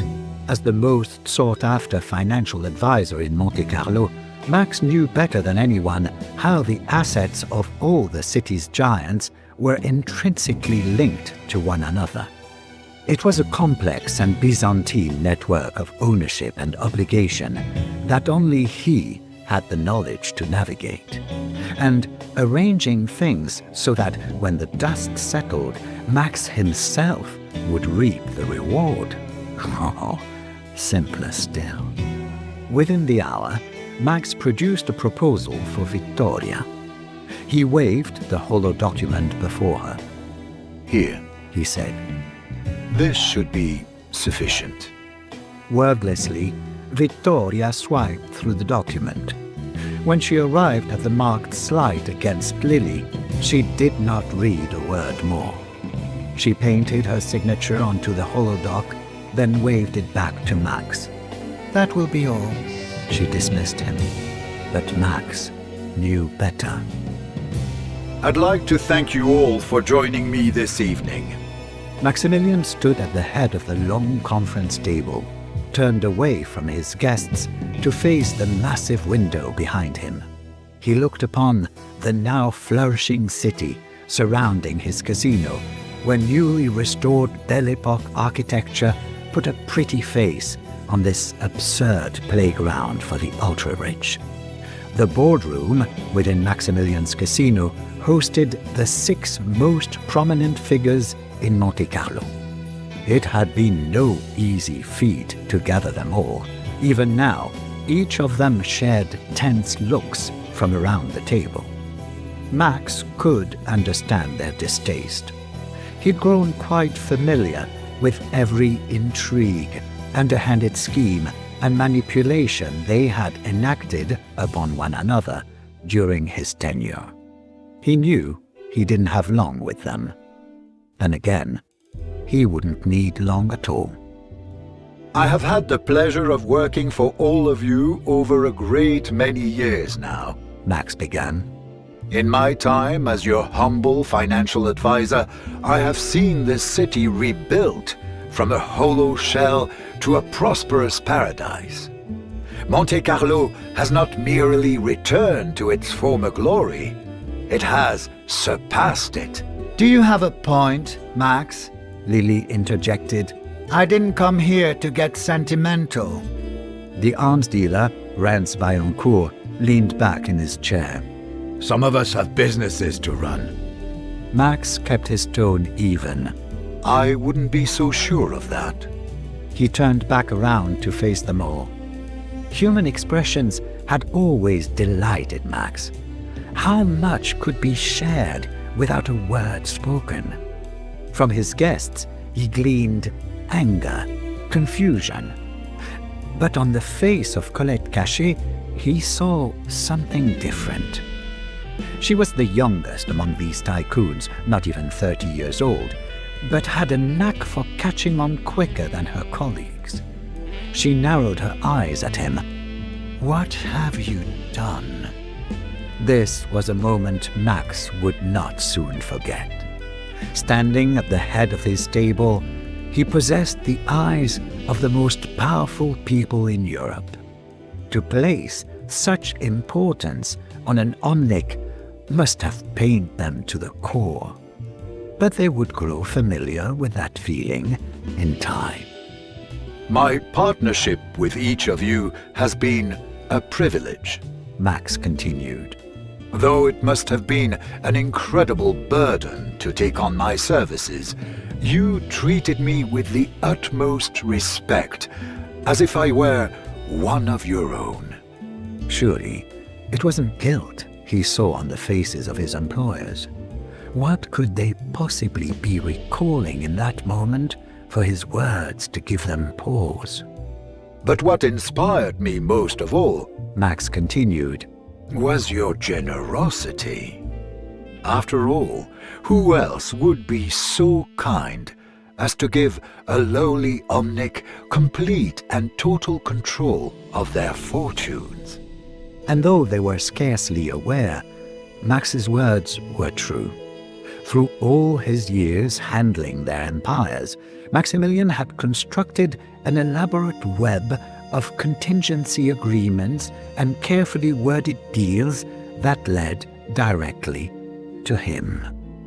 These tycoons, who respected Max so little, had enabled him to accomplish so much. Félicité Bard, the owner of Europe's largest media conglomerate, or rather, former owner, scoffed, though the slightest tremble in her lip betrayed her. "This is nonsense," she spat, rising to her feet. "I want nothing more to do with your games. You'll be hearing from my attorneys." "Will I?" Max returned. She glared at him over the shoulder of her plush coat, and he tilted his head. "Who do you think signed away control of your funds?"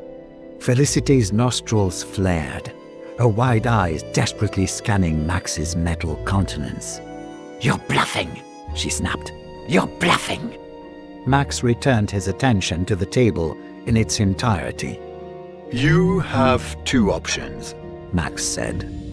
"You work for me. Keep this city thriving and we all prosper. Or delude yourselves, call my bluff, and leave this boardroom with nothing." Vittoria's signature scowl was darker than Max had ever seen it. "Caronia," she hissed. "You are nothing. You are just an Omnic." An Omnic who is one call away from bankrupting everyone in this room, Max returned. All the dominoes have been placed, my friends. It is entirely up to you whether they tip over. The room fell to chaos. Tastemaker Salvatore Parisi pulled up a holoscreen and ran through his contracts from the past fiscal year. "The Axum sales, the London deal, all betrayals," he murmured. The closer he read, the more sweat beaded on his brow. "This is an outrage.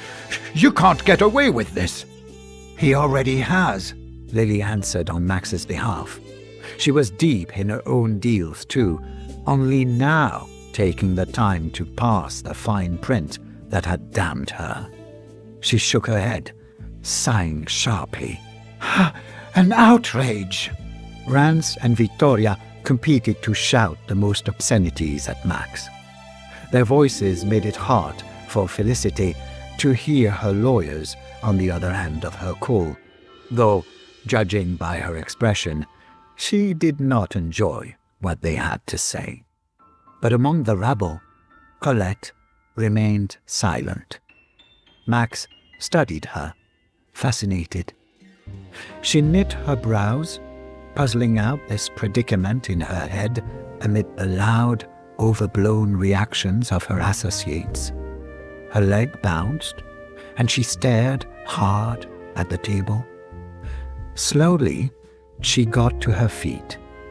A hush fell over the others as they watched her turn to Max, her hand outstretched. "I look forward to working with you, Maximilian," she said. He shook her hand, and she sat back down. A long pause was all that followed, and Max reveled in the sight of every stunned face that gawked back at him. Colette had neither fought nor tried to negotiate. She had merely agreed to the terms laid out before her. With only a handshake, she had changed her life forever and, as they clearly realized, doomed them all to the same fate. One by one, the rest of the table followed suit. Some took longer than others to reconcile themselves, but once they had run the stages of grief loudly or quietly, they accepted Max's proposal. Vittoria was the last to comply. She had gone silent after her initial bout of raving, and now could do little more than glare at nothing. Her hands trembled as she tapped a golden knuckle against the table. Max opened his arms towards her. "I trust I have your cooperation, Miss Capri," he asked. Of course he did. Even disregarding his control of her assets, she would now stand entirely alone if she denied Max's offer. With the combined efforts of the other moguls, she would be forced out of the city in a matter of days. Max knew she had to play along. He merely wanted to hear her admit that she had been beaten. Vittoria held her vaporizer shakily to her lips, refusing to look Max in the eye. A sick smirk twisted onto her lips. "You think you've won, huh? Povero. You've only begun to play this game." Her voice fell to a whisper. "And you do not want to know what happens when you lose." Max cocked his head in amusement, closing his eyes. He supposed that was the most he could hope for from her. "I am sure I'll survive," he answered. Max snapped his fingers. Servers entered the room and surrounded the table, pouring a flute of champagne for each guest, and even one for Max. Though he couldn't drink it, the gesture alone meant a great deal. He lifted his glass into the air. "A toast, then, to Monte Carlo." With mixed levels of enthusiasm, the others raised their glasses in turn. "To Monte Carlo," they echoed. "The first assassin sent for you is cause for concern. The second assassin? Flattering." Maximilian's office was a great point of pride for him. Though the casino that housed it had been merely the first tile in his mosaic of assets, it symbolized everything he'd worked for. No other being, human or Omnic, could claim the prosperity that Maximilian had won. This hard-fought success was his and his alone. But now, his prized office sat in shambles around him, debris from wall to wall. Not a single piece of furniture had survived the destruction. Millions in fine art had been reduced to rubble. Amid the wreckage, his security detail lay unmoving on the floor, sparks spouting from their ruptured chassis. Max stood over the remains of his desk, staring at the hulking figure who loomed before him. And of course, the hulking figure stared back. The two of them basked in the silence that had followed the chaos. But Max, diplomatic as always, was the first to fold. You have me at a loss, Maximilian said, raising his hands in a nonchalant surrender. He made his way to what remained of his liquor cabinet, opening the cover on the last hinge it clung to. You're far better than the last assassin, but I'd expect nothing less from Doomfist himself. Can I offer you a drink? The man, Doomfist, did not budge at Max's charms. Despite his silence, Max handed him a tumbler of scotch. He lifted his massive gauntlet, grasping the small glass between his thumb and forefinger. I am not an assassin, Doomfist said at last. Without a turn of his face, he shuttered the tumbler. I sent them. Max dusted the spray of glass shards from his suit. I suppose I have you to thank for my guest earlier this month, then? Maximilian asked. My assassins usually do not fail, Doomfist continued. Nor do they return to me, saying that their target had proposed a deal. Until now. Maximilian believed him. Akande Ogundimu, the third Doomfist, if Max wasn't mistaken, they had been so many it was hard to keep track, knew how to exercise his authority. Talon showed little to the public eye, but it was understood that no one within the organization questioned Doomfist's iron grip, literal or figurative. Dissent meant death, and a painful one at that. Max quieted the sudden thoughts of his previous assailant. He opened one of his palms. You seem the busy sort, Akande. May I call you Akande? Max asked. An answer never came, but Max continued. I cannot imagine you would spare the time to travel to my humble city if my proposal wasn't of interest to you.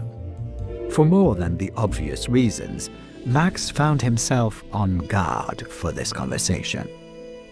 Every gambler in the game of global finance knew to reveal only what was necessary when negotiating. But it was common etiquette, even common decency, to pretend the words you offered held your full transparency. Akande was about as transparent as a cement block, and he offered no niceties to soften himself. A more faint-hearted individual may have found the challenge intimidating. I'm listening, Akande answered. I sense there is a picture you would like me out of, Max said. And it may be my own bias talking, but I believe that picture would be much more appealing for both of us if I remained in it. Against his better judgment, Max turned away from Akande. He stepped over what remained of his desk, looking through his office windows onto the now empty casino floor. You already know of my resources, my wealth, my holdings. That much is clear to me, Max said. And though I respect your abilities, Akande, I must question whether anyone in your organization could manage all these assets, let alone expand them. He turned back to Akande and was surprised to see an expression beyond stoicism. A single raised eyebrow. My hold of this city was not easily won. I sacrificed many years to ensure that it serves my interests to the fullest. Max opened his palms. You could kill me, remove me from my throne and fill the void I leave behind. Waste money, man, and time, all to obtain what Monte Carlo is. He leaned in, closing one hand into a fist. Or we could work together and have what Monte Carlo will be, what the world will be. He steepled his hands together. The choice is yours, as you know. Akande remained quiet, and Max was in no rush to make him speak. He understood this was a complicated issue, and surely for a man like Akande, a struggle of the ego to consider sparing a target. But at last, Akande nodded, taking his gaze off his prey as he pondered. I have been aware of you for some time, Maximilian, Akande said. To be born in a global crisis, to work your way from a mere accountant to the ruler of an empire within a decade, it is not a feat the weak could accomplish. Akande lifted his gauntlet, flexing its fingers. The glint of the golden metal entranced Maximilian. What do you gain from this? Akande asked. It was a question Max had to consider, to his own surprise. On the surface, it was a losing deal. He knew it, and Akande surely knew it too. There was a reason La Coterie felt such hatred for Max's power over them.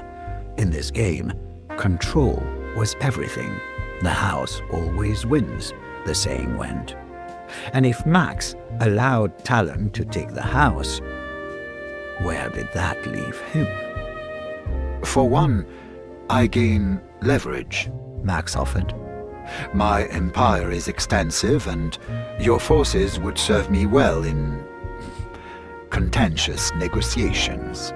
He glanced at Akande's gauntlet once more. Max inclined his head. For another, I walk out of this room alive, he concluded. Akande drew a deep breath, his chest swelling beyond its already massive size. A sick smile found his lips. He chuckled darkly, shaking his head. They call you a survivor, but I believe they are wrong, Akande said. You do not merely survive, you succeed. He thrust his massive gauntlet at Max, and for the first time that evening, Max tensed. Akande opened his golden palm. I look forward to working with you, Max, Akande said. He paused, then smirked. May I call you Max? Max cocked his head, amused and relieved at this rapport. He took Akande's gauntlet, watching carefully as the massive metal hand closed around his own and shook. For years, nothing had disrupted their perfectly orchestrated balance. Transferring data, 86%. But he supposed Akande was nothing if not the bane of complacency. From the moment their deal began, Talon had full access to Maximilian's coffers. There had been a time when that meant Maximilians could point the organization how he saw fit. But now, new variables had emerged, and Talon's inner circle had slowly expanded. The deal he'd struck with Akande all that time ago had spun out of Max's favor. He was no longer one of few partners machinating with Akande. He was, however, still expected to foot the bill. Transferring data, 92%. All of Akande's greatest schemes bordered on lunacy, but Max's trust in him had reached its limit. What little Max could glean from these new propositions, these endless demands for resources, spelled not just the end of Talon, but the end of Monte Carlo, the end of Max. Working with Talon had meant security, protection, control. Now, Akande himself had chosen to gamble their fate. With only a handshake, Max's life had changed forever. For a time, Talon had opened the door to everything he'd ever desired. But now, it was nothing more than a golden shackle. Transferring data, complete. Max leaned back in his chair, losing his gaze in the dark vaulted ceiling. In his right hand, he rolled a poker chip between his fingers. No, it would not be the first time Maximilian had evened the odds. But neither, he suspected, would it be the last. Hey everyone, my name is Valeria Rodriguez and I voice Venture in Overwatch. I am here to read Venture's Adventures, Tangle with Talon. Let's get started. Ilios is a lively place after the sun sets. Most of the residents and tourists keep the party going in town. Even in the oldest part of the island, the fun never stops. What an incredible find! Where'd everybody go? How long was I down there? Sloan, went back to town for the night.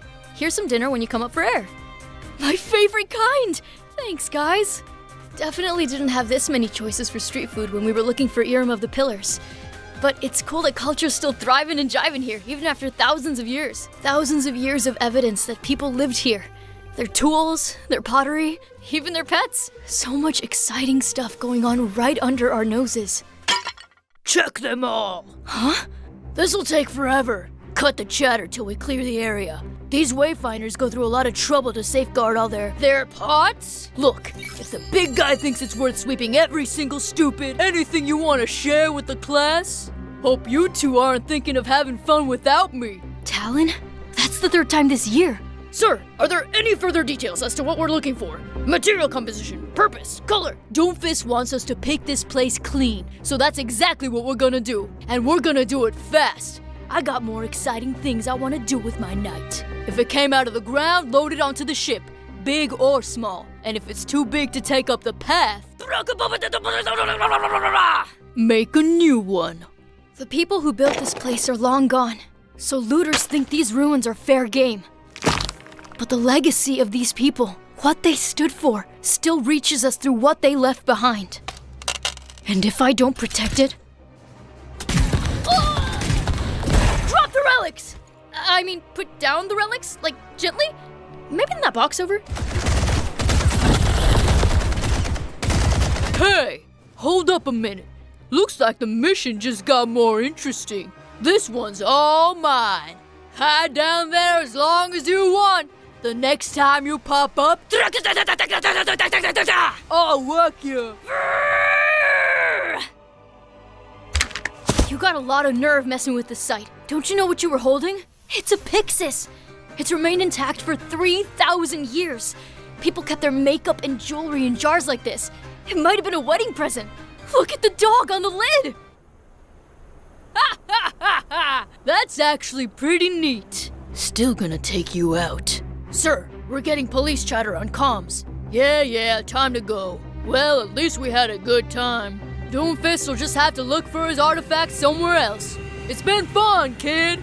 Artifact? Is that what they've been looking for? Oh! Huh? You handled yourself pretty well. Until you started going on and on about the thing with the dog. If you're here looting... With them? No, I'm just tagging along. What they're looking for isn't here.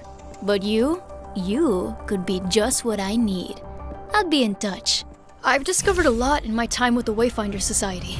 Most importantly, a dog lover lived here 4,000 years ago. But also, Talon is looking for something in all these dig sites. Something that probably shouldn't fall into their hands. I mean, I have to tell Wayfinder HQ about this, right? They'll know what to do. And hopefully, they won't be too grumpy about the unconventional use of my drill. Alright, my name is Connor McLeod and I voice Hazard in Overwatch 2. Today I'm reading Tear It Down. let's get into it.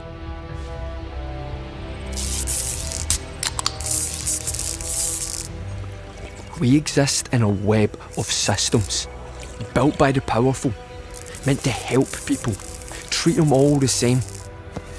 When I was a wee and the system was all I had, all any of us had.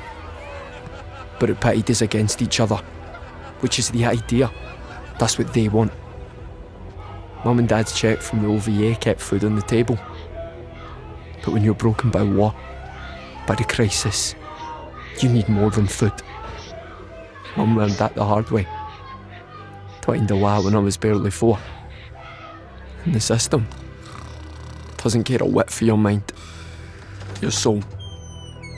Only your body. Just as it feeds you, you feed it.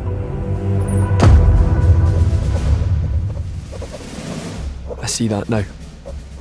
Didn't then. I just wanted out so bad.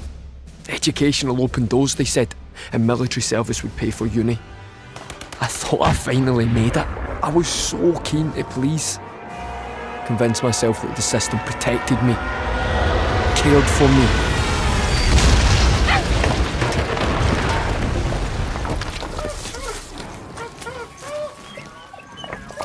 Until it didn't. They said I was lucky to be alive. Hard to feel lucky through all that pain. Reporting live from Glasgow, where an unidentified ship shot down an Overwatch jet. The most recent estimates indicate 14 dead and more than 50 injured. They offered meds, base model cybernetics, a monthly check to forget what happened. A clean-up effort is underway, led by Commander Morrison, who gave a moving speech to those affected.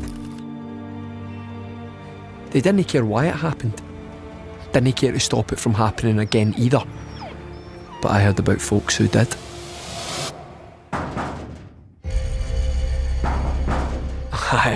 I heard you do mods. Shut it up there, kid. You try to bring the cops down on us. Freaks. The people the system told us to fear. The technology they made illegal. But the system is wrong. Dead wrong. With body mods they could take away my pain. Not just the physical, all of it. They helped me realise I'd never been alone. I just hadn't found my people. We were a family. Something I'd never really had before. The world had left its mark on them, but they held the system accountable. Because a system that treats everyone like a number isn't just a system. It's a prison. And the freaks could help set us free. Not just the fools with money or connections. All of us. Finally, some good news. Freaks attacking a research facility were thwarted in Morocco this week, all thanks to predictive surveillance and crime modelling developed in partnership with Oasis's scientific collective. That's another crew gone. Those are our friends. And we're just sitting here doing nothing. No, we're not. What's that then? Something Oasis doesn't want anyone to have. They've the nerve to strike at us. And they're daft enough to tell us exactly where to find them. Not the brightest move. We're going to take their most powerful weapon and use it against them. These Gradies are pure brilliant. We will fix this broken world. Even if we have to tear it all down.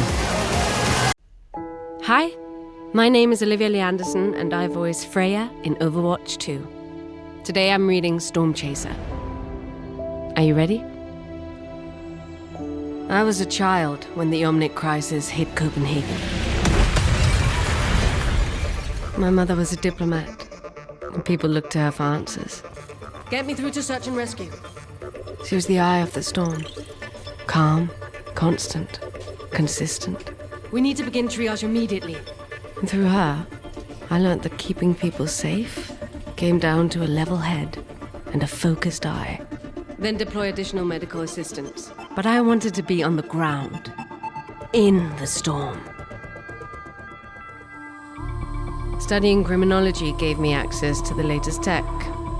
Showed me how to track and stop threats before they began. The local search and rescue team offered a more hands-on education. Help! Help us! I developed the tactics, the expertise to find anyone, in any place. We're going to get you out of here. And I discovered the rush of seeing a job through to the end. Doing something that mattered. Over here! I dedicated myself to chasing that feeling. After graduation, the military was eager to recruit me. She's the one you mentioned, Freja. I had my eye on bigger fish. Being a part of Overwatch's search and rescue team gave me the opportunity to take my mission further. Step lightly. Intel says they should be around here. With their resources, no one in need of saving was beyond my reach. 10 guards, 3 on patrol, 7 hostages. Our group didn't have the same cachet as those on the strike team, but I preferred staying behind the scenes. I only wanted to do my best work. Well done. We could use more level heads like yours, and to work alongside the best. Many thought Overwatch was untouchable. Superheroes come to life. Freja will handle evacuating the civilians. She needs cover. Once it's clear, we take the fight to the deep-sea raiders. I knew the truth. Not everyone in the organization was perfect. Damn it! Fall back! Hold for search and rescue. We aren't done here. Protocols were slipping. Reyes and his team pulled the fighting into the city before we could evacuate the area. We lost 14 civilians. If not for Freya's efforts, who knows what might have... You know how complex these operations can be, Sojourn. I'm sure Search and Rescue understands these risks. But I was doing my job. That was my only concern. Yes, sir. Through everything, leadership told us to stay the course. Some left. I kept going.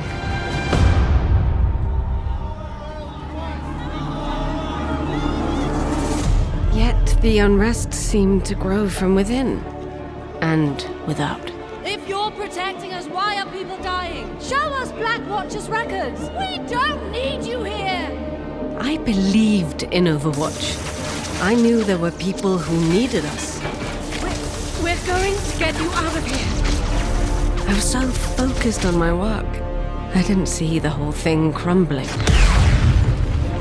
Until it was too late.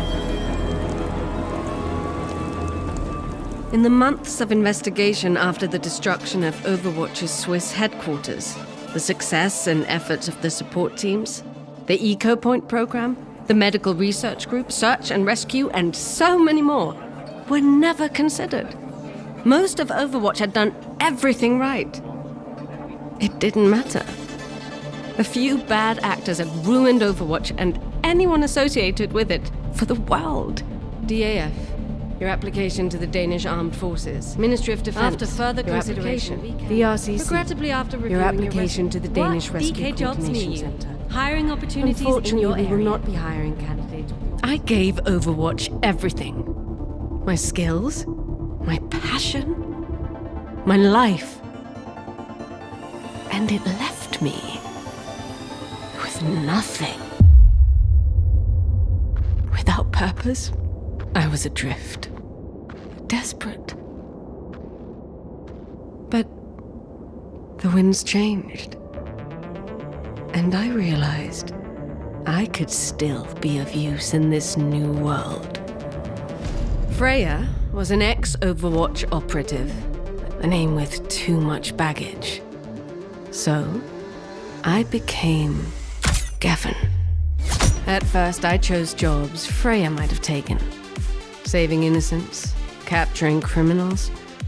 But with each new job, I learned not every search is a rescue. On the dark web, I sought out difficult targets, bounties no one else could deliver. The price mattered less than the challenge. The rush I'd been missing finally returned, deepened with the thrill of the hunt. It was a second chance to take everything I knew and do something with it. For too long, I thought I wanted to be like my mother. I tried living to help the world. And the world decided it was better off without me. Now, I live for myself.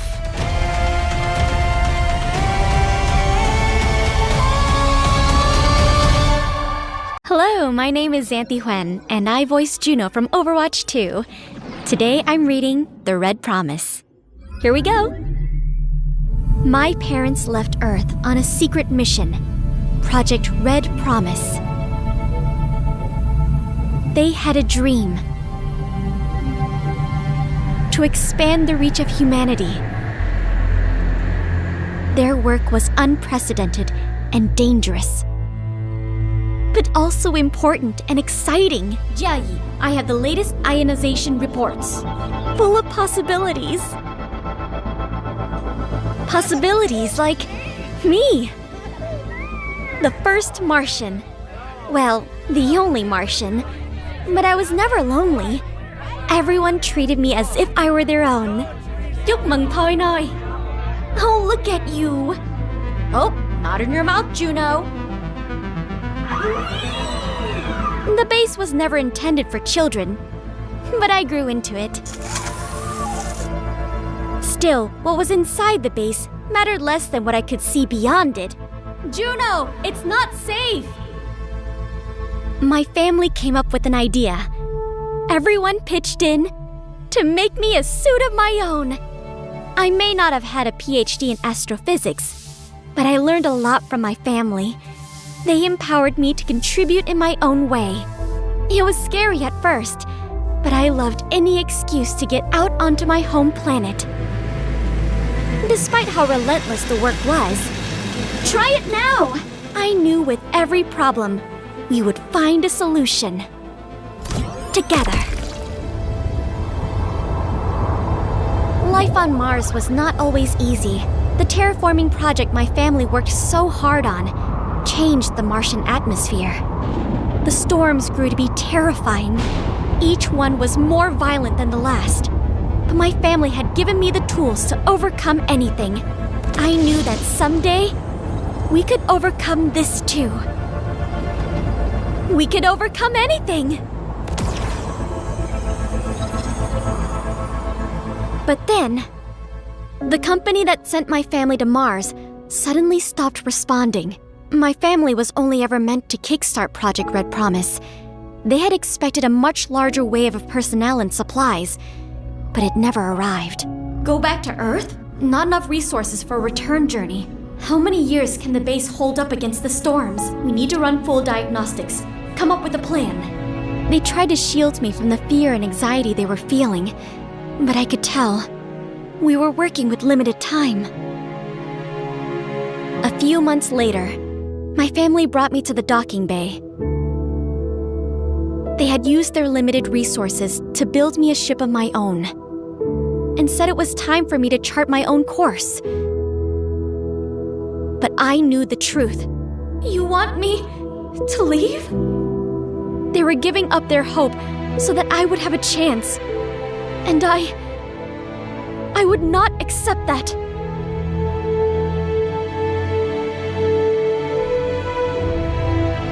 I was angry and scared.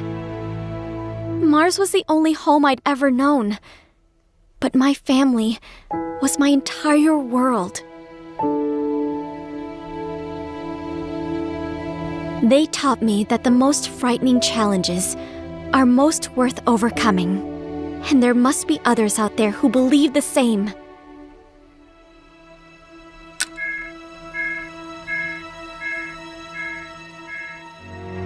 When it was time for me to say goodbye to my family, I told them I would see them again.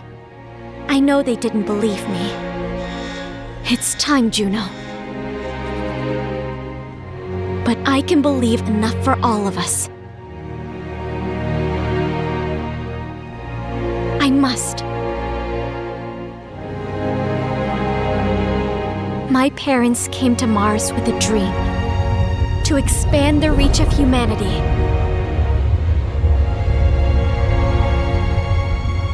And now I have a dream. To save my home.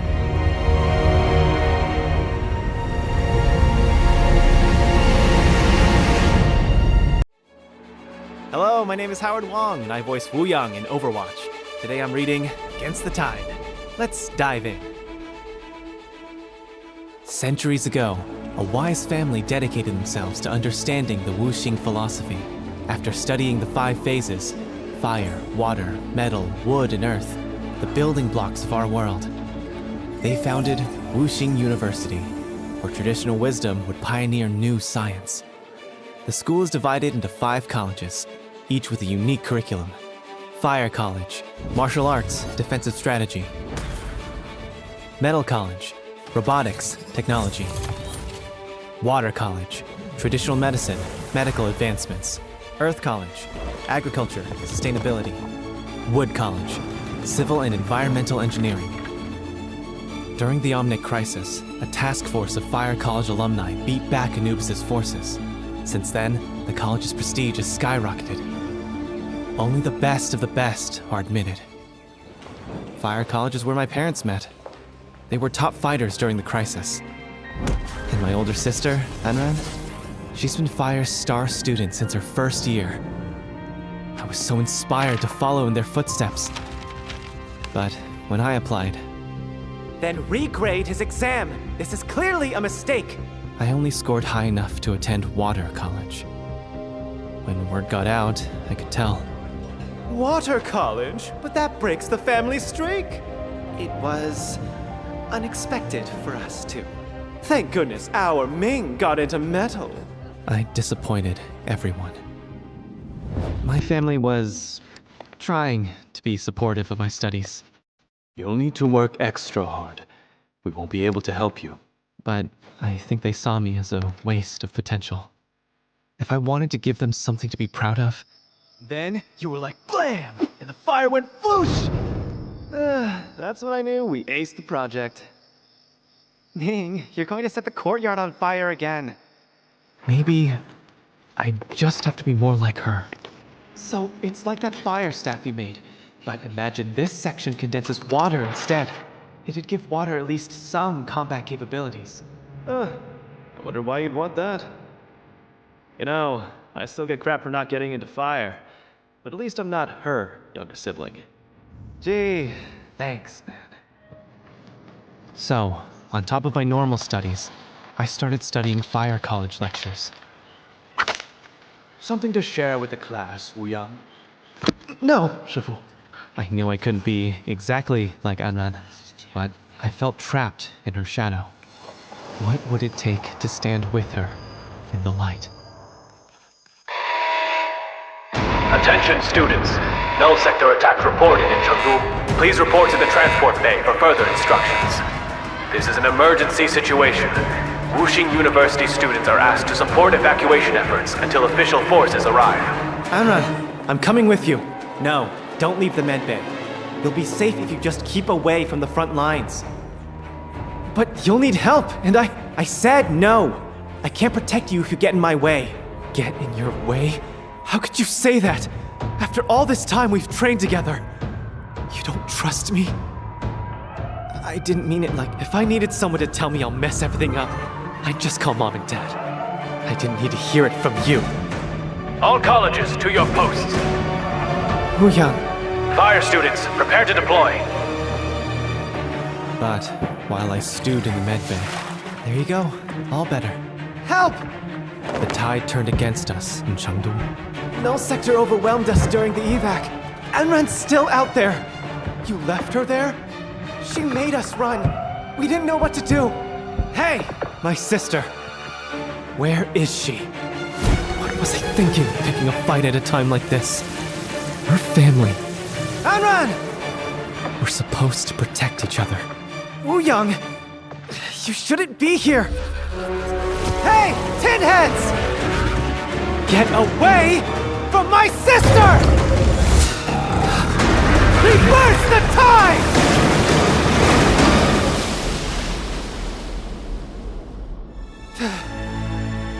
Crisis?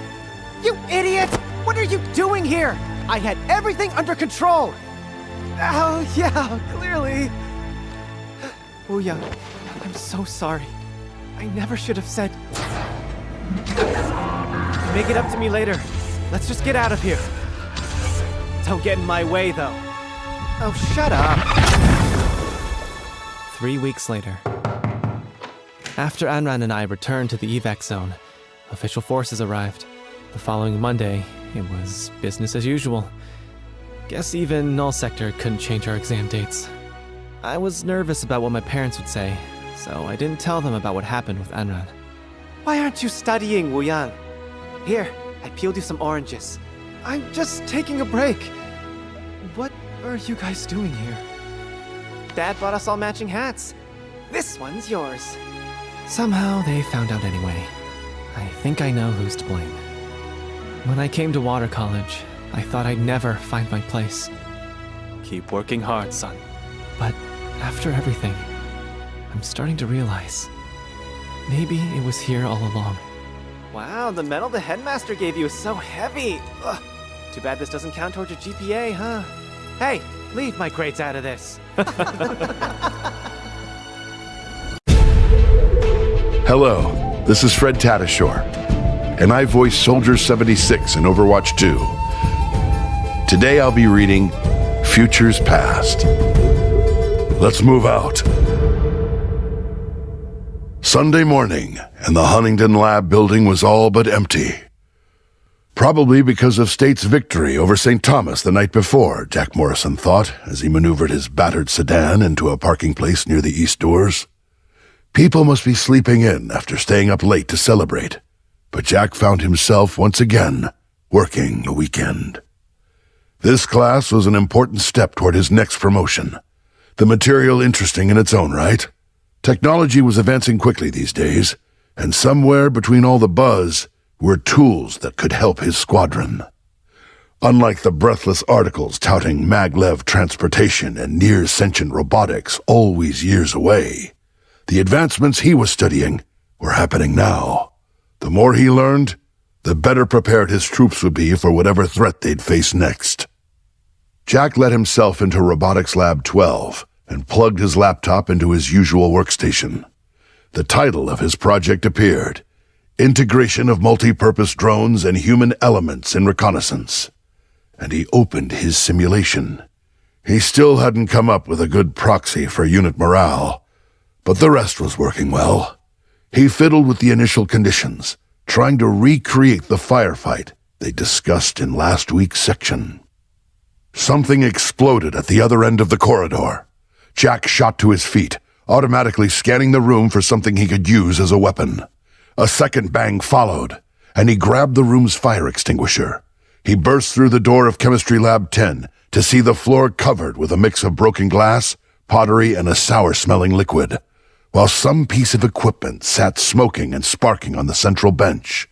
The extinguisher wasn't rated for electrical fires, so Jack dropped it, lunged for the bench, and yanked the cord out of its socket. In the same moment, a young man with dark hair swung up his own fire extinguisher and blasted the device with 2 precise hits, smothering it in white powder. Jack jerked back out of range, and the man gave him an apologetic look. "Sorry, are you all right?" Jack nodded. "You?"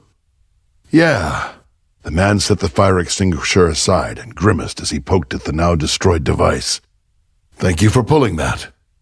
Jack was beginning to recognize the smell rising from the liquid, the smell of the worst bar he'd ever entered. "Is that beer?" The man gave him a wry smile. "Well, it was, or it was going to be. And before you ask, yes, I'm supposed to be making it.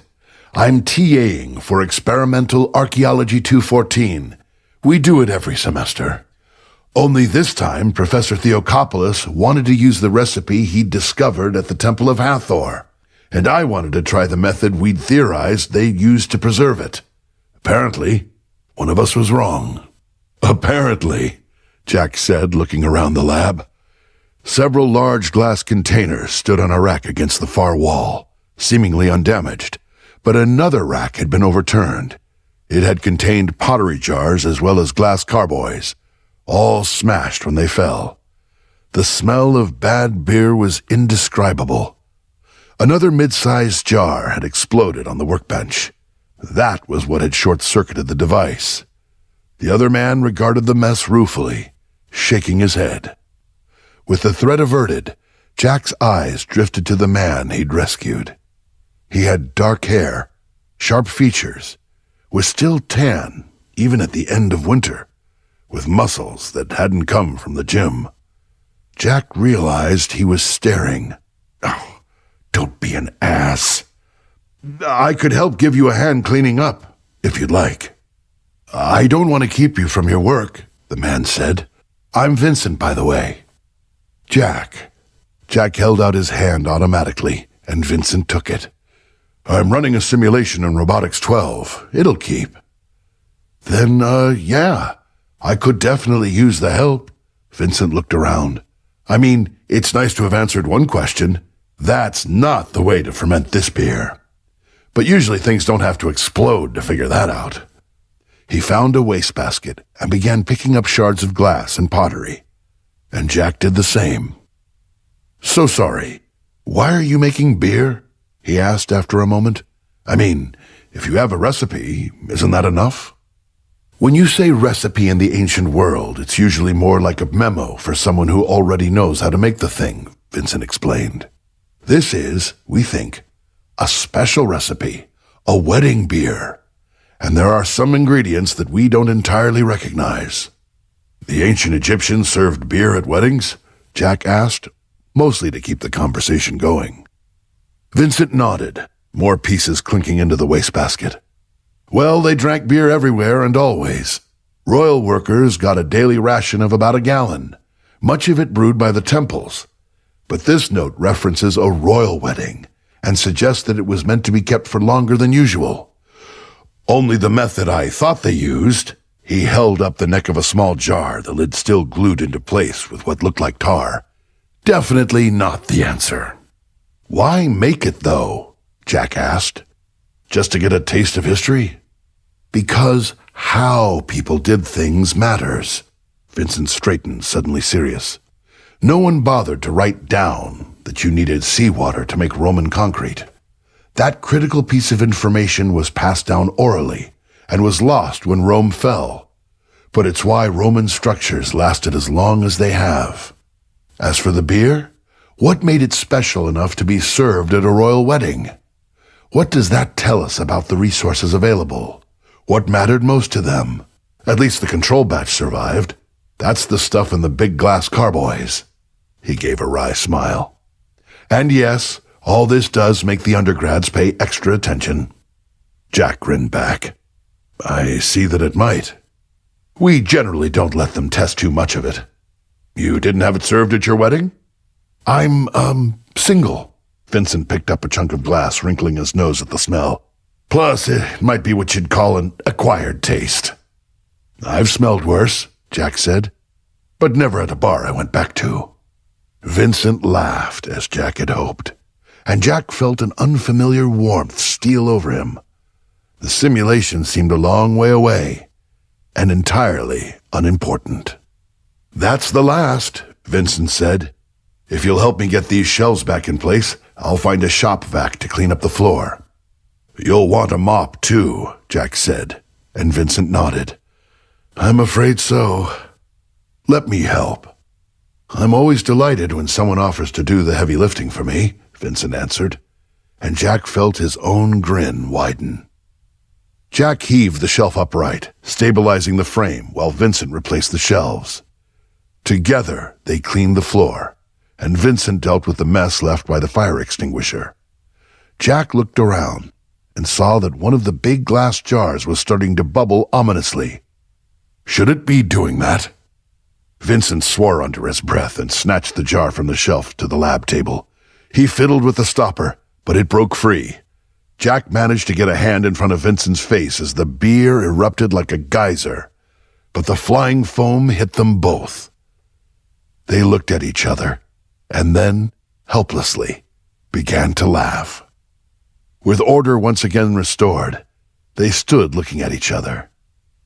And then Vincent took a breath. Look, after everything you've done, the least I can do is offer you a taste of the wedding beer, once it's ready. His smile was both nervous and hopeful. No obligations, of course. Time to take a chance, Jack thought. Would it be a date? Vincent's smile widened. God, I hope so. The cargo charter banked hard, setting up for final approach. Jack glimpsed the mountains that cradled Runasapi rising toward the brightening sky. The winds coming off the slopes were unpredictable, but the pilot dropped the plane neatly onto the runway. Jack, sitting in the co-pilot's chair, listened with half an ear as the local controller steered the pilot toward her gate in the shadow of the commercial hangar. Nice flight. Jack nodded. That should be plenty of time to get to the break in the perimeter fence and slip out of sight in the underbrush. He unfastened his safety harness and stood up, stretching, then reached for the pack he'd stowed just outside the cockpit. I noticed the cargo is all labeled for Oasis. What's it doing here? The pilot shrugged. I've been running a lot of those lately. I hear they're setting up labs in Runasapi. Jack nodded. He wondered if it had anything to do with the favor Sombra had dispatched him to carry out. He patted the data drive, tucked it into an inner pocket of his jacket, and wondered who she was aiming for. The Oasis Scientific Collective was an all-too likely target. He hoped the person he was meeting had the skills to deliver it. The pilot reached for a lever and gave it a hard jerk. A panel opened near Jack's feet, revealing a drop tube and a glimpse of the tarmac beneath the plane. Jack reached into his jacket, found the payment, and handed it to the pilot. Thanks. The pilot stowed it in her own pocket. Will you want to ride back? Leaving tomorrow morning, 7 sharp. Maybe. Jack lowered his pack into the tube, let it fall to the ground, then seated himself on the edge of the gap, groping for the handholds that would let him lower himself most of the way. If I don't show, don't wait. Got it, the pilot said. Good luck. Thanks, Jack said again, and let himself fall. He landed easily in the big plane's shadow, caught up his pack, and looked around. No one was watching. He headed for the perimeter fence, eased himself quickly through the gap someone had cut in the rusted wire, and ducked into the underbrush. Nothing moved on the airfield, and he melted into the trees. By noon, he had reached the outskirts of Runasapi, the lower terraces where the city's crops were farmed. Above, cut into the cliffside, he could see the buildings of the city itself, the heavy walls slanting inward, honoring the ancient cities of Peru. Vincent had talked about that, the deliberate echoes of ancient architecture that gave weight to the post-war cities, a way to honor the past and shape the future. That was not his destination, however. She'll be near where the disaster happened, Sombra had said. I don't mean the memorial. You go anywhere near the place, trust me. She'll find you. Jack had memorized the map she had shown him and now looked for a break in the brush that lined the road. Yes, there it was.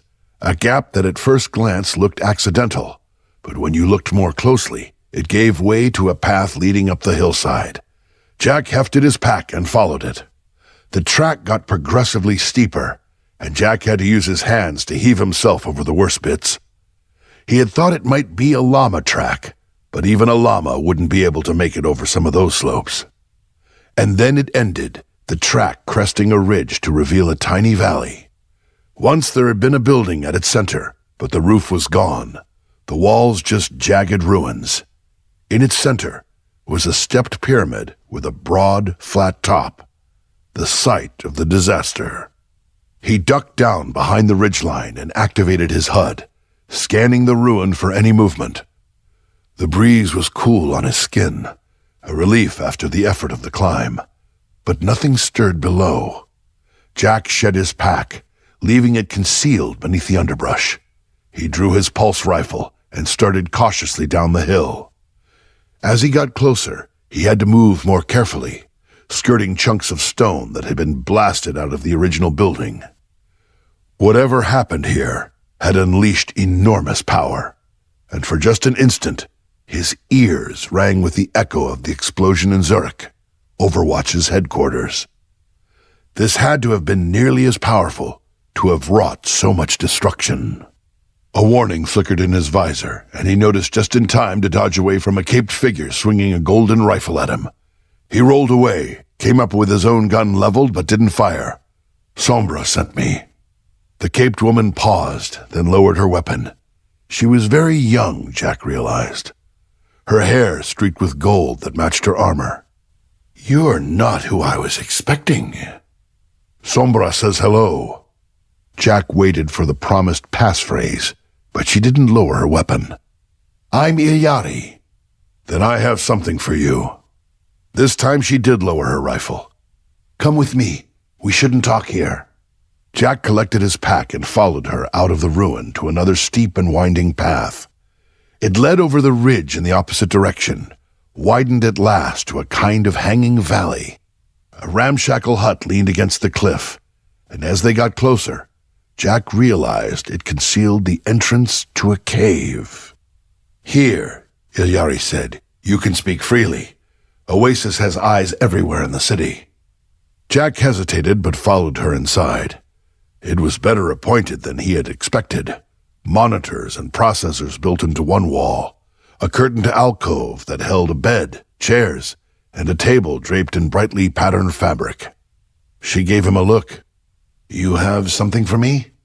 "In my jacket." Jack touched his chest. "Okay for me to get it?" "Go ahead." Illari didn't raise her rifle, but she didn't put it aside either. Jack opened his jacket, reaching slowly into an inner pocket, and brought out the data drive. "The virus you wanted." Illari took it from him. "Thank you." Jack waited, but she offered nothing more. Sombra had said she would have information to trade. Except Sombra hadn't exactly said that. She talked around it, and that was just like Sombra. He scowled, annoyed at having been taken in, and reached for his pack. "If that's all..." Illari gave him a sharp look. I need to deploy this in Oasis's lab, the one they're building here in Unasapi. I could use help getting in." "Sombra didn't mention that was part of the deal," Jack said. "She didn't tell me Jack Morrison would be making the delivery," Illari answered. "We learned about you in school, or at least who you were, before they told us you died. Enhanced soldier, ex-Overwatch strike commander. That was a long time ago. Well, regardless, you could change the odds considerably." She wasn't wrong. 2 were better than 1, particularly if they were going to have to infiltrate Oasis's new installation. She looked a bit green. Knowing vaguely the timeline of the Inti warriors, she couldn't have been with them long before they fell. And he had never yet regretted the choice to damage any organization that employed Moira O'Dearan. He nodded. "All right, I'm in." "Good." Illari set her rifle aside. "I'll go over the basics of the op." It was his first leave in weeks, but Jack hardly felt like he deserved it. They hadn't defeated the Omnics. They'd barely held their position. Luckily, the Omnics had withdrawn without pushing for a breakthrough, no doubt devoting resources to some other, more important target. The streetlights were working, power restored, though he could see the gaps where buildings had been destroyed by missile strikes or the subsequent fires. He knew Vincent was all right, had heard from him just that morning. But even so, he found himself holding his breath as he turned into the apartment complex. All the buildings were intact, light showing at curtained windows still there where he'd left it. Vincent had said as much, but Jack knew war could change matters in an instant. He let himself in and climbed the stairs to their apartment. To his surprise, a line of light shone under the door. He had expected Vincent to be asleep by now, and he knocked softly, not wanting to wake him if he had fallen asleep with the lights on. There was no immediate response, and he was reaching for his key when the door opened. Vincent grinned at him, but held up his phone, signaling that he was in the middle of something. Jack obediently said nothing and shut the door behind him, watching Vincent's thumbs dancing over the keys. Then Vincent finished, and they embraced. Vincent's lips on his in a heady rush.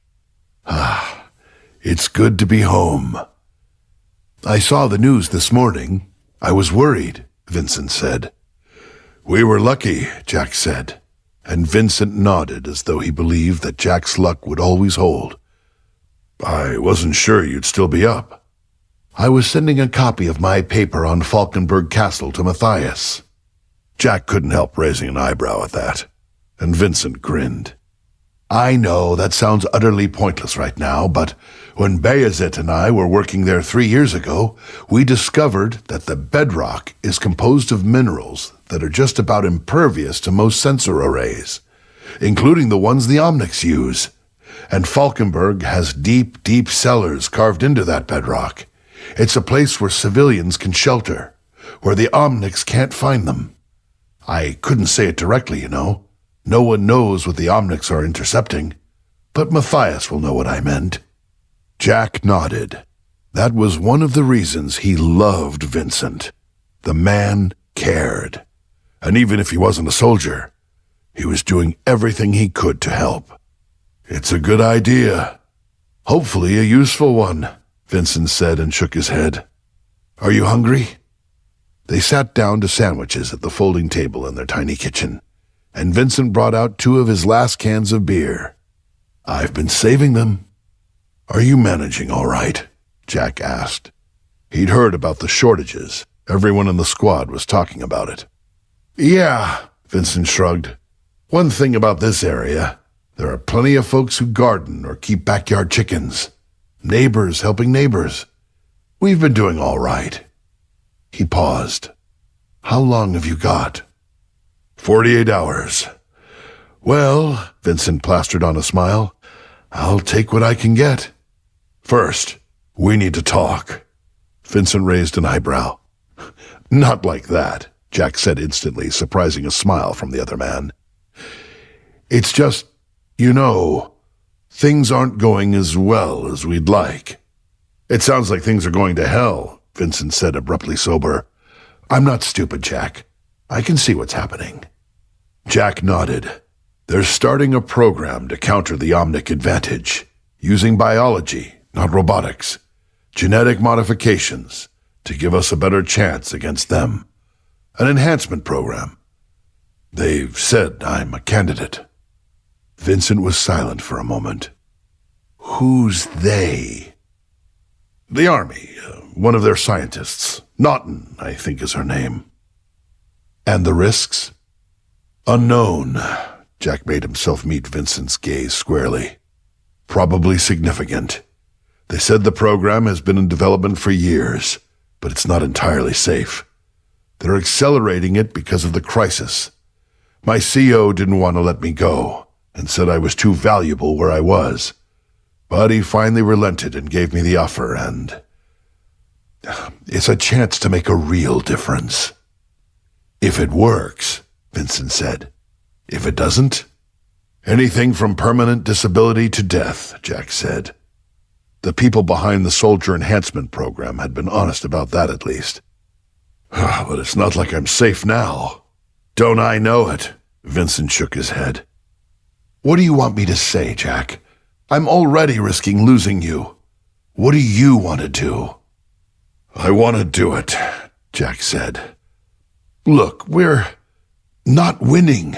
We're not even holding our own most days. This is a chance to change that.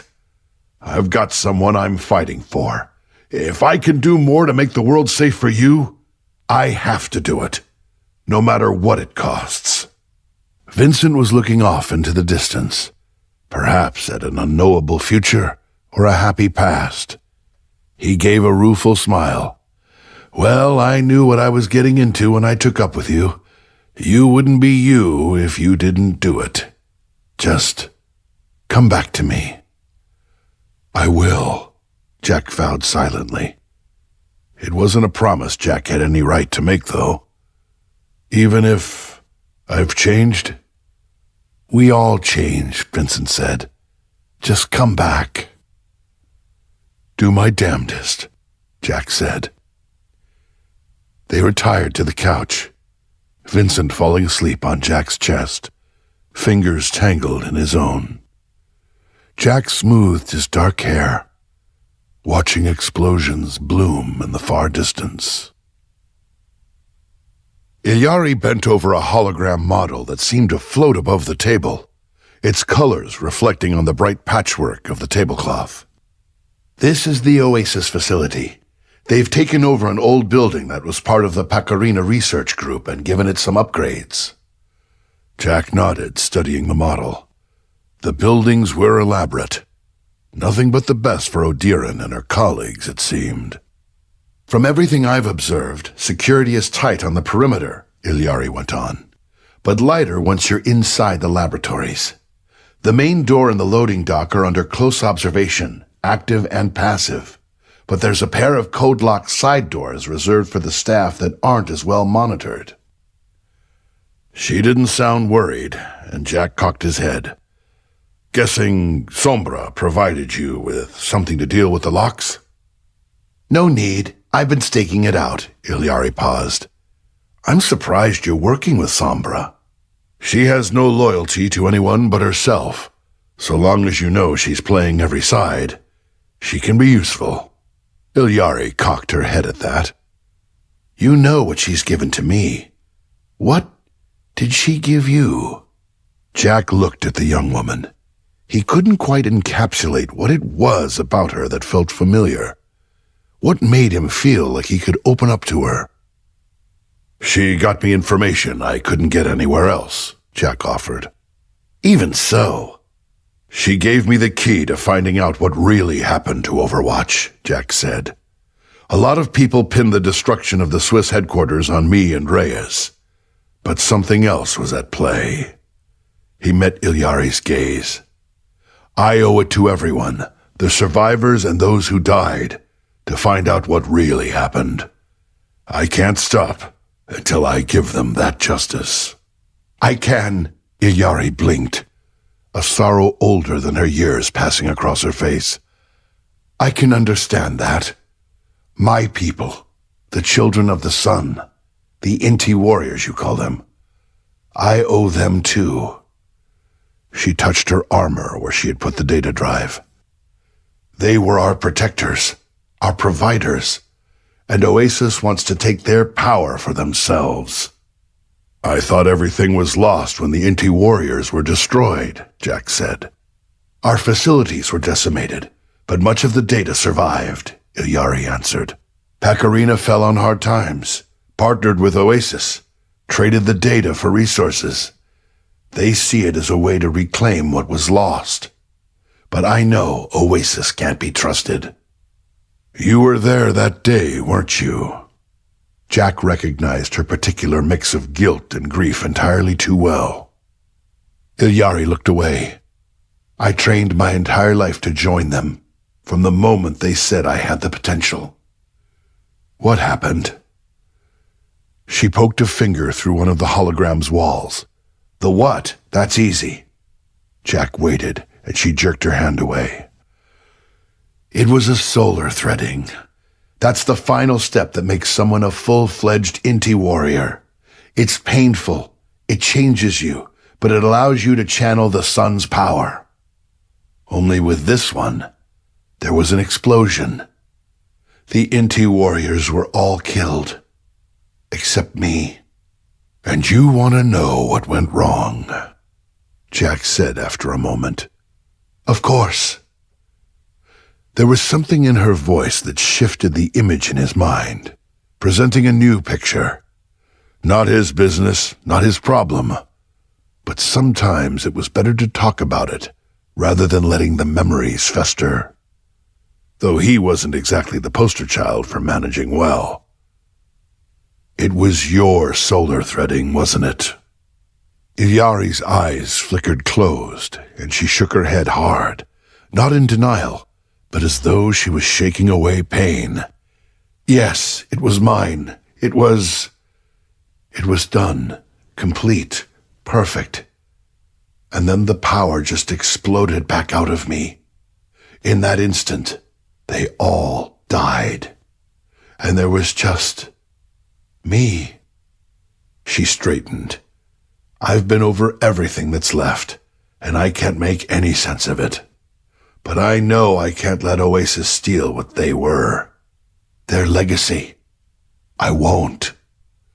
Jack nodded. In the back of his mind, he could hear Reyes shouting, and then the overwhelming shock of the explosion. The walls collapsing in a thunderous roar he'd been too angry to hear. He saw suddenly why Sombra had sent him here. And she wasn't wrong. There were similarities between what had happened to Overwatch and what had happened in Runasapi. The circumstances were different, but an organization dedicated to bettering humanity, protecting people, decimated in a single, massive explosion. He'd want to check that out. He looked at Illari, lost to the past as he was, having given her life to a cause that no longer existed, as he did. He'd chosen the Soldier Enhancement Program, not just out of duty, but because he believed it was the best thing he could do, the best way to protect Vincent and everyone else he loved.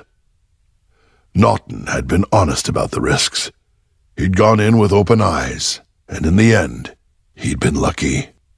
He'd survived the program and won the war, and built Overwatch into something that made a difference. Right up to the instant, it was all snatched away.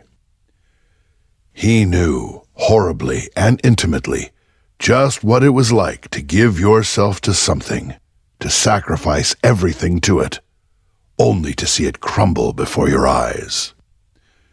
He nodded again, forcing his attention back to the hologram. All right, run me through the plan again. The fog was starting to rise by the river as they made their way out of the park and along the embankment. Jack saw Vincent shiver amidst the damp and felt his own body react, his metabolism adjusting so he didn't feel the chill. That was a nice dinner, he said experimentally, and Vincent gave a flicker of a smile. It was. It's a new place, just opened after the war. He swept across the road, Jack hurrying in his wake, and slowed as they came up to a platform jutting out into the river. Improbably, an Egyptian obelisk towered over a bronze sphinx. Not Egyptian. The thickening fog blurred their edges, and Jack dredged the name out of memory. Cleopatra's Needle. Vincent nodded. My uncle brought me to see it when I was 11, when we visited him here. I wanted to see it again. Looks like it took some damage, Jack said, pointing out the shrapnel holes that marked the near sphinx, and Vincent laughed. Not recently, at least not that one. That was done in the First World War. Vincent grimaced as they walked around the first sphinx and came abreast of the obelisk. The other one got it, though. Yeah, Jack could see the empty plinth where a second sphinx had been, the stone blackened and gouged. From it rose a hologram that matched the first sphinx, the glowing face serene and unmarked. It's the image of what had been lost. We need to talk, Vincent said. Jack winced.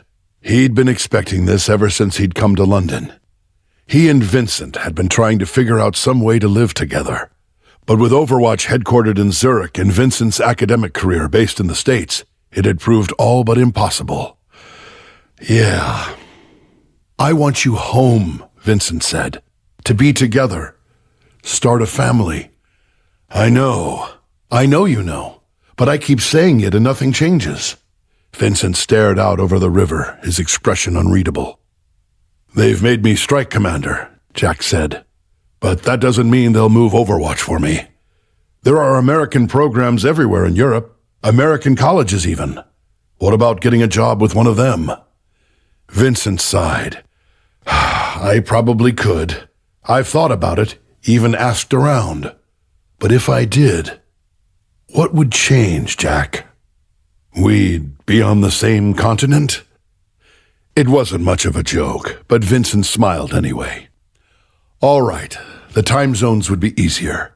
But you'd still be in Zurich, and I'd be somewhere else. I'd see you when Overwatch didn't need you. And I've been doing some hard thinking, Jack. I want children. I want a partner who's there to raise them.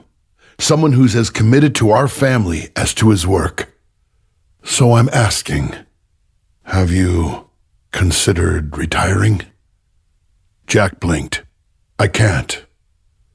The war's over, Vincent said. You've done everything they asked of you and more. You've made Overwatch what it is. You've got good people behind you, the best, you always tell me. You could let it go. I can't, Jack said again. Look, I want this as much as you do. I want a family. Our family. Us. Just not... He stopped, and Vincent finished the sentence for him. Just not right now. All right. I can wait. And I trust you. If not now, when? Jack stood silent, the chill from the river seeping through his jacket, through the soles of his shoes. He didn't have an answer, and that was unfair, wrong, and still the only truth he knew. The war's over, Vincent repeated. We won. When do you get to go home? When do you get a future? The war's not over, Jack said. I wish it was. But there are so many opportunists rising where communities, countries, were hit hard. All right, I'll accept that, Vincent said. But when it is over, Jack, what are you going to do? Jack stared past him at the river, where a barge crawled slowly downstream, its lights blurred by the fog. Have a house and a yard? He wanted to say. You, kids, backyard barbecues, sandals with socks, family vacations in overpriced theme parks. Peace. But he couldn't make the images real, and that meant he couldn't say the words. It's strange a historian should be so focused on the future. Vincent laughed. History is about change. The one thing I know for sure is that what's coming isn't going to be the same as what we have now. What if you don't like the changes? Jack remembered asking that before, when he joined the soldier enhancement program, and grimaced at the memory. That hadn't been a simple choice either, but it had been worth it in the end. Or had it? I loved you before the soldier enhancement program, Vincent said. Before Overwatch. Before the crisis. From the day you came to my rescue, when I blew up that stupid beer. I love you now. But, Vincent nodded, I need to know we have a future. Do we? The word stuck in Jack's throat. He wanted to say they did. To promise everything Vincent wanted because Jack wanted it too. There had to be a way. Other people managed it, even in Overwatch. But he couldn't. He was responsible in a way those around him were not. Jack felt every failure, grieved every loss. He made the calls that kept the world safe, and Overwatch was still new, still fragile. Without him running things, criminals would go free. Lives would be lost. The cost was too high.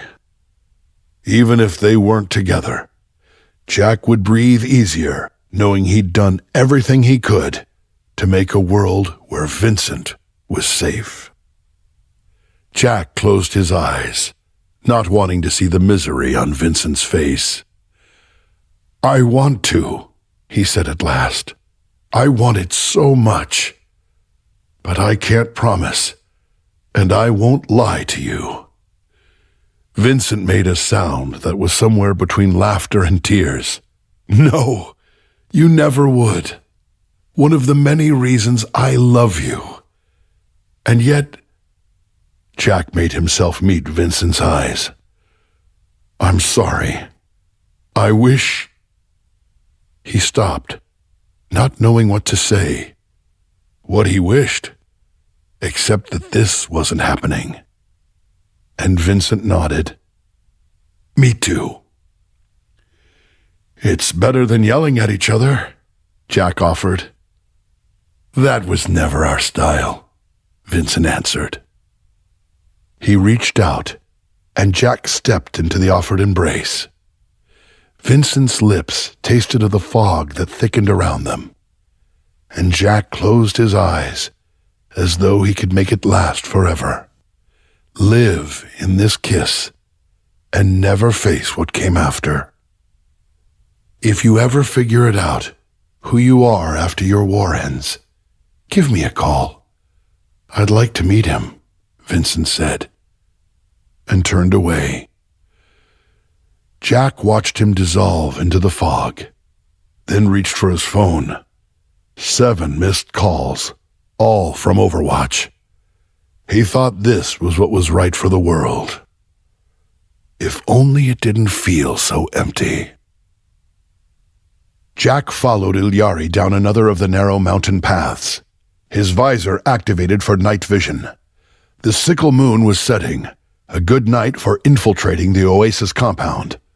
Except that Oasis would have the best sensors available, or they'd have the place lit up like a city center, or both. Illari's plan was to create a distraction that would draw the perimeter guard's attention and let her open the code-locked staff doors. Simple was usually the best, but nothing was ever simple when it came to dealing with Oasis. Illari lifted her hand in warning and crouched at the head of the trail. Jack went to one knee beside her, peering through the line of scrubby bushes at the complex below. Oasis had cleared the ground between the buildings and the perimeter fence, posting short guard stations at regular intervals. There were 4 guards in sight, and when Jack adjusted his HUD, he could pick out 3 more farther along the fence line. Heavy security. There weren't so many before, Illari muttered. Jack studied the guards, watching them pace back and forth beneath the towers. There would be automatic weapons on the towers, maybe short-range explosives, and Oasis's limited guard detail wouldn't have much compunction about using them. He could see the slight dip in the ground, not quite midway between 2 guard towers. Illari was right. That was the best place to break through. The main gate was out of sight to the north, where the fence curved to the left around another, larger building. The back gate, where the heavy equipment was brought directly to the labs, was out of sight to the south. If they could draw attention to the gates, make it sound as though someone was attempting to breach both entry points, that might be enough to pull the guards out of position, leave their approach uncovered. What about the sensors? Not in use, Illari answered. Too much wildlife around. Too many false alarms. She gave a crooked smile. Some of which I may have arranged. That was a help. Jack produced a couple of fist-sized devices. His pulse rifle wasn't the only thing he'd stolen from Watchpoint Grand Mesa years ago. He handed one to Illari, who examined it warily. Grenade? Jack shook his head. Rattler. Overwatch used them to draw fire. He displayed the controls. It generates the sound of gunfire. Should convince the guards that people are moving on the slopes above the 2 gates. We'll draw them off long enough for us to get in. Illari studied the device thoughtfully, then nodded. Understood. She took the rattler and melted into the shadows.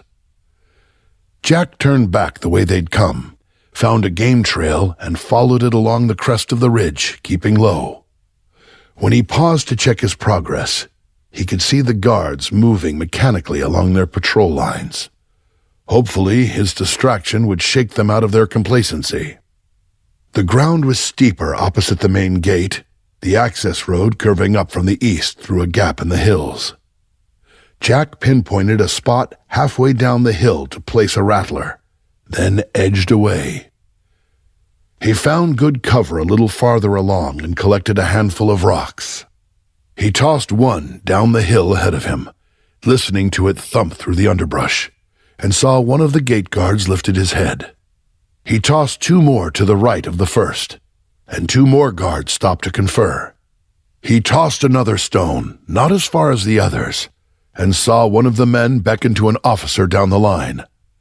Another man unholstered a light, let its beam play over the slope. The rattler went off, a sudden blast of noise that rapidly crescendoed, mixed with brief flashes of light. The gate guards shouted. Reinforcements boiled out of the compound heading for the gate, and Jack retreated. A chunk of fallen tree blocked his way, and he levered it free, sent it crashing down the slope. The guards shouted in answer, and Jack scrambled back up the hill. Illari was near, just ahead of him, crouched low in the brush overlooking their chosen entrance point. She pointed to the guards on the southern side of the fence. "They're not all gone." Jack nodded. "Wait for it." Illari's rattler went off as he spoke, and the perimeter guards turned toward the sound. He heard shouting from the back gate, and two of the visible guards moved off at a trot. The third hesitated, then followed. Now! Illari reached the fence, and Jack dropped into the hollow behind her, ready to provide cover. He waited while she clipped a wire, then frowned at the broken ends, concentrating. Her hair was fully gold for a moment, a light like the sun. A spark leaped from her fingers, and the perimeter lights winked out. "Nice work," Jack said, following her through the gap. They fetched up in the shadows beside the lab building, the lock pad glowing faintly beside the entrance. Illari slung her rifle and punched in a code. Jack heard a faint click, and the door sagged open. "We're in." The halls were dark and empty. Illari's intel was good so far. Jack checked the door to be sure it had locked behind them, and Illari pointed down the right-hand corridor. "This way." Jack trailed behind her, checking for any unanticipated guards or late-working technicians.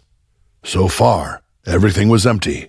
The lab shut down for the night, offices closed and deserted. He risked a question. "You know where the mainframe is?" For a moment, Illari seemed not to hear. Then he heard her take a shaky breath. "Over here, I think." "You should be sure." Jack swallowed the words, knowing they were counterproductive. "Toward the center?" "Most likely, yes." They had reached a cross corridor, and Illari stopped, scanning the junction. Caution, Jack thought, then saw her eyes flutter closed. She shook herself and turned left. Jack followed. This hallway held more labs, bigger ones, with narrow windows that gave glimpses of hulking machines, odd, overgrown plants, reptiles of a species he didn't recognize. Oasis was well and truly settled here. Illari stopped at a heavier door, one that had no windows, and studied the keypad. "This is it?"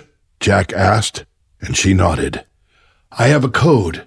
She typed it as she spoke, fingers darting over the keys, but a red light appeared. "Maldition!" She glared at the door, one hand moving toward her rifle. She wanted to blow it open, Jack realized. That would be a disaster, draw the attention they'd avoided so far. But before he could say anything, she controlled herself and tried the keypad again.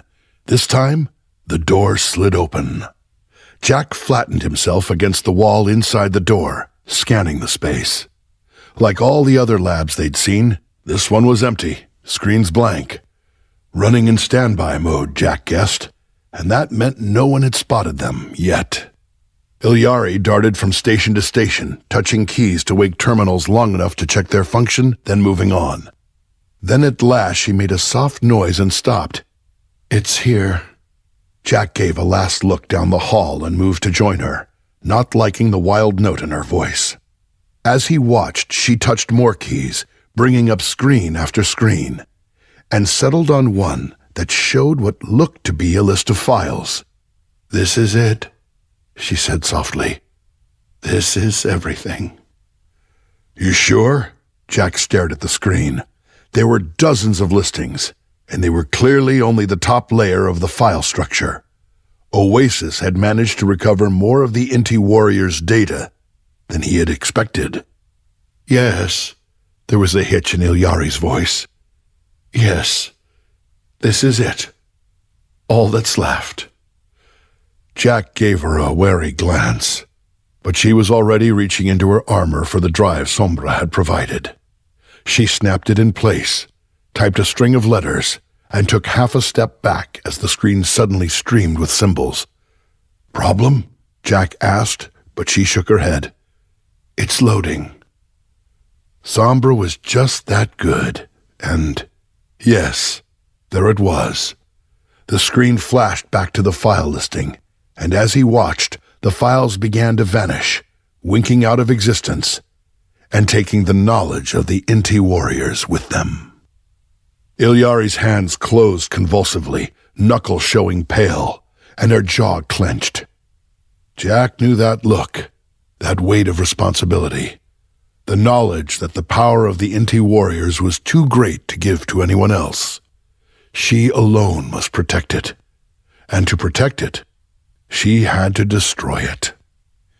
He felt that way often on this lonely road, carrying the legacy of Overwatch, even after it fell and the world buried his memory in an empty grave. The last file disappeared, and he saw 2 tears tracking down Illari's cheeks. Then she shook herself and bent over the terminal, checking to be sure the files were completely destroyed. Now, she was truly the last child of the sun. He hated to rouse her, knew what this moment must mean. Jack glanced toward the door, gauging how much time they had before the perimeter guards realized they'd been tricked, and saw Illari nod. "It's done." "Then let's go." They retraced their path through the building, then paused at the doorway while Jack scanned the strip of open ground. The perimeter lights were still out, and there was no sign of movement along the fence. "Go!" Illari darted for the gap, and he leaned against the side of the building ready to cover her. He saw her wriggle through the fence and then vanish into the underbrush. A moment later she popped up, rifle ready, and Jack charged after her. It took him a little longer to work through the gap, but he made it. He bounded up the slope, into the brush beside her. A heartbeat later, the perimeter's emergency lights flickered on. They made it just in time. "We're clear," Illari said, her voice filled with pride and sorrow. They made it back to Illari's hideout without incident. Jack dropped into a chair, dragging his pack to him to check and replace his equipment. Illari turned her attention to her screens, then swung back, holding out a data drive. "Here." Jack blinked once, startled, and Illari added, "Energy readouts, footage from my solar threading. I don't know that it's related to what happened to Overwatch, but if it furthers your mission, I can repay you for helping me." Jack accepted the drive. He knew what this took, to trust him with something so personal. The hope it represented, not just for him, but for her as well. "I'll let you know for sure once I analyze the data." He tucked the drive into his pack, hefted it once more to be sure it was balanced properly. He needed to get moving before Oasis's security decided to probe more deeply into the city. Needed to get back to the airport in time to catch his ride out of here. And yet, he felt a connection to Illari, a responsibility for her safety. And that was something he hadn't felt in a long time. "Oasis is going to be looking for you." "I've taken care of that." Illari didn't look up from her screen. "They won't connect me to that attack." "I don't doubt it," Jack said. "But once they realize what's been taken, they'll know someone is trying to protect the Inti warriors' secrets, and that will lead them straight to you. Moira O'Dearin is smart and dangerous. You need to watch out for her." Illari swung away from her terminal. "Sombra is also smart and dangerous." "You should be careful of her, too," Jack said, "even if she is useful." But Odirin is unrelenting. She has ties to other organizations, resources you can't begin to imagine. He thought Illari would protest, but instead, she gave a crooked smile and a nod. At least she was listening. He took a breath and decided to risk saying the thing he'd been thinking. You know, you don't have to stay here, in Runasapi, holding vigil over your friends' graves, over the life you might have had. You could make another choice. I know some people who could help. Listen, I know what you're trying to do here, but I can take care of myself. This is my responsibility. Jack winced. She was so like him, and yet he could hear Vincent's voice in hers, indicting him for not making a better choice. In spite of himself, his voice was tired and sad. A long time ago, someone told me that all wars end, that my war would end. He said I needed to be sure I had something waiting for me when it did. I never had that, never made those plans. And so, my war goes on. I'm near the end of a long road now, and I wish I'd made a different choice. Illari's hair flashed gold. This, protecting the legacy of the Children of the Sun, is not over. It's not that simple. I'd expect you of all people to understand that. She paused and looked away, then shook her head slowly, seeming to regain control. I don't know when this mission will end, but I'll know when it does. This is my path, and I am not a victim of my choices. I will walk this journey with pride. Good luck, then, Jack said, and received a grave nod that said she knew he meant it.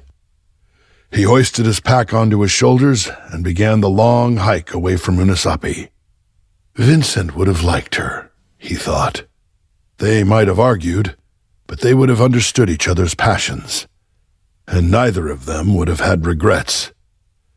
Jack had so many regrets, so many choices he wished he'd never made, so many things to look back on and wish undone. And maybe that's the problem. The thought was unexpected enough to make him stop short, half in shade and half in sunlight, unfamiliar birdsong filling the morning air. Maybe that was the reason he'd felt so stuck since the fall of Overwatch. Maybe that was the reason he'd been so fixated on saving the world after the crisis. There were so many choices he hadn't made. Things he'd wanted and didn't allow himself to have. He closed his eyes, imagining the life he hadn't chosen. In that world, he and Vincent had married, raised children together. He'd always thought they'd take the kids to Europe for the summer, while Vincent did his research and Jack picked up consulting gigs. Rome and Vienna, Burka and Falkenberg, museums and open countryside, while someone else saved the world. But the time for that was long past. He'd made his choice, and there was no going back. Maybe it was time, finally, to let that go, to choose something new. He reached the top of the ridge that looked across to Runasapi, the blocky towers rising against the sunlight. The breeze had freshened, carrying the rich green scent of the forest behind him. He reached into his jacket, digging deep until he found the innermost pocket. His fingers brushed against the fraying edge of the photograph, and he pulled it out, studying the familiar image. Himself and Vincent, arms around each other's shoulders, smiling into the camera. It had been taken before the crisis, when everything was still possible. The picture fluttered, caught by the wind, and he tightened his grip. He'd carried it with him for so long, The last piece of what they'd had. The reminder of what he'd fought for. He could keep it a little longer. Surely there was no harm in that. Except, it wasn't even a memory anymore. Just the ghost of what might have been. The wind tugged harder, and he let it go. Vincent's smile, the last thing he saw as the picture soared away into the sun. Jack smiled back and turned away. Dear Vincent, I've been wanting to write to you for a while now, to let you know I survived Zurich. A part of me thinks you won't be surprised. You knew my luck after all. I still think about our last conversation in London. I'm not sure I could have been the one you needed. That man thought he had to save the world for you. In truth, he needed to look toward a future he couldn't begin to imagine. He needed to know his past, so he could grow beyond it. Since then, I've learned that all wars do end, and I'm beginning to think I might want to see what comes after. Don't expect me on your doorstep. I know you found the love you deserved, and I'm happy for you. I just wanted you to know that I'm not dead, that I'm grateful for all we shared, and that, not for the first time, you were right. Jack. Hello! My name is Xanthi Huen, and I voice Juno in Overwatch 2. Today I'm so excited to be reading Doki Watch, The Heart of Hope. Chateau Guillard, Heroes of Heart HQ. I'm just about done with the new magic tech. Freja, have you found her? I'm trying. Something keeps interfering with my tracking. It must be the Hollow Hearts, meddling with our plans again. With Angela missing and Hannah gone, they must know we're looking for a new hero. Someone to turn the tide in our fight against woe. I found her. But look, the enemy is closing in on her too. She's in danger. What are we waiting for? Let's go! Lijiang Tower, sometime later. Juno, I thought you said you were ready to go. At this rate, Dad will beat us to the restaurant. I just have a few more tasks to complete. It will only take 5 minutes. I have finished all the reports you needed, Shin. That was fast. Now I won't have to work overtime. You're a lifesaver. You looked quite stressed, so I brought you a coffee. Please cheer up, Edward. Oh, Juno, you're so thoughtful. Thank you. See, Mother? 5 minutes was plenty. Mother? What's wrong? Mother? Relax. It's not like she's dead. She's just taking a little nap. When she wakes up, she'll be just like my new friends. Her heart will be hollow, and she'll be filled with woe. Who are you? What do you want from her? I am Nocturna of the Hollow Hearts, and I'm not here for that old bat. I'm here for you.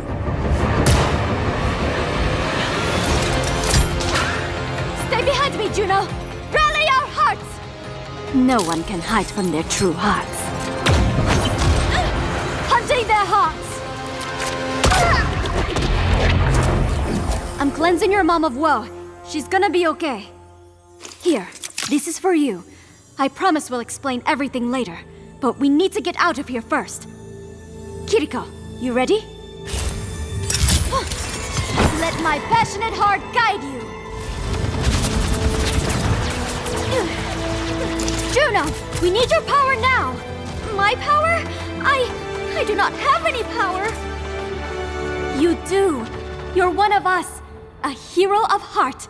That magitech you're holding will unlock your true potential.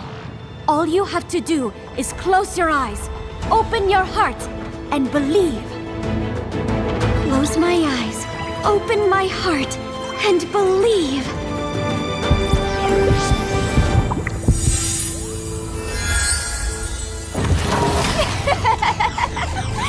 Let's see you escape this! Hopeful Heart Beam!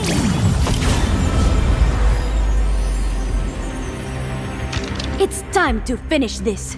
Wait! Don't make us do this. I don't want to fight you anymore. Come home. We can still fix this. Hana. No, Brig. It's too late. Guess you'll have to find a new carry. See ya! Excuse me. I hope now is a good time to ask. Who are you? We are the heroes of heart, protectors of the world. With the power of all our hearts, we fight to stop the spread of woe. I'm Kiriko, heart of passion. I'm Brigitte, the heart of strength. Amelie, the heart of grace. Freja, the heart of courage. And you are Juno, the heart of hope. Welcome to the Heroes of Heart! Greetings. My name is Ramon Tikram, and I voice Ramattra in Overwatch 2. Today I'm reading Reconciliation. Join me. King's Row, months into the Null Sector invasion. Leave us. Tell your master you have discharged your duties. Doomfist said to stay until... Go! I will not ask again. After all this time, Ramattra, I am surprised you asked to meet here, where our master was slain. We had our differences, it is true. Mondata believed in coexistence. The fact that I knew his views were fatally naive does not mean I never mourned him, Zenyatta. You sent for me, brother, and I have come. Despite all you have done, will you at least tell me why? After I left the monastery, I walked the world, as Aurora did. I studied humankind's philosophers and sages, historians and generals, but they had no answers for me. What was the question? I wanted to know how to save a world that refuses to be saved. Brother Ramattra, you choose to take the fate of our people on your shoulders, and then convince yourself you are alone in your fears. But practice compassion. Allow for vulnerability. And you will see there are many who stand with us. Oh. Zenyatta, you, above all others, know I have tried. I could not stand by while our people suffer at humanity's hands. And yet Null Sector inflicts suffering on a global scale. Amplifies hatred toward our people. Magnifies their suffering. Any suffering I inflict is but a fraction of what humanity has done. This brief period of tribulation will avert our extinction. I know you believe this, but your actions belie your convictions. Millions of innocents gone. Our own people. They are not dead. Brother, I have held them. They are lifeless. Blank slates. You misunderstand. These bodies, crafted by the humans, Anubis, masters who saw us as nothing but tools, are mere shells. What if I told you I had found a way to preserve our people, to free them? It is difficult to pin my hopes on a supposition. Just tell me, did you truly save them? I could have saved thousands more, if not for the interference of Overwatch. They saved many lives, human and Omnic.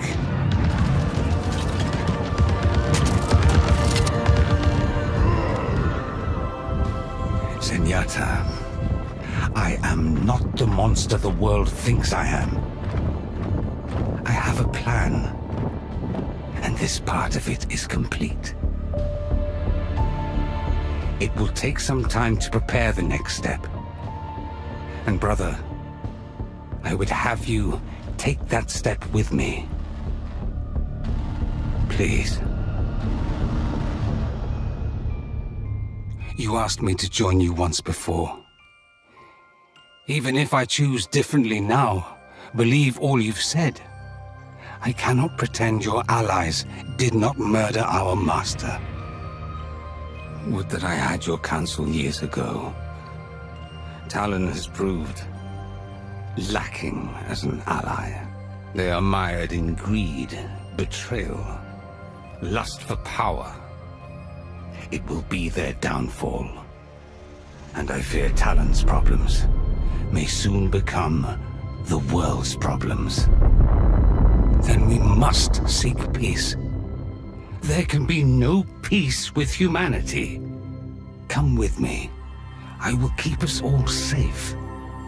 Until the flames from their pointless struggle die, along with their misbegotten civilization.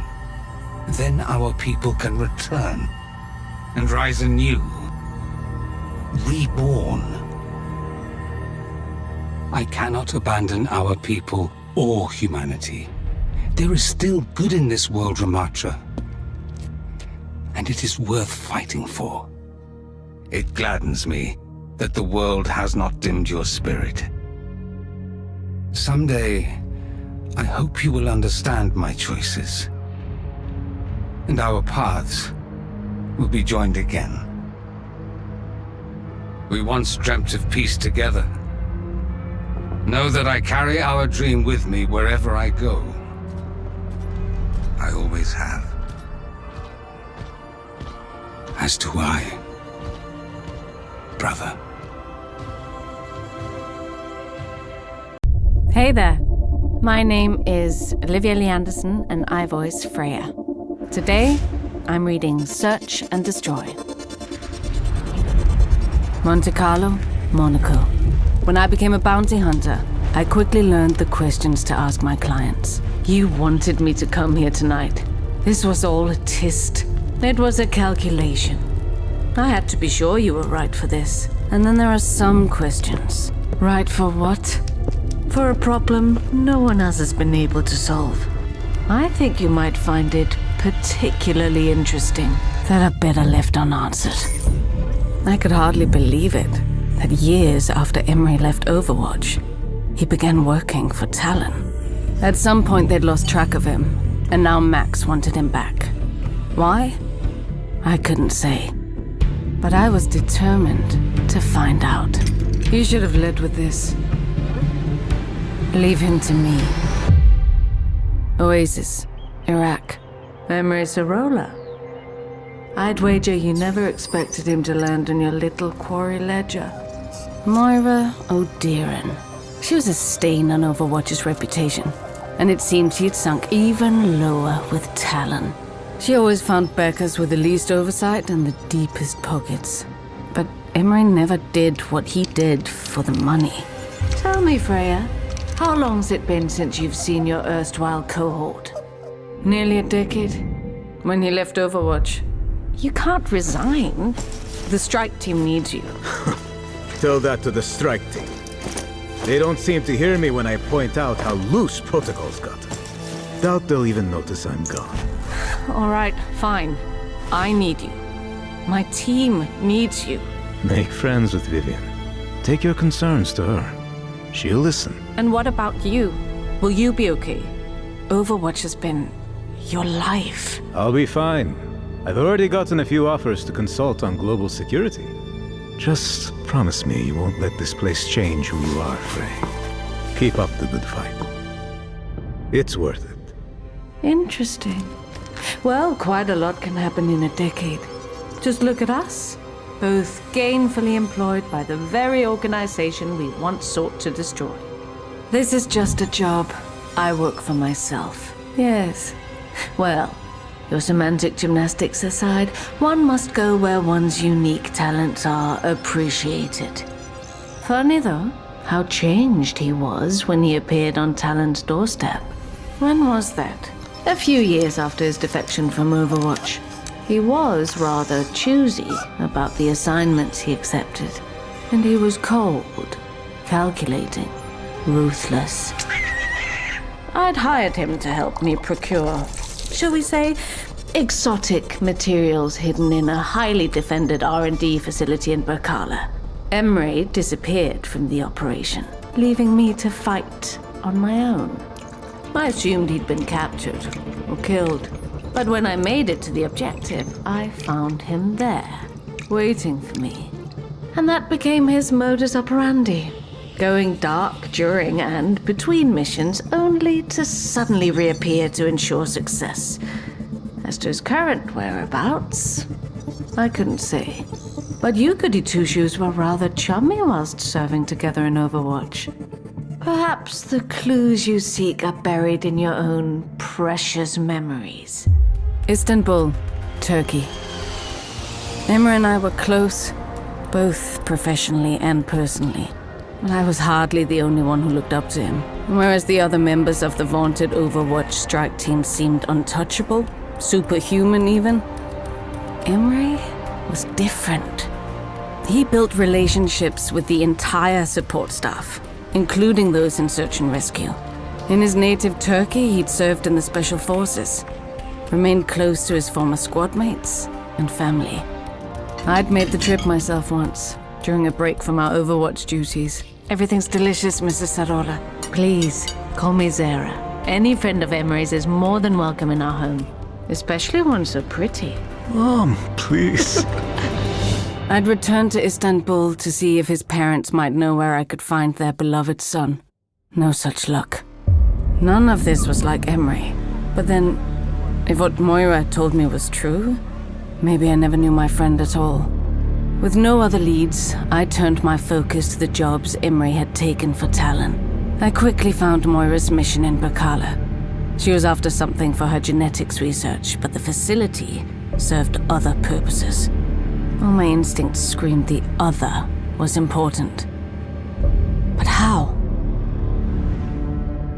I met with Mauga, who had helped Emre infiltrate a black site in Guatemala. Bro was stone cold. Lots of killing, not a lot of talking. Kinda tanked the buzz, you know? Widowmaker had worked with Emre to destroy a weapons facility in Hungary, and Emre disappeared during the mission? Well, for a short while, he disabled his tracker. Reyes was my final stop. He'd fallen far since I'd known him in Overwatch. Whoever that was with me in Luanda, it wasn't Emre. What do you mean? The old Emre couldn't tie his boots without consulting the reg manual. But on that ship, he was different. I'd come nearly full circle, and the story remained the same. Emre had become a cold-hearted killer. No remorse, no emotion, not even a clear pattern of motivation. It made no sense. What had happened to him? What was I missing? The terrible things I'd already learned about my lost friend were more than I ever wished to know. And yet, sadly, still not enough. Then, a break. I recognized one of the sites Emre had hit. And now Helix installation in Kinshasa. We'd visited before, in Overwatch. The jobs Emre had taken for Talon were at or near satellite command centers where global security was monitored, and where Overwatch was often debriefed. The strike team didn't exactly prioritize meetings with the support teams, but Emre did. While the information housed there was valuable, it wasn't what Talon wanted. And yet, every command center had been within striking distance of Emre's jobs for Talon. All but one. Security logs showed multiple minor breaches at the facility in recent days, as if someone was doing reconnaissance, readying for a strike.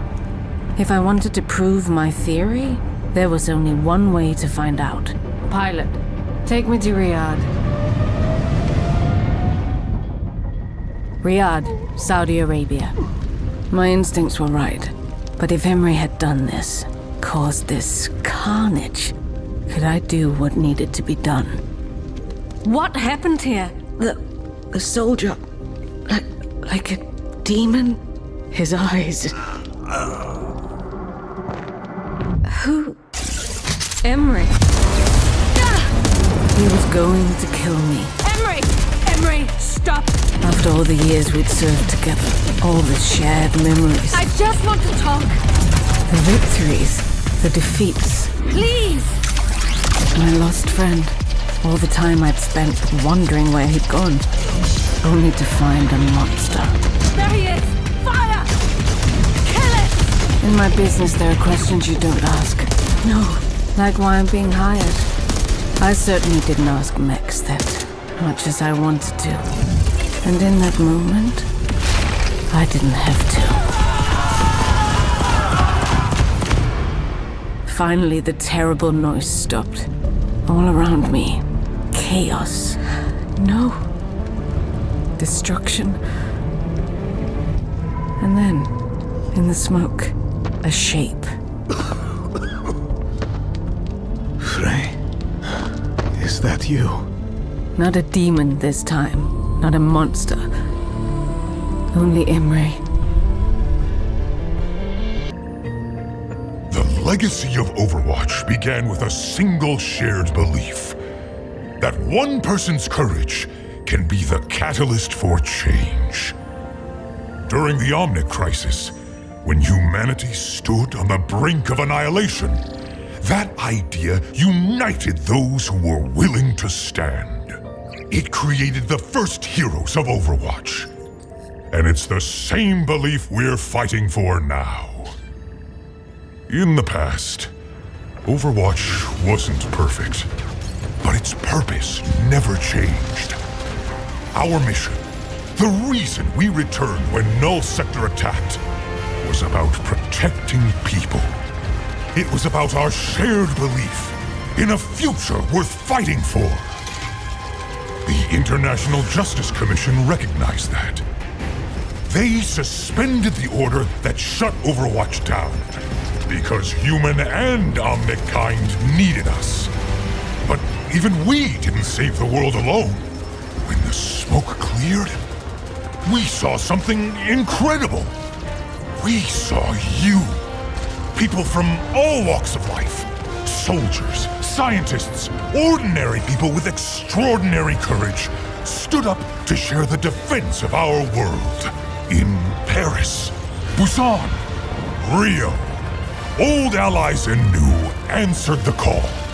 Mercy flew to our rescue. Reinhardt charged back into battle for honor and glory.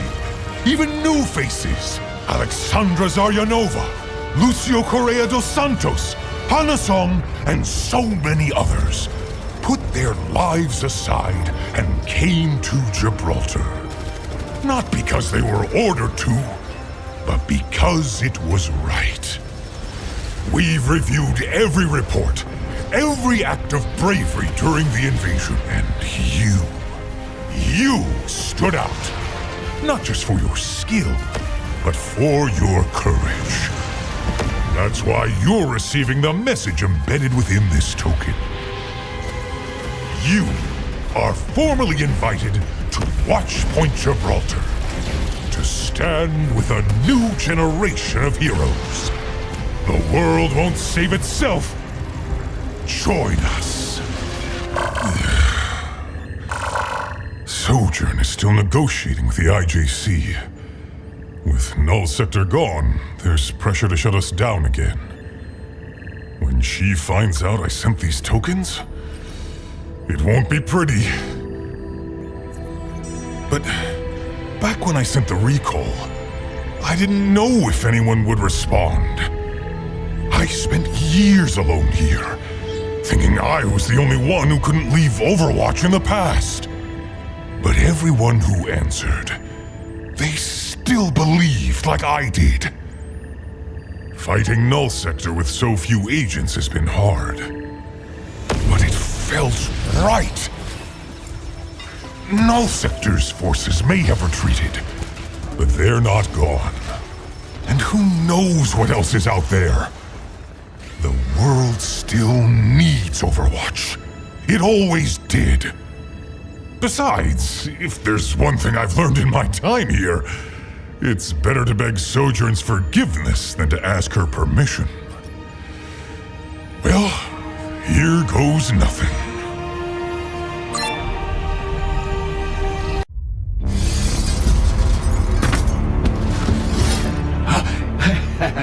Well, it appears I wasted money on all those new security measures.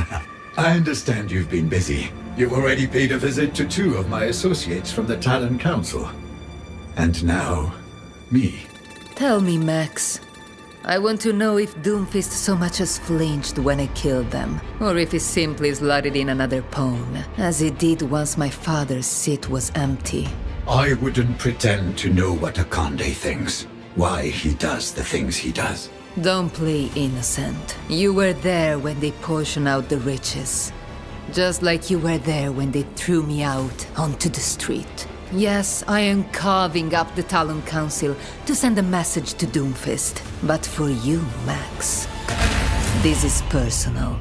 Don't let the suit fool you.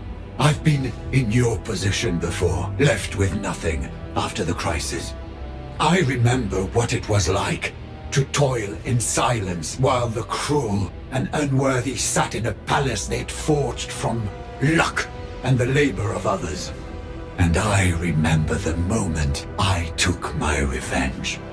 Although moment doesn't quite encapsulate it. I made them watch for years while I managed and grew what they had happened upon by chance or inheritance. My vengeance was a living thing. Is still living. In fact, something tells me we're alike in that way. And if my hunch is correct, that makes me far more useful to you alive than dead. You've overestimated your value. Loyalty bow at the end of a blade is worthless. If you've been watching Talon, then you've seen the same thing I have. We are barreling towards ruin. Akande's alliance with Null Sector and its fanatical leader was a disaster. You cannot think me so foolish, Max.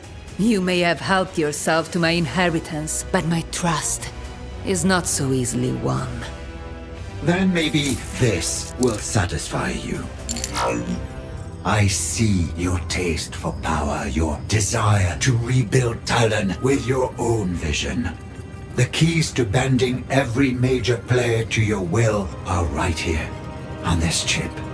Weaknesses, leverage.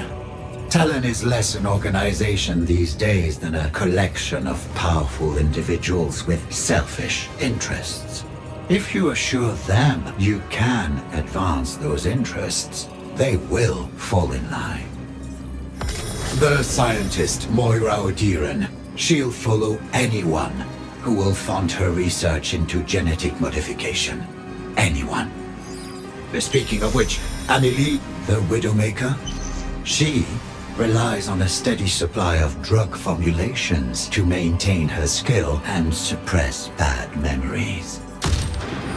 Vishkar will be more slippery, but their reputation is no longer as flawless as they'd like others to believe. They miss the days of the crisis when they were the shining heroes, rebuilding the world at a massive profit. As for the other agents at Talon's table, yes, Doomfist has his loyalists.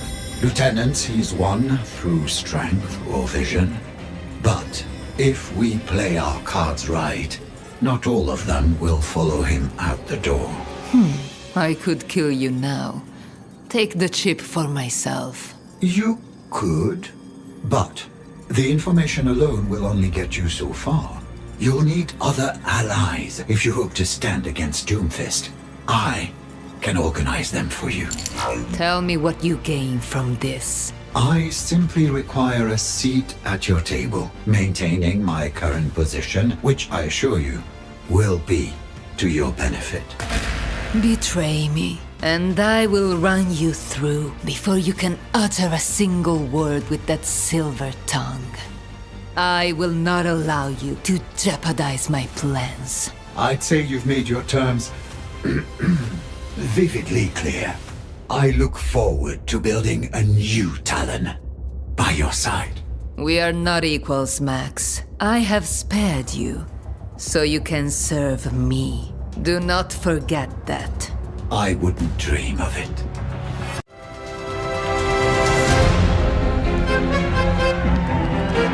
I hope you've placed a wager. It would be a pity to have such an incomparable view of today's race, while risking no stake in its outcome. Oh yes, I've backed Clelia. Horatius may be undefeated, but one should never underestimate the fire of a fresh competitor. I must apologize again for my tardiness. Drivers these days. Perhaps I ought to hire one of your little racers down there instead. I cannot imagine a woman of your refinement barreling down the streets in a chariot. Clelia is my most ruthless champion, and she drives much like how she fights. Dirty. Oh, I'm well aware of her talents. But women such as ourselves, well, we have no problem breaking a few rules in the name of creating our own. Wouldn't you agree? I would, Miss Singania. Oh, please. Call me Vera. Vera, then. Has Sanjay briefed you on our negotiations? He has. Though he described them less as negotiations and more as delicate conversations regarding the value of your partnership. His proposal was an insult. For years I've fought against the poor estimations of those around me. Those who failed to see my worth. I did not make it to the top by accepting scraps. My, you are a fiery one. I only hope you've come prepared with a more suitable offer. After all, Vishkar's shields would serve as a far better defense for your tattered reputation than they would for my fighters. I assure you, Vishkar's reputation is well managed. I'm not so certain it is. Your careless construction in Suravasa, inciting a popular uprising in Rio, trouble with a runaway architect, among other more unsavory matters. Your company is one failure away from a formal investigation. But a public connection to Talon, that would ruin you. Well, you've certainly done your research, haven't you? I have. What a rare pleasure to meet with someone of your caliber. With that sort of attention to detail, I imagine you've brought your own offer to the table. Vishkar's public image has suffered greatly. It will take more than sponsoring a few winning matches to fix what your organization has broken. Just as I will require more of you, if we are to form a partnership. And what, pray tell, would you require of me? Your loyalty. Vishkar's shielding technology would be effective in the Colosseo, but I believe it could have broader applications. Threatening to expose my company's secrets and enticing me with a business proposition in the same breath? My, you certainly live up to your reputation. I am my reputation. And Vishkar's reputation is mine. Let me be clear. Any success from this endeavor is mine to claim. But any faults will fall on your shoulders alone. Are we in alignment, darling? We are. Marvelous. Let us begin.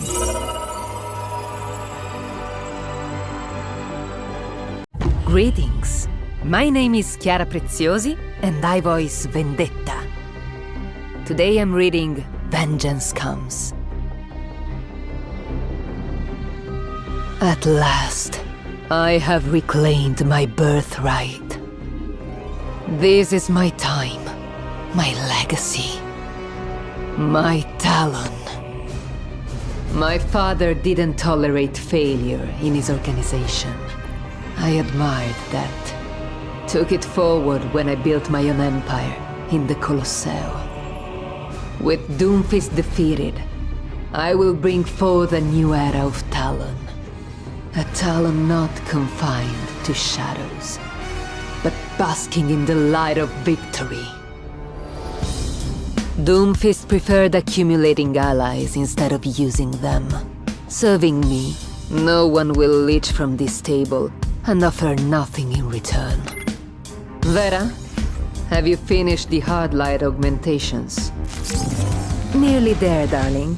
We've already outfitted Talon troopers with standard issue shielding, but we saved the best for your gladiators, of course. Vishkar's intelligent shielding will learn your gladiators' fighting styles. Once the program is complete, they will be unstoppable. I look forward to seeing how they perform in the Colosseo and outside it. Vishkar will invest in Talon, knowing I will tolerate nothing less. There are no avenues for side deals, and no quarter given to disloyalty. Will your gladiators lead the operations to come then? Speak your concern if you have one. Given 3 of our most tenured agents have left over disagreements with leadership, do we have adequate personnel to infiltrate a Helix installation like Grand Mesa? Moira is clever, but she was given too long a leash. All that research reserved for only a few lab rats, 2 of which have now scurried away. You will have your prize, Odiren. I anticipated some defectors. Max has been hard at work, securing new help. Yes, the stray agent I promised, Emre Sarola. I trust you remember him, Moira. Moira's filth is easily bought, and her skill will advance my vision. Huh, and I see your little bounty hunter has remained on board, Max. Yes, Freja is also ex-Overwatch, and has agreed to support the operation. Of course she has. I'm so pleased you found Emre after all. I hope he's just as you remember him. Provided Max covers my fee, we'll handle your up. Loyalty has always been a buyer's market. Shouldn't be difficult. We've both run operations from Grand Mesa before. This watchpoint was never fully decommissioned. Command was given to Helix Securities after Overwatch disbanded. The base's security system utilizes a mix of cutting-edge drones and human guards, standard for Helix. The guards adhere to a strict recon schedule. It revolves from time to time, but I know the algorithm. Some would question the use of a turncoat, but Emre's results speak for themselves. Excellent. And our distraction? The Deadlock rebels have established a temporary hold at Powder Keg Mine, not far from the base. We'll make a run on the weapons cache at level 4. Enough cover for your team to get what you want. I trust I don't need to explain what will happen if your gang abandons the operation before we've achieved our objective. External partnerships have their value, provided one maintains a firm hand. We're new to doing business together, so I'll give you a pass. Rest assured, you'll get your cover. Good. Connect me with Tokyo. Vendetta. The Hashimoto clan extends our appreciation for your reinforcements. Without your assistance, Tokyo would have been difficult to secure. My troops are easily rescinded, should your bladesmith not meet his quota by the deadline. We will fulfill our obligation. Mauga, I'm sending you to Junkertown. Determine what drives their queen, what she needs to strike a deal with me. Is it prudent to send Mauga on a diplomatic mission? What's the matter? I'm great with words. Besides, my kind of diplomacy guarantees results. The Junkers respect power beyond anything. Mauga is the personification of power. And if the Junkers prove more threat than ally, he'll correct their poor judgment. Now, Only one thing stands in our way. Overwatch. Pardon my boldness, but why? Our intelligence shows the International Justice Commission is likely to disband Overwatch in the coming days, given Null Sector's retreat. Why expend the resources when global governments are set to do our job for us? That lack of vision ends today. For years, Talon refused to seize its moment. Overwatch was disbanded. Toothless. Your failed leadership did not leverage their weakness. Instead, it enabled this council to eat itself alive for a bigger cut of a smaller and smaller pie. There was no one to oppose you. The world was yours to take. And Doomfist's ideology allowed Null Sector to stoke Overwatch back to power. Yet, even as Overwatch limped through battle, Doomfist tried to pick up its agents one by one, rather than making a definitive blow against the organization. And then, your chance was gone. Overwatch is no longer a memory. They have reformed, and we must end them before they grow any stronger. When are you planning? I am not planning such a move, Max. I have already made it. There's a certain satisfaction that comes from being a conqueror no one believed in. I was cast into the shadows, forgotten. Now, everyone will remember my name. Alright guys, come on, push. Get on the objective. Go, go, go, go, go. We got this, we got this. Come on, yes! Oh, good game! Oh, that was awesome. Alright, I'll catch you later, Ryan.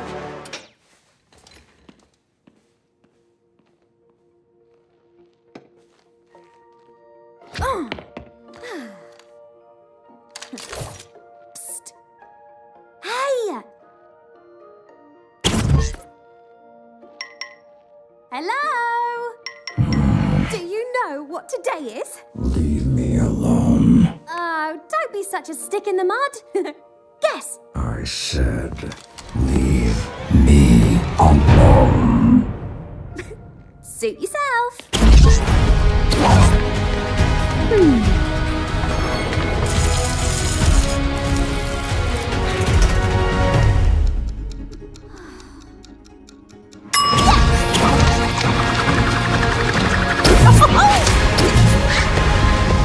Oh, blimey. I've got it.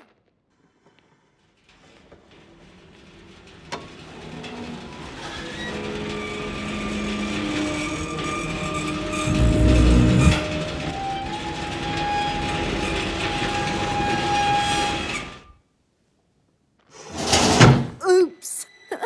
Silly me.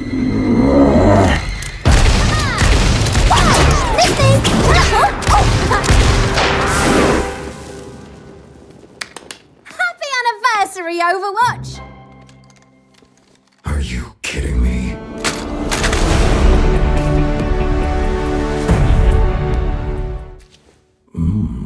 Not bad.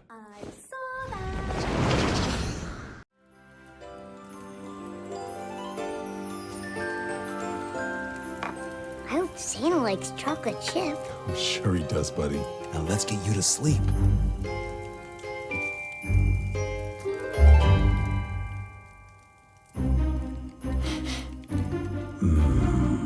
Cookies.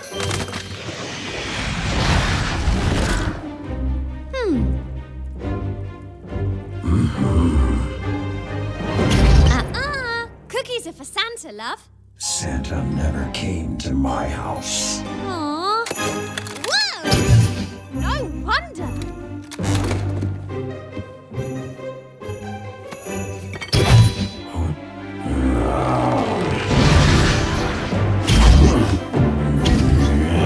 You're being a naughty boy.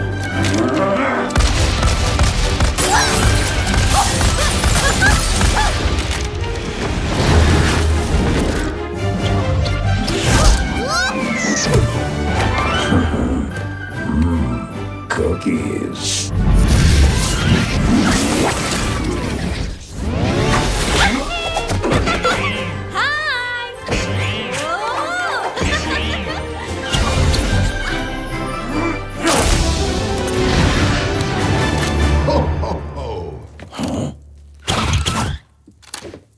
Ooh, chocolate chip.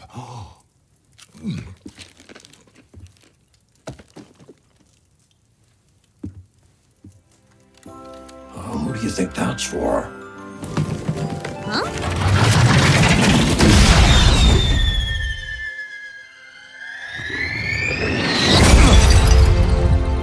Now where's my hero's welcome? Seriously? Happy holidays from everyone here at Overwatch.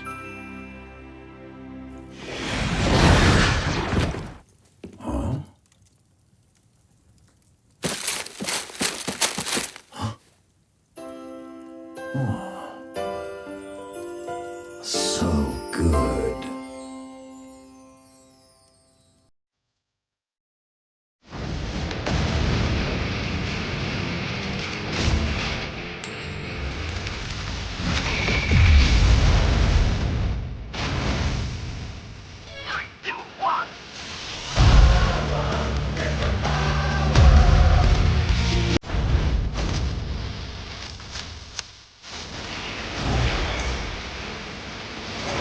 Ready for a knockout?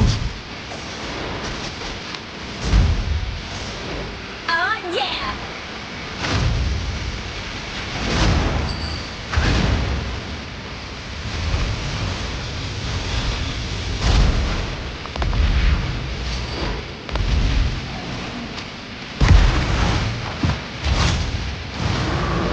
Normal punch.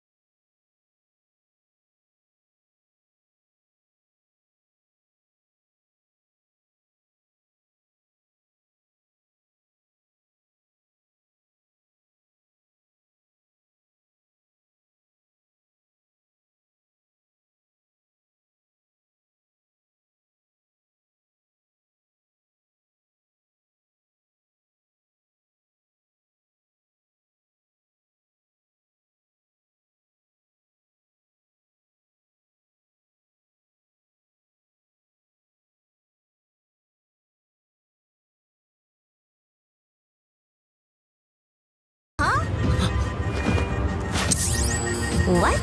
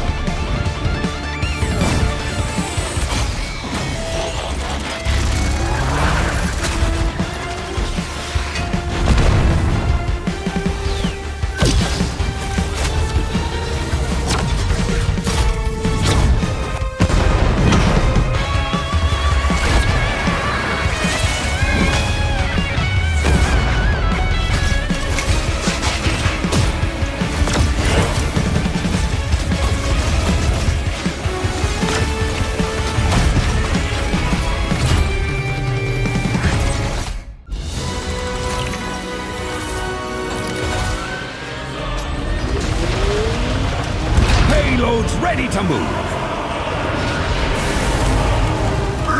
My power! Incoming! Frostmourne!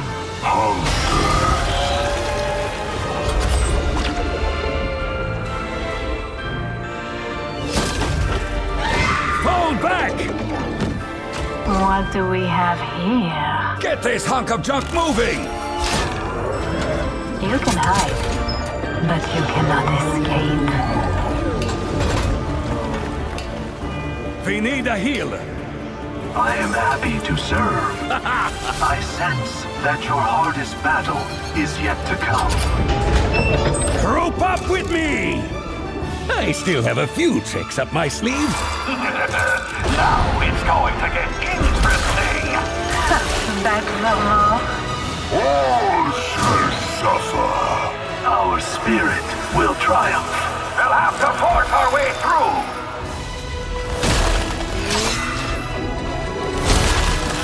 This is not over. Got it. Package secured. I foresee great things for you.